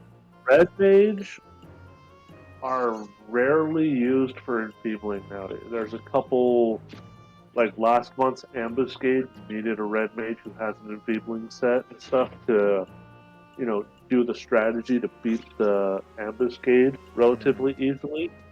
But majority of red mages now are melee. They're just DPS.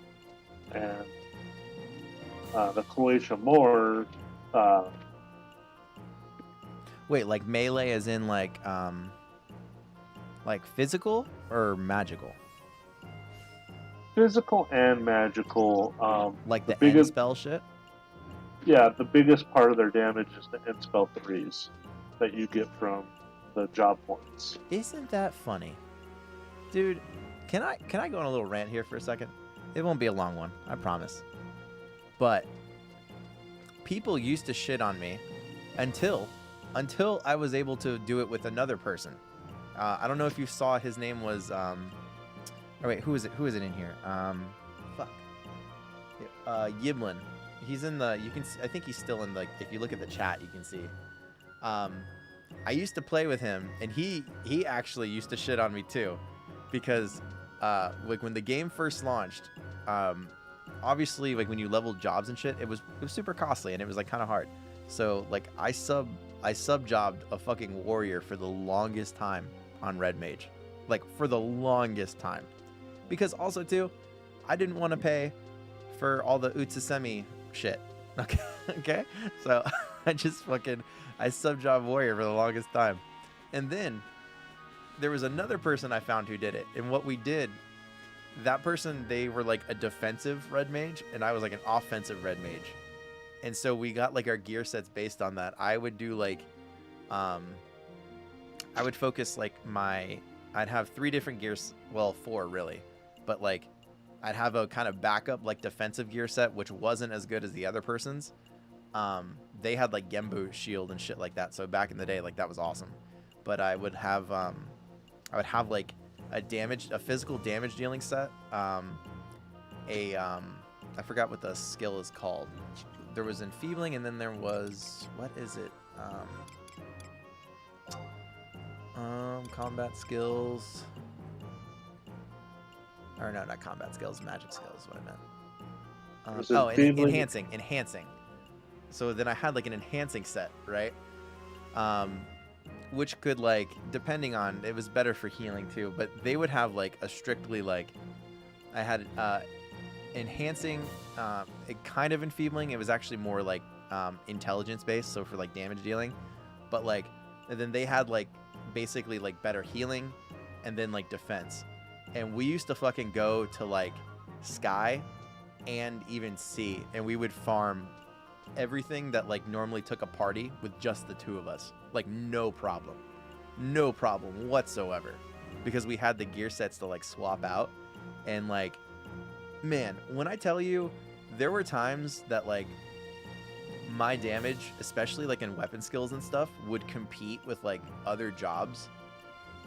It was actually kind of like astounding what you could do with red mage. And people used to always tell me like, and like, to be fair, the meta back then was basically red mage was just a haste and refresh job. Like that was, for the most part, that was pretty much what you were there for. But like, it is so funny that you're telling me that, because of like how it's all changed. That makes me feel real good.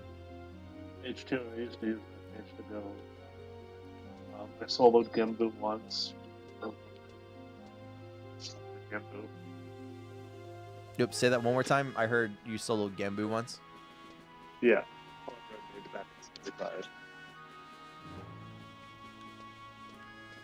It took like 45 minutes, but I soloed him.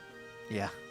Well, that was another thing too. Like with red mage, like it wasn't necessarily the fastest or like necessarily the most efficient like kills all the time, but sure as shit you could get the job done. And to me, like, especially, I think like having the freedom to solo things back then felt really, really good. Or like just knowing that you had the ability to like survive things a lot more likely felt really, really good. And then like for sure, if you wanted to do like the classic like slash ninja, right? Like then you just like, you stone skin and Utsusemi the fuck out of yourself, right? And you just like, you basically become like a tank. A lot of the stuff, if you wanted to solo it, you had to go sub ninja, just because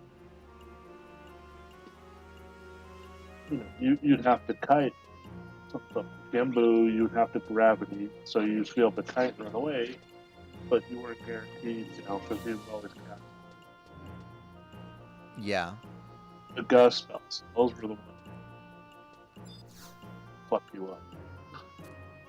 Yeah, there was I think actually I want to say I do necessarily, there was a few times, there were a few mobs where like I actually did have to, and it sucked because I actually never got the fucking Gembu shield, which was always like a pain in the ass to me. I don't know how or why, I just never got it. I think it took me like 8 kills before I finally got mine. Yeah, I don't remember. I think I just got really bad luck, if I'm telling you the truth. So you want to hear bad luck? Well, it kind of is, but kind of isn't. But statistically, it's really bad luck. So, they changed King Behemoth, and Defending Ring comes from King Behemoth. Mm-hmm. Well, and then they have the Unity NMs now. There's an NM called Sovereign Behemoth, and he has a chance when you open the treasure chest that he drops. that'll have the defending ring in it. Well, King Behemoth is a pop item now, and between King Behemoth and Sovereign Behemoth, you want to know how many kills it took me before I got my defending ring? How many? Last count was 587 kills total. That's crazy. That literally reminds me, like I was telling you earlier about the fucking ice spikes thing. Some of those RNGs on all of them are fucking wild. Seeing what's funny is like you're talking about ice spikes that you farmed it. It's like me, I farmed enough gil like back then. Before I hit 75, I always had close to 500k on me. Like I never went below 500,000. Well, so if I went on, leveling up Red Mage and I went and bought all the spells I needed, if I dropped below 500k, I would go spend the next day or two farming, gil. So, to be fair, right? It wasn't, I want to say at the time, it wasn't that I couldn't purchase ice spikes. It was one of those things that, like, I don't remember how it started. I want to say that guess was that I thought, because I had blaze spikes and I had thunder spike, lightning spikes, whatever the fuck it's called. I had those, and so you technically didn't need ice spikes. Ice spikes was cool because it had I don't think it was stun. I think it was actually maybe it was stun, but it was either paralyze or stun. I don't remember which one, but it had some other like effect to it that I thought was pretty cool. And I think I saw the price or something, I want to say, and like I was like, nah, fuck that, I'm not doing it. And then I went to farm it, and like I want to say I think how it happened was it took so long that I started getting really frustrated, and then like it turned into one of those things like, come hell or high water, I'm gonna farm this effing spell. You know what I mean? Yeah. That was like, it was one of those like very stubborn moments. I do remember that. Peacock Charm for the longest time. Oh yeah. But I would farm the BC, well, because there were so many bots or whatever, people used the bot just for the simplest shit, like the CNM, like just for the rare exclusive. We had Peacock Charm, and then what was the rare EX? Peacock Amulet. And there was always people down there farming the Peacock Amulet, or the opposite. I don't remember which one rare EX, which one isn't. But you get what I'm saying, though. Yeah. There's shit like that. Like I used to farm. I used to help a lot. The biggest thing that I did in Final Fantasy XI, like, I wasn't a huge end game. Like I helped people. Like I had friends. Like, oh hey, we need a thief for Dynamis. Our thief couldn't show up, so I would go on thief. Treasure hunter and sack full for Dynamis.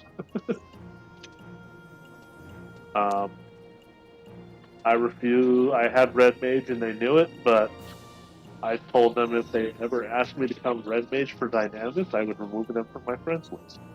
So they never asked.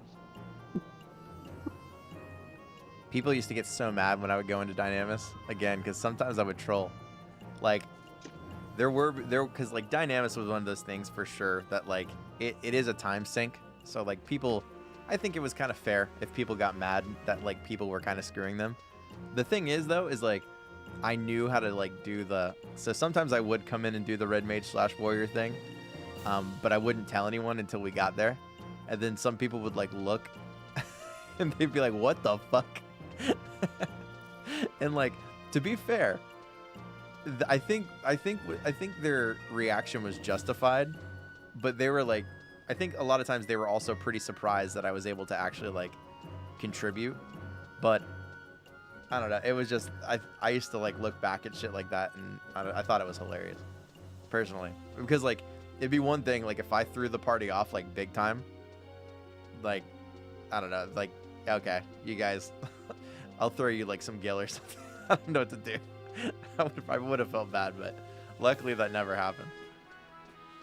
The biggest thing was back then, like Dynamis, like, because I was one of the another reason why I quit the One Link Shell. They found out I had Red Mage, so we went to go do Dynamis Bucidine, and I went on there as they're like, oh yeah, you need to come Red Mage, so I went Red Mage. Well, none of their White Mages showed up that night, so I was stuck.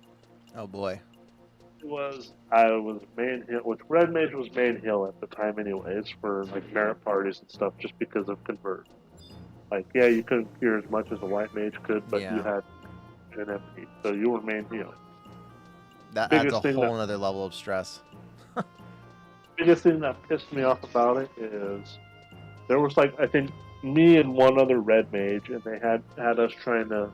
Well, no, I think there was a White Mage, but it was in the tank party. So their responsibility was just the tank. Well, it had me and then one other Red Mage who pretty much had to heal everyone else. Mm-hmm. And then you had people in the parties bitching, "Oh, where's my haste? Where's my refresh?" Like, motherfucker, do you want heals or do you want haste? Take your pick. You're not getting both. Yeah. That's funny. And one guy said, "Oh, I want haste." Casted haste on him every 3 minutes, and he would die probably about every 4 minutes. Son of a bitch. Because I would not heal him. He said he wanted haste. Yeah, no, it's funny. Dude, I will say, people, I don't know what it is about being a Red Mage.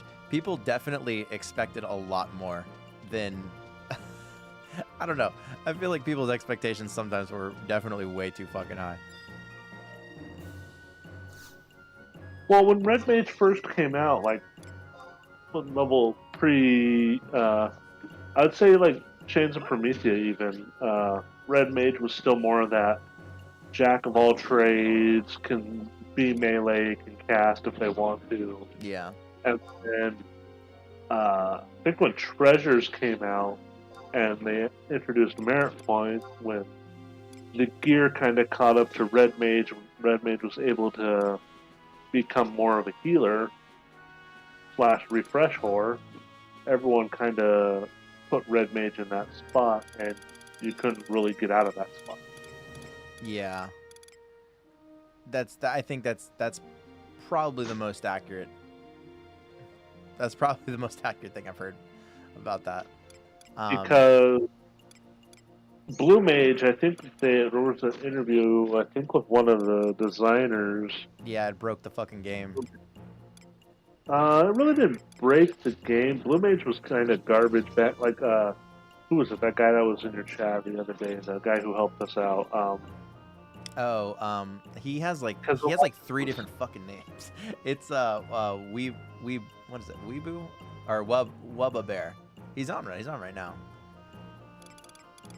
But yeah, like he was saying, like a lot of the Blue Mage spells and stuff, like they had some strong spells, but majority of their spells were all like percentage based or required a lot of skill, like because the enfeebles or whatever. So they weren't as reliable as say like a Red Mage in landing Fleet, or they weren't as reliable in landing, this.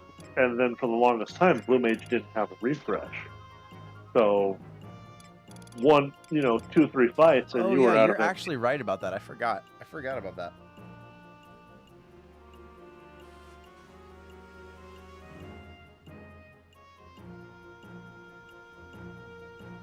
You can go on. Sorry, I don't know if it cut you off like super hard. There was very, very few Blue Mages back at 75. People who mained blue, just because of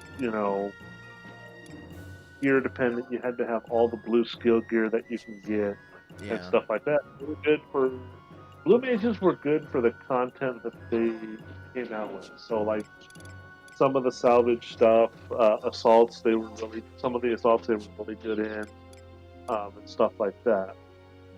But for most everyday, sky farming or let's go kill Biako, they were horrible. Yeah, so you're right. if I remember correctly, I want to say for like certain part, like just for like leveling now. Because what was it? I remember. I'm trying to put things back together. Was it when like? Was it blue and then like when Dancer came out? Like was it like? Wasn't there like a bunch of like blue sub Dancer or some crazy shit like that? I don't remember exactly, but I feel like that was one of the things that was like kind of breaking.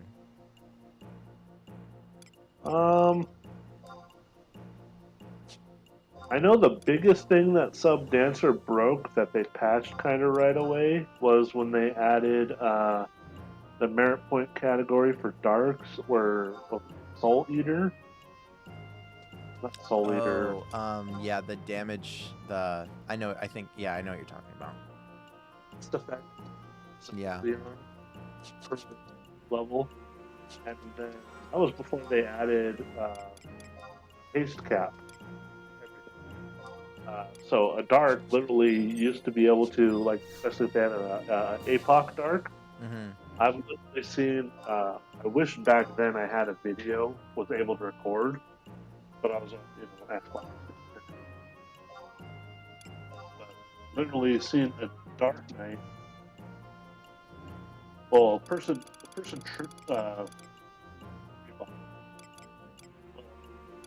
samurai, and a dancer in the party, and then a red mage. He literally killed Kieran with that setup. Yeah. Back at 7 after they added dancer, because Apocalypse, the weapon skill gives you a haste attack when you use. Apoc is the dark relic scythe. Dancer sub job has haste samba, or dancer had haste samba. Yeah, haste samba. And then no, he had a bard in the party too. So it's bard, red mage, dancer, and Immortal. So bard, red mage would cast haste. Bard would do double marches. Mm-hmm. Dancer would do haste samba, and then as soon as he did his popped his job ability and then did his weapon skill, the haste calculations back then, I think haste caps at 72.5 between magical job and abilities and stuff like that. Mm-hmm. Well, back when they added that cap, before they added that cap, because nothing can get above that. Well, once you go to 0.6, 72.6, every point, your attack speed starts increasing exponentially. So Dark with Epoch used to be able to get to, I think someone did the math, it was like 72.7 or 72.8. Sheesh. Yeah, so he was literally swinging an APOC faster than Kieran literally melted within about, after he did the first weapon skill, literally melted within about 30 seconds to 40 seconds. Yeah, I wasn't, I heard about that, but I didn't realize it was like that crazy. That's wild. Yeah, and previously, until they added dancer, like no one could get that amount of haste, even with job abilities and everything else like that. Yeah. Because the gear cap was always the 24.9, 25%, gear cap, and then you can only get 15% from double songs on Bard, and the 20% from 15% from haste. So you can only get this amount of haste anyways until dancer, and then the merit category from Dark. So yeah, they fixed that right away and actually made it a hard cap, because it used to be 72.5. Interesting. The biggest thing a lot of people bitched about wings is scholars made white mages useless when they first came out. Wait, say that again? Scholars made white mages almost useless when they first came out. Gallers did? Scholars, yeah. I actually don't know what that is, because like I said, I quit like pretty quick. Scholars is the caster class. Oh, scholars. Scholars. Yeah. I'm sorry. I did not hear you say scholars. I heard like something else that I didn't understand, but I understand now. So people were pissed off more about Scholars. Like, I know the first major people who quit when Wings first came out were pissed off because of Scholars. Yeah. Not necessarily Dancers. And then some of the broken stuff that happened with Dancers, your sub job, or the fact that, you know, everyone would come sub dancer to a party. You know, yeah, it was annoying that you had more noobish people who would come sub dancer because, you know, they didn't know any better. Or, you know, the survivability, you know, because even if you go to WoW, like WoW, you can grind mobs, and you can grind mobs relatively with ease to level up by yourself if you wanted to. Mm-hmm. It took a lot longer than, you know, trying to quest or anything, but there was some, you know, especially back in Classic WoW and stuff. Literally, Classic WoW ran out of quests before you had enough XP to level up. So you had to either do dungeon grinds or, you know, go do solo things. So, and soloing was a lot easier and a lot more rewarding in World of Warcraft compared to, you know, Final Fantasy. Depending on your job, you may be able to solo a decent challenge at, you know, level 60, but 9 out of 10 times that decent challenge will kick your fucking ass. Yeah, most things you couldn't really. It's like scary to even risk it. So, and then Dancer made it to where those decent challenges, they can still kick your ass, but instead of 9 out of 10 times, it was 1 out of every, you know, 20 times you would get your ass kicked by it. So it made it a lot more rewarding to, you know, sub Dancer. Yeah. To go solo. And when you got that party invite, majority of the time, you were more worried about getting to the XP camp than going back to town to change your sub job. Yeah. Well, that makes a lot of sense.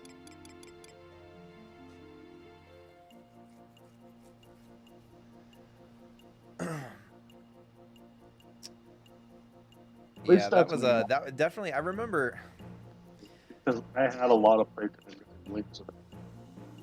You had a lot of what? Playtime when they added Wings of the Goddess. Oh, okay. They also added level sync in Wings. It was either at the end of Treasures or Wings of Goddess they added level sync. Oh yeah. Because I remember, what was it? What was it? No, I think it. When did they do that? Well, let me look. I don't remember either.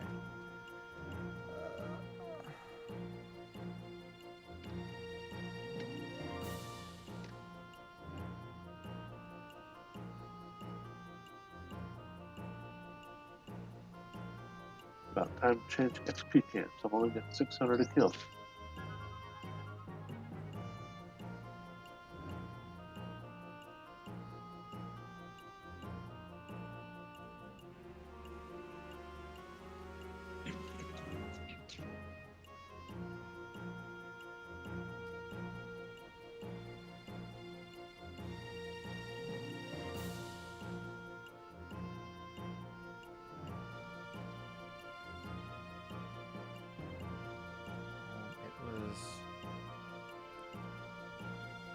I want to say that was Treasures, because it says it was in version update from 9/8/2008. Wings of the Goddess came out in 2008 as well.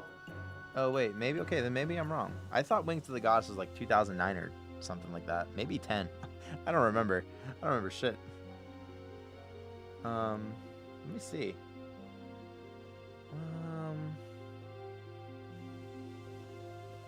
Wings of the Goddess, 2007. Okay, yeah, okay. So there you go. Damn, was it really 2007? It's so weird how they were just pumping out content back then. Well, you had, 2003 when it came to North America games with Rise of the Zealot already. Chains of Promethea came out like a year later, I want to say 2004. Yeah, because I remember that, because for a lot of Americans, including myself at first, I remember when I first got Final Fantasy XI, because I got it like right when it came out in the States. I remember thinking it was so weird. It was like, and get the expansion. And I was like, what do you mean, and get the expansion? I just bought the fucking game. Like,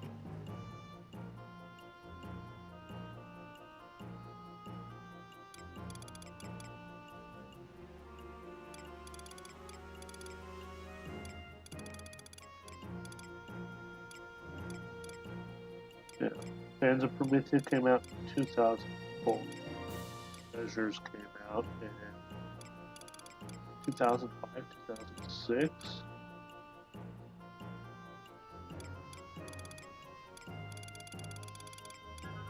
it's so crazy.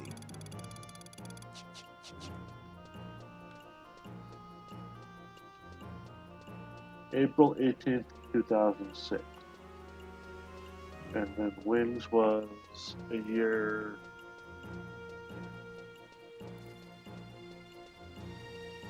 2007.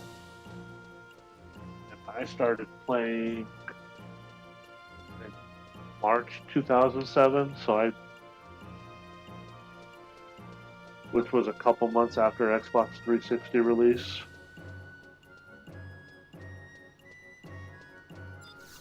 Oh, so wait, did you play on Xbox originally? Yes. Oh, okay. I played it, not my own character, but like, cousin or whatever, fishing or farming account. Mm-hmm. People.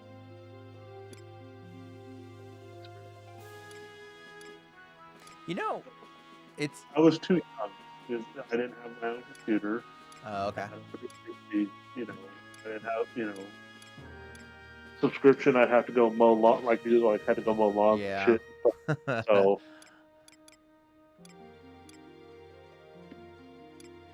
Yeah, it's funny to think back on all that. Oh, what the fuck? I could have just bought these here? I didn't realize I could buy these right here.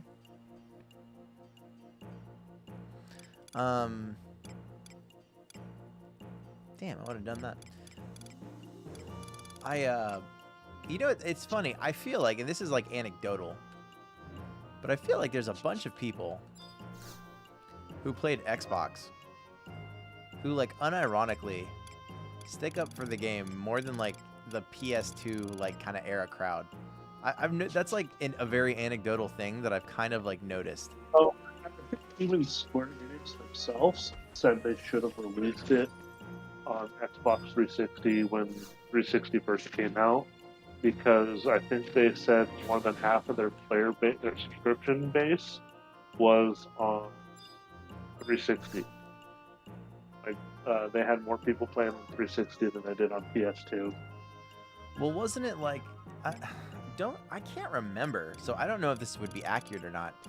But I mean, if that's the case, then like, wasn't the original Xbox technically stronger than the PlayStation 2? Yes. So then, like, because the original Xbox, I want to say, actually came out after the PlayStation 2, so they had, and technology was kind of growing like insanely quickly back then. So like, that would make sense. It would have been wild if they would have just released it on the original Xbox as well. Well, the original Xbox had no storage, though. Oh, there was no way to add expansion to it? I don't remember if there's no way to add expansion to the storage either. Yeah, see, that would have, that makes sense then. But I think, like I said, if I remember, Square Enix even said they should have released it a lot sooner on 360 than they did. Yeah. I think part of that had to do with negotiating with Microsoft too.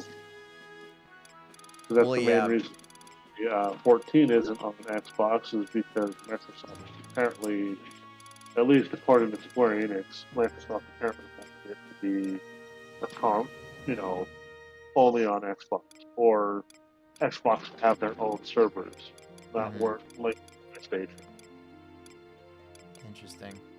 Now that the fact that there's crossplay of like Call of Duty, Apex, and everything else, I don't see why Square Enix is not. You said, say that again. You said you don't see why Square Enix is not what? Going to release an Xbox version of it. Oh, like it's already the game itself is designed for Windows. Yeah. I actually, you know, it's funny. I can't for the life of me. There's got to be some like.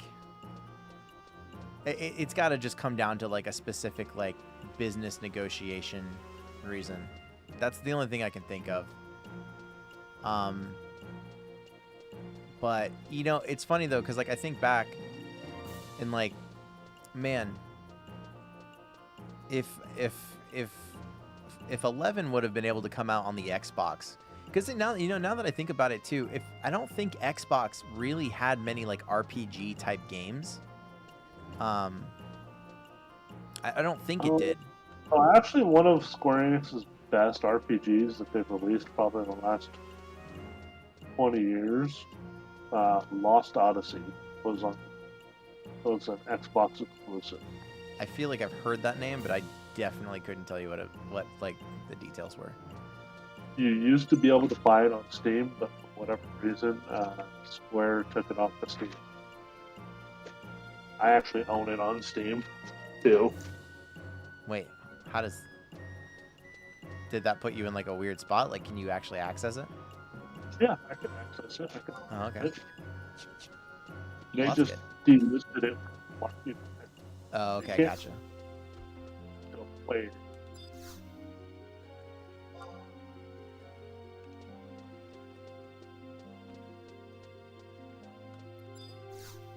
How XP fucking jumps up so high after you hit level fucking 50. Goes from like, oh, you need 4,000 XP to level up. Oh, look, now you need 11,000.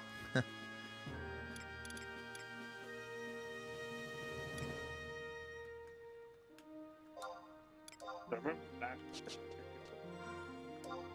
almost 63 or something like that was technically the halfway point of leveling. Say that again. 63 was the what? Halfway point for total amount of XP. Oh yeah. I remember they added like a crazy fucking shift. Actually, unironically, something that was a big pain in the ass, dude. If you didn't have like a legit like link shell helping you out do it, what was the one? It was the one job. It was the one level quest. I don't know if it was like 65 to 70 or something. The one where you have to fight the tiger. Oh my god. That's G2. That's 55 to 60. 55. That's one. That one was a bitch. I remember that one actually sucking. I mean, it felt good when I got it, but like that one was so hard. Like, so I just did it with trust. I was able to kill one of them. The other two just completely destroyed it because it's the 3 NMs. Yeah. The tiger, the wolf. Is it? I can't remember. Yeah, it's like a. I just remember, like, the thing is like I have to think back. Like, dude, think of how crazy that is. Because remember, I think if I remember correctly, and you can correct me if I'm wrong, or maybe they changed it. I don't know. But back in the day, wasn't it like you only got one item drop from them, and you had to wait for the NMs to like respawn or something like that. So like back in the day when most people were level 50, what was it, 55, right? Like that would be so hard to do if all you had were level 55s. So I don't know about back in the day. Like ever since I've been playing, there was always a question: what's in the NM had to have spawned and died. That's the question. And if you didn't have the question mark within like 30 seconds of the NM dying, you didn't get the key item. Yeah. I thought it was like you only one person. That might have been what it was. I thought it was like only one person could like select the question mark though. It was something stupid like that. And maybe it that changed. Because when I got to high enough level, there wasn't. I mean, there was people still doing it, but there was enough people who were 75. I had enough friends who played who were level 75. Like, hey, come help me with this. Okay. Yeah. Well, that's what I'm saying. Even at level 75, it's actually a super annoying fight. So like, that's what I'm saying. I remember when I did it, it was 75. Like, I had people to help me. But the thing is, it's like, I couldn't imagine. Dude, you would have had to bring like a whole alliance raid just to get one person. Like, and you would have to do that for everyone. Like, that's what I'm saying. You'd have to have like a dedicated guild to just do like the job or like the level quest. You know what I mean? Because think about it. If everyone's level 55, like that's a 20 level difference. And at 75, it's like still hard. That would have been wild. Yeah, I don't know. Because the one I was able to, the tank trust died, but I did it at level 51. So I'm pretty sure if I would have leveled up all the way to 55 and then did it with trust, you can solo it, no problem. Oh, that's different. As long as your skills are capped, but it's still a hard fight. Like I was doing at 51, and pretty much only the trusts were doing damage. Like I would hit maybe one of that out of every like 10 or 15 swings. Yeah, that sounds about accurate. Because like I said, I remember having friends who were like 75 and it was still like a sketchy. And I remember doing it for people at 75 and it was still like sketchy. Well, it wasn't real, like they hit hard, so you need a dedicated tank. With when you have trust, you have you definitely have a tank. The biggest thing, especially with the Tiger NM, he does the paralyze, yeah, which fucks a lot of people over. Damn, good times. I forgot all about that till you mentioned it. Hey, real quick, what's the guy? I'm in Bastock Markets right now. You guys said it's like there's like a guy to teleport to. The UC is ports the game. Say it again. I'm sorry. By the entrance gate, Yeah, so the guy by the entrance gate. Let me talk to this dude. Go through the gate if you want to talk. Okay, so it's not him. The rabid wolf guy that gives me conquest points. I'm talking to him. You know how there's like a kind of like a half circle, and then there's the gate. If you're looking at the gate, like if you're standing like in the middle, facing towards the gate, he would be behind you to the left, and it starts with an I. It's like Yggdrasil. I think. Ixley. Yeah, Ixley. Okay. And talk to him and say, "Bring me to a wanted encounter area," and I believe it's. Oh, content level 99 and below. Gotcha. Oh, this is nice. You can go to content like item level 122, I think is for people Island. Wait, that's sick. All right, I think I'm gonna teleport to Kronstadt, and then it's like 5 in the morning, so I think I'm gonna fucking. I'm dying right now, actually.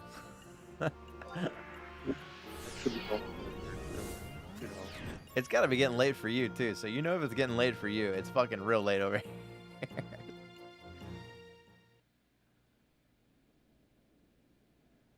It's like I slept for a couple hours and then took a shower. Oh.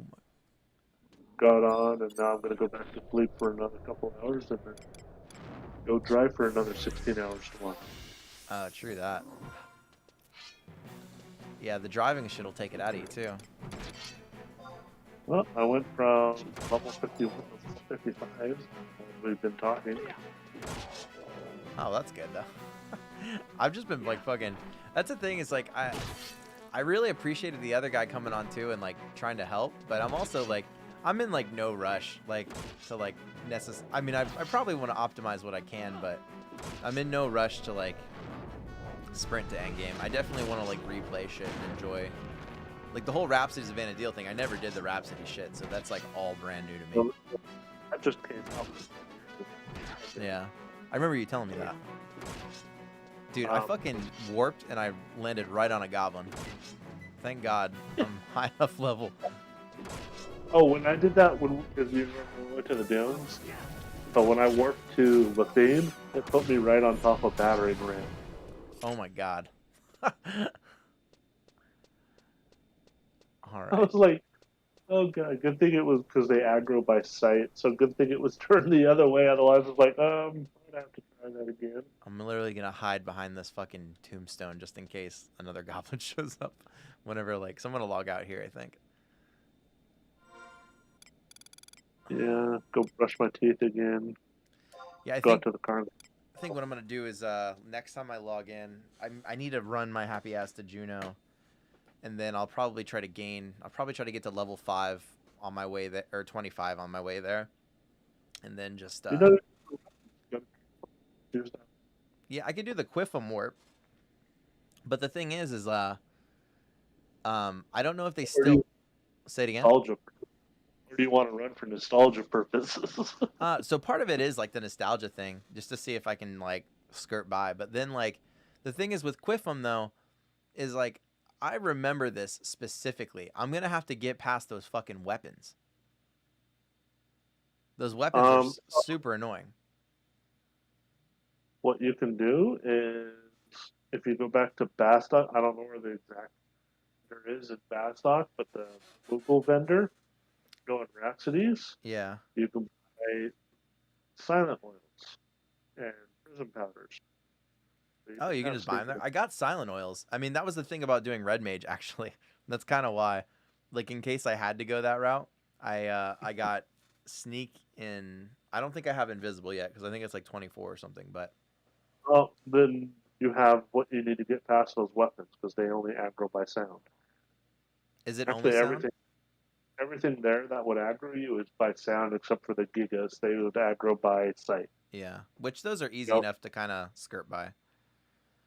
Everything else in Kufu, man. Yeah, interesting. And then you can start COP when you're there because you can go to Delphux Tower. I know. Wait, do people... Well, I guess nobody really levels that. Really? I don't think. What, in Delphux? Do they? You can go there by yourself and level. Yeah, that's what I'm saying. Like, I don't actually know. I'm not actually sure where the leveling spots are. I remember I used to have like a solo spot with the books, and that was actually in Pasho Marshlands. I can't remember what level. I want to say it was like early 30s or something. You could like run the books, and it was like it got you pretty good.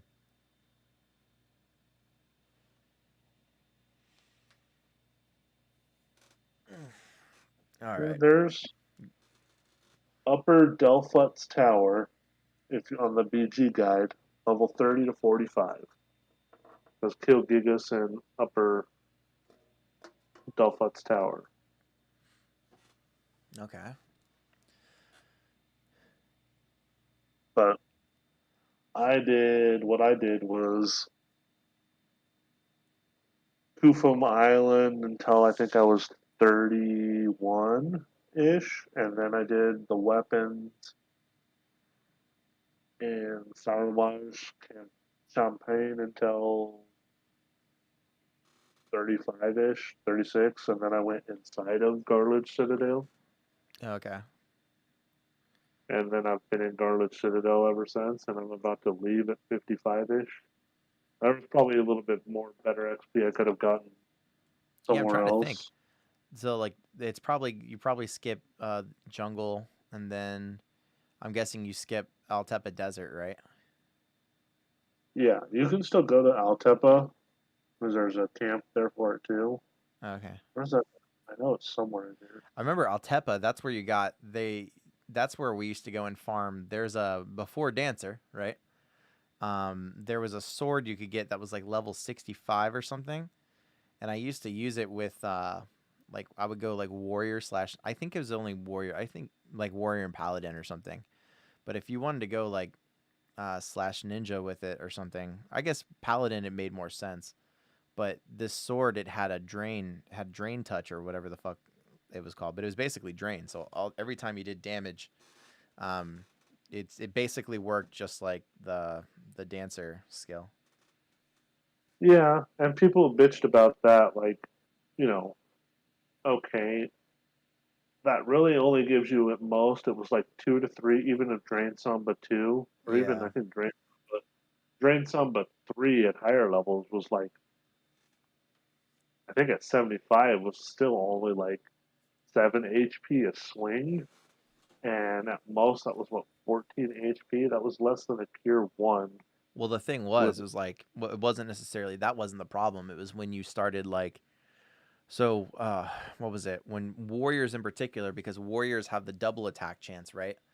Or the extra. It was actually extra because you could actually gamify that. At least you could back in the day. I don't know if that's changed, but it used to be that like, first things first, we would go and get the joyous, right? Because that had the double attack chance. And if you're on warrior, that could actually give you like a triple attack. And if you had slash ninja, then you could actually like dual wield, right? And so you could have like up to 5 attacks, like just, or actually no, there was another weapon too that wasn't, there was like 3 weapons that I want to say that gave you like extra attacks. And I want to say there was an axe. There was one from, I know they added it. I know it, but I think only Beastmaster could use an axe. Maybe Warrior could have too. I want to say because it was meant to like kind of go with the skill for Warrior. The main weapons that Warriors used to use, that's if you had a riddle, was you used to use riddle, and then there's the dagger one, which is the Mercio Chris, which attacked 2 to 6 times, I think it was. That's what I was thinking of. So when there was like a hack. Great sword. There's a great sword that Warrior and Dark Knight can get. Yeah. That attacks 2 to 3 times, but that's a great sword. It's still pretty decent. I think what I'm thinking of, there was I don't know if it was a weapon actually. There was something that like, I remember it was really sought after. It used to up the chance. It used to up the chance that Warrior would get like a double attack, and it was like pretty significant. I don't remember. But I think one of their pieces of their relic, piece of their full attack. Maybe that's what I'm thinking of. I don't know. It's been a long time, but like, I remember.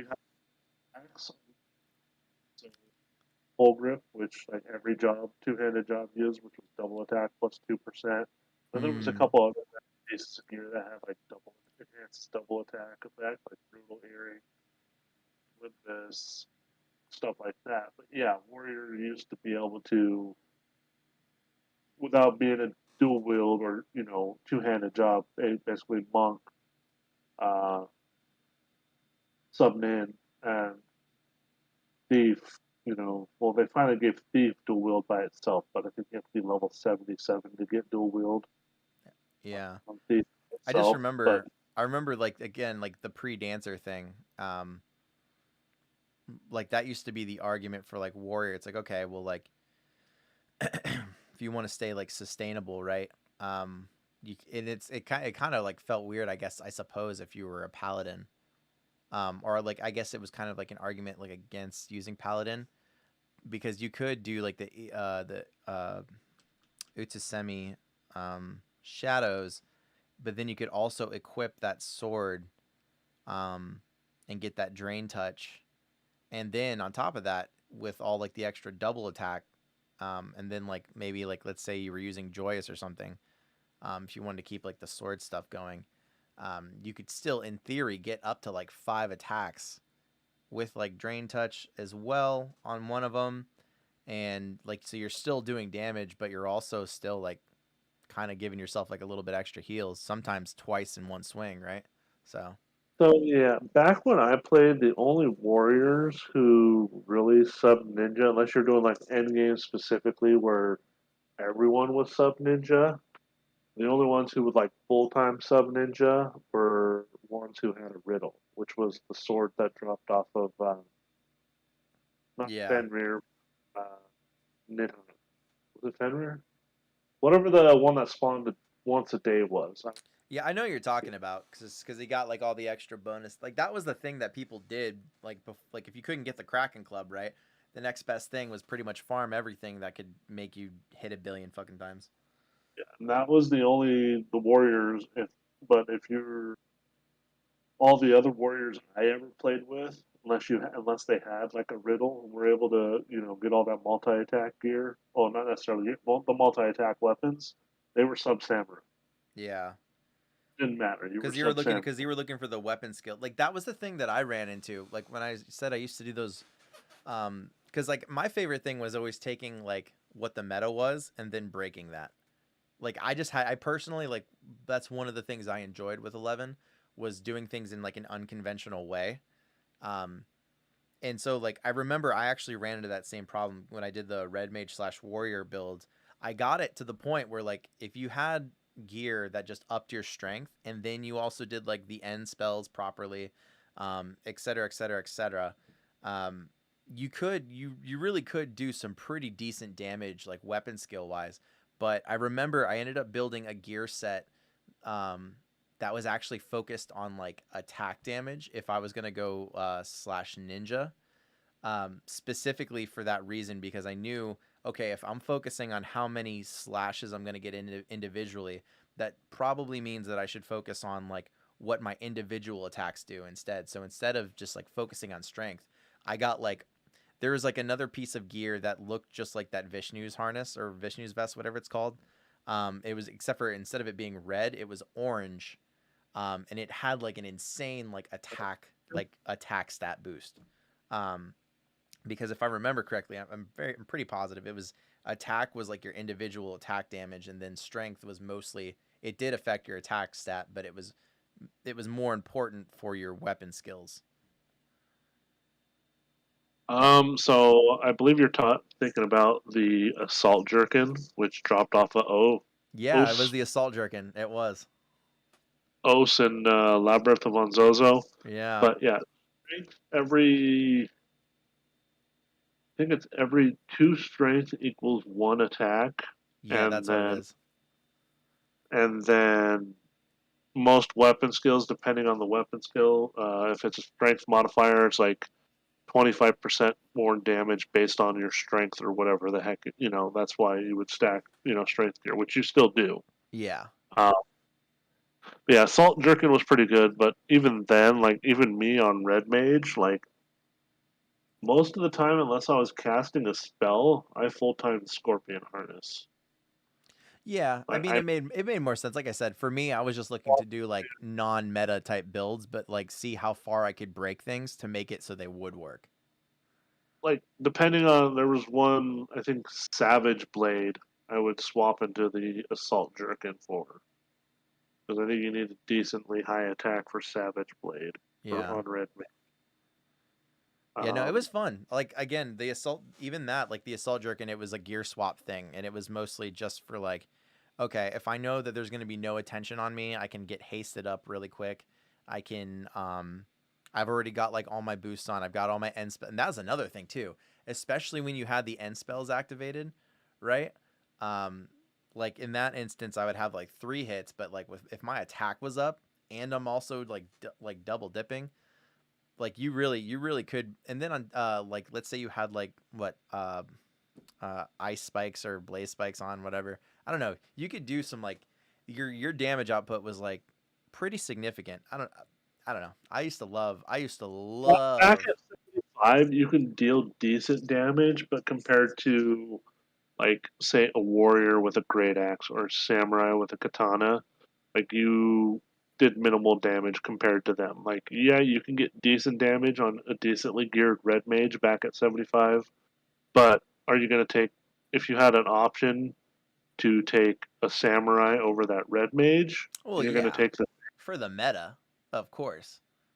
But the biggest thing, like you were talking, like I was saying, in spells, like so they added the Odin battlefield for treasures. Yeah. And then they have what they're called high tier battlefields now, which is basically the 119 version of that same battlefield that you can gear from. Actually, the meta, at least what it was, I don't know what it is exactly now, but I know the meta for the longest time, it probably still is, but you get a red mage, you do some of the event stuff to get like a 1 damage weapon that has decent delay on there. And what you do with Odin, because he has the Zankutsu, I can't say that. I can never say the word, but Zenketsu, yeah, or whatever it's called, something like that. Zenketsu, the one shot. It does a one shot ability. Uh-huh. So what you do is you basically get your red mage, you buff the red mage up, he buff himself up, and then only the red mage, because Inspell doesn't give the monster, the Inspell damage doesn't give the monster TP. Yeah. Only the weapon damage, and the amount of TP they gain is percentage of the damage that's dealt to them. Yeah, so that's a really interesting strategy. So you get a red mage in there that has a weapon that only does 1 damage, and then they cast their Inspells. Their Inspells, can do up to, geared red mage with a good, gear set for enhancing magic, because your enhancing skill affects how much damage your Inspells do. Their Inspells are doing like 600-700 damage a swing, and then everyone else, if you're not a healer or whatever, you're sub dark or you are on dark, and you're casting absorb TP. Oh yeah, true that. So then you literally just suck them down. And as long as the red mage, like, there's some instances where, even doing that, like, he'll still get a TP move off. But yeah, you go red mage sub ninja, and the red mage goes in there, and red mage is the only thing that touches him until 1%, and then you have the thief run in and poke it at 1% for the treasure hunter bonus. Yeah. Well, it's funny too about that, like, kind of going into like those weird builds, because like, that's another thing too. Depending on what you were fighting at the time, like you could use your end spells, like you could pick like the weakness of whatever mob it was too, and you would get those extra bonuses and shit. And like, I actually, now that I think about it, I don't know how this changed over time, especially when I left. But it's funny how like samurai turned into like the damage dealing class, and ninja turned into like the defensive class pretty much, because in all reality, I forgot where I either saw this like interviewed somewhere or I read it somewhere. I don't remember, but I remember coming across like content where there's like a developer interview, and they were talking about ninja and samurai, and that their original idea for samurai was actually to be like a tank, and that ninja was supposed to be the damage dealer. And obviously those two things kind of like flipped, because like for samurai back in the day, it was all about TP bursts, like get your TP going as fast as possible and blast that bitch. And then like obviously for ninja, it was like the perfect sub tank. Yeah. Samurai, you had Saigon Third Eye, but you can only pop Third Eye like once every 30 seconds. And with your gear, that can absorb, and it can only absorb physical attack. You couldn't absorb any magical attacks with it. And I think it was up to 3 if you had Saigon. If you just used Third Eye, it was only the 1 attack. Yeah. So well, back then they were so specialized. They were probably thinking at one point, like, okay, we're gonna have samurai probably be like this like physical tank, and then they were probably gonna add in like another class to be like some very specialized like magical tank. That was probably what they initially thought before players kind of took it into their own hands. And then ninja, you had ninja tanks at 75. That was mostly for stuff that didn't really cast magic, or stuff you can the spells it did cast weren't necessarily AoE, so you could sit there and keep your shadows up. Yeah. The biggest thing at 75 for ninja was there wasn't enough ninjutsu skill gear, and there also wasn't enough, enhance the ninjutsu, or so for the elemental wheel. Because the elemental wheel, if you go into it, you can actually, like, there was a while there I think they still do, where ninjas do fucking crazy ass magic burst. Like, they'll do a magic burst for, now for max damage for the 99k. Really? Because gear and stuff. Yeah. Yeah, see, that was like the weird thing, is like back in the day, maybe people did, but like most people just didn't. a lot of people like A just lot of that didn't gear take. was hard to get. A Well, lot of yeah, that so gear. it was a very low return on investment. So it was like it was hard to get the good gear, and then on top of that, like again because Gil was just harder to come by, right? Not it was a kind of like the same kind of conundrum with like Ranger, where Rangers were very much just kind of meant to go in there and do the TP bursts. But like yeah, most people just didn't want to like spend the money on like ninja spells, and the ones that like I remember they were still kind of like overpriced, even though there wasn't like a need for them as much. It really wasn't even the cost for the ninja spells. It was more or less the gear required to make them useful. Most of the ninja spells, except for the one that only drops from. I used to go farm it, but there used to be only one ninja spell that was expensive, and that used to. Well, there was actually like two. The Yagudo capital. I can't remember what it's called. Castle Astrosia. Yeah. In the basement was one of the elemental spells, and at the very top was one of the enfeeblings that they got. That you had. Those were like the only two that were kind of expensive to buy. The rest of them were like 10K. For most, your average player, 10K. Yeah, there's what 15 spells, so 150K just buying spells. As long as you didn't go sit there and spend, the 1.5 mil on Utusemi Ichi, the spell you can go farm or go quest for, unless you already quested and sold it, and then you're leveling up ninja. Now you don't got Utusemi, and then Utusemi and Utusemi Ni that sold for what, like 800K because you had to do a BCNM for it. Well, yeah. I mean, when I say like the spells, I guess maybe I wasn't as specific. It wasn't necessarily the spells themselves. It was the materials to use the spells. Like that's why. Even back in the day, it was a bitch. It was an inventory clog back in the day. They added master tools. Was all like I said back in the day, it was expensive too to manage that shit. I think they had last time I played Nasomi, I think they had the master tools on Nasomi, if I remember correctly. I don't remember; it's been a while, but they added the master tools, which is if you have this one ninja tool, you can cast any elemental spell with it. If you have this tool, you can cast, including like Utusemi Ni, Utusemi, anything that buffs yourself. So any of the thing. Oh, that's nice. And then there's three. You only need 3 tools total now if you play ninja, because there's the elemental one, the enfeebling tool, and then the buff tool. Yeah, that was one of those things that like there. But that only works if your main is ninja. If you're sub ninja, you still need the individual elemental tools or the Shihi for shadows. Yeah, you're right. Because I do remember. Maybe it was it. I don't know if it was Nasomi. I think it was another private server where they added those. But I actually do remember what you're talking about. But it wasn't from retail. But like the thing is though too is like with Ninja, it's one of those things that like it's very. I shouldn't say it's very rare because there's certain times where I think that maybe Final Fantasy XI the devs went a little too hardcore on certain things.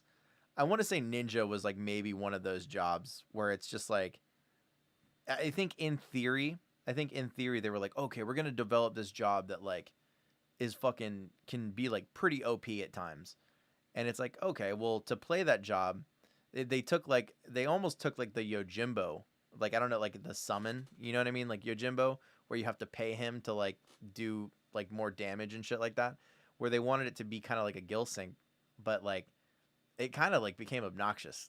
At least when Ninja was first out, that was rough. That shit was expensive, especially getting what was it, all the ink and shit like that to craft the Utsusemi stuff. I can't even. Squid ink. Yeah. Well, just all that Black stuff. Ink. Yeah, I can't remember the alchemy because you needed to desynth the fish to get the ink. Yeah, it was like a task. I remember that. And don't get me wrong, for people that came in, like you were very well respected and wanted. Which I mean, I guess that makes, that has value in it too, especially because the game was as social as it was back then. But like, yeah, no, that was I'm glad they like made that better though, for sure, because it was pretty rough.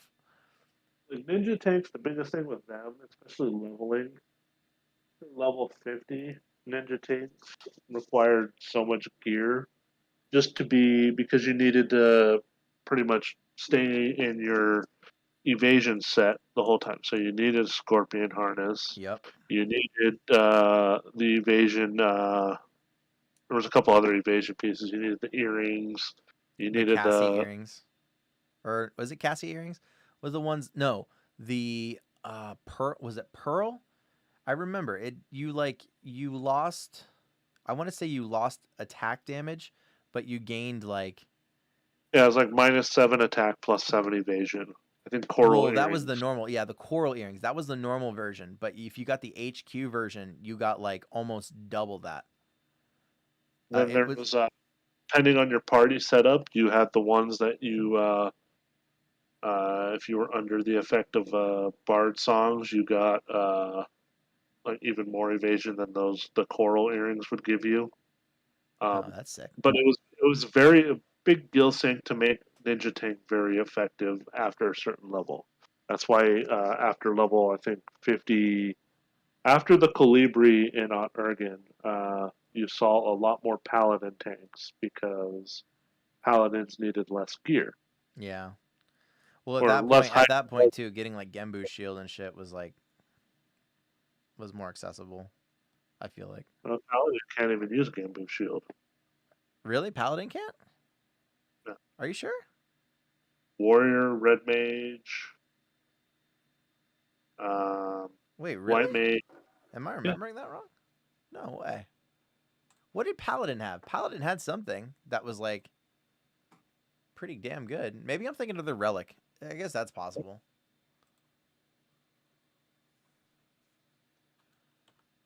Let me double check again, but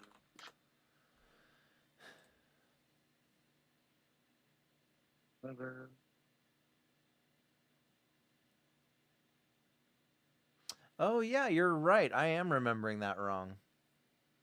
White Mage, Black Mage, Red Mage, Bard, Summoner, Blue. What was I Scholar. thinking of? What shield was I thinking of? It would have had to have been something that had a physical damage down as well. I could be thinking of like a Relic or something. No, Paladin Relic had magic damage minus on there. Maybe that's what it is. I don't know. I remembered something like that. I could just be getting it wrong. There was a couple swords. There's the one sword that they added from. Oh yeah, there was a sword that had like a defense buff.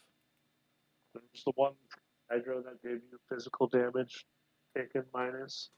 It was only like 7% or some shit like that. Yeah, it was some like stupid. It was like a really good. It was like really good actually. It was a best in slot sword back in 75. Yeah. Okay, that could be what I'm thinking. I don't know. I'm getting things mixed up, but still, it wasn't required to be a paladin. Like you could be a paladin and have 75 paladin, wear all the purple gear and an Archon shield, and do just fine being first time tank and Dynamis. Yeah, Archon shield. Okay, that's another one that I like. I don't remember the stats for it, but I remember that. Shield you saw most paladins running around. It's the Archon shield. Yeah. Let me see if I can find it. All right, it's like 5:30. I'm getting ready to like die. It's like hitting me real hard right now. All right, dude. I might be on tomorrow. If I can get on a little bit early, I need to get my fucking sleep schedule back. I've been working with my buddy. Say again? I'm probably not going to be on anymore. I might stop in your stream if I have cell reception, but like I said, I'm going to be driving 16 hours, so I need to get to bed myself. Yeah, dude. Be safe, by the way, too. Yeah. All right. Streaming. Probably. Oh, I guess I'll probably stop there. Word. Yeah, like I said, just be safe, man. That's all that matters.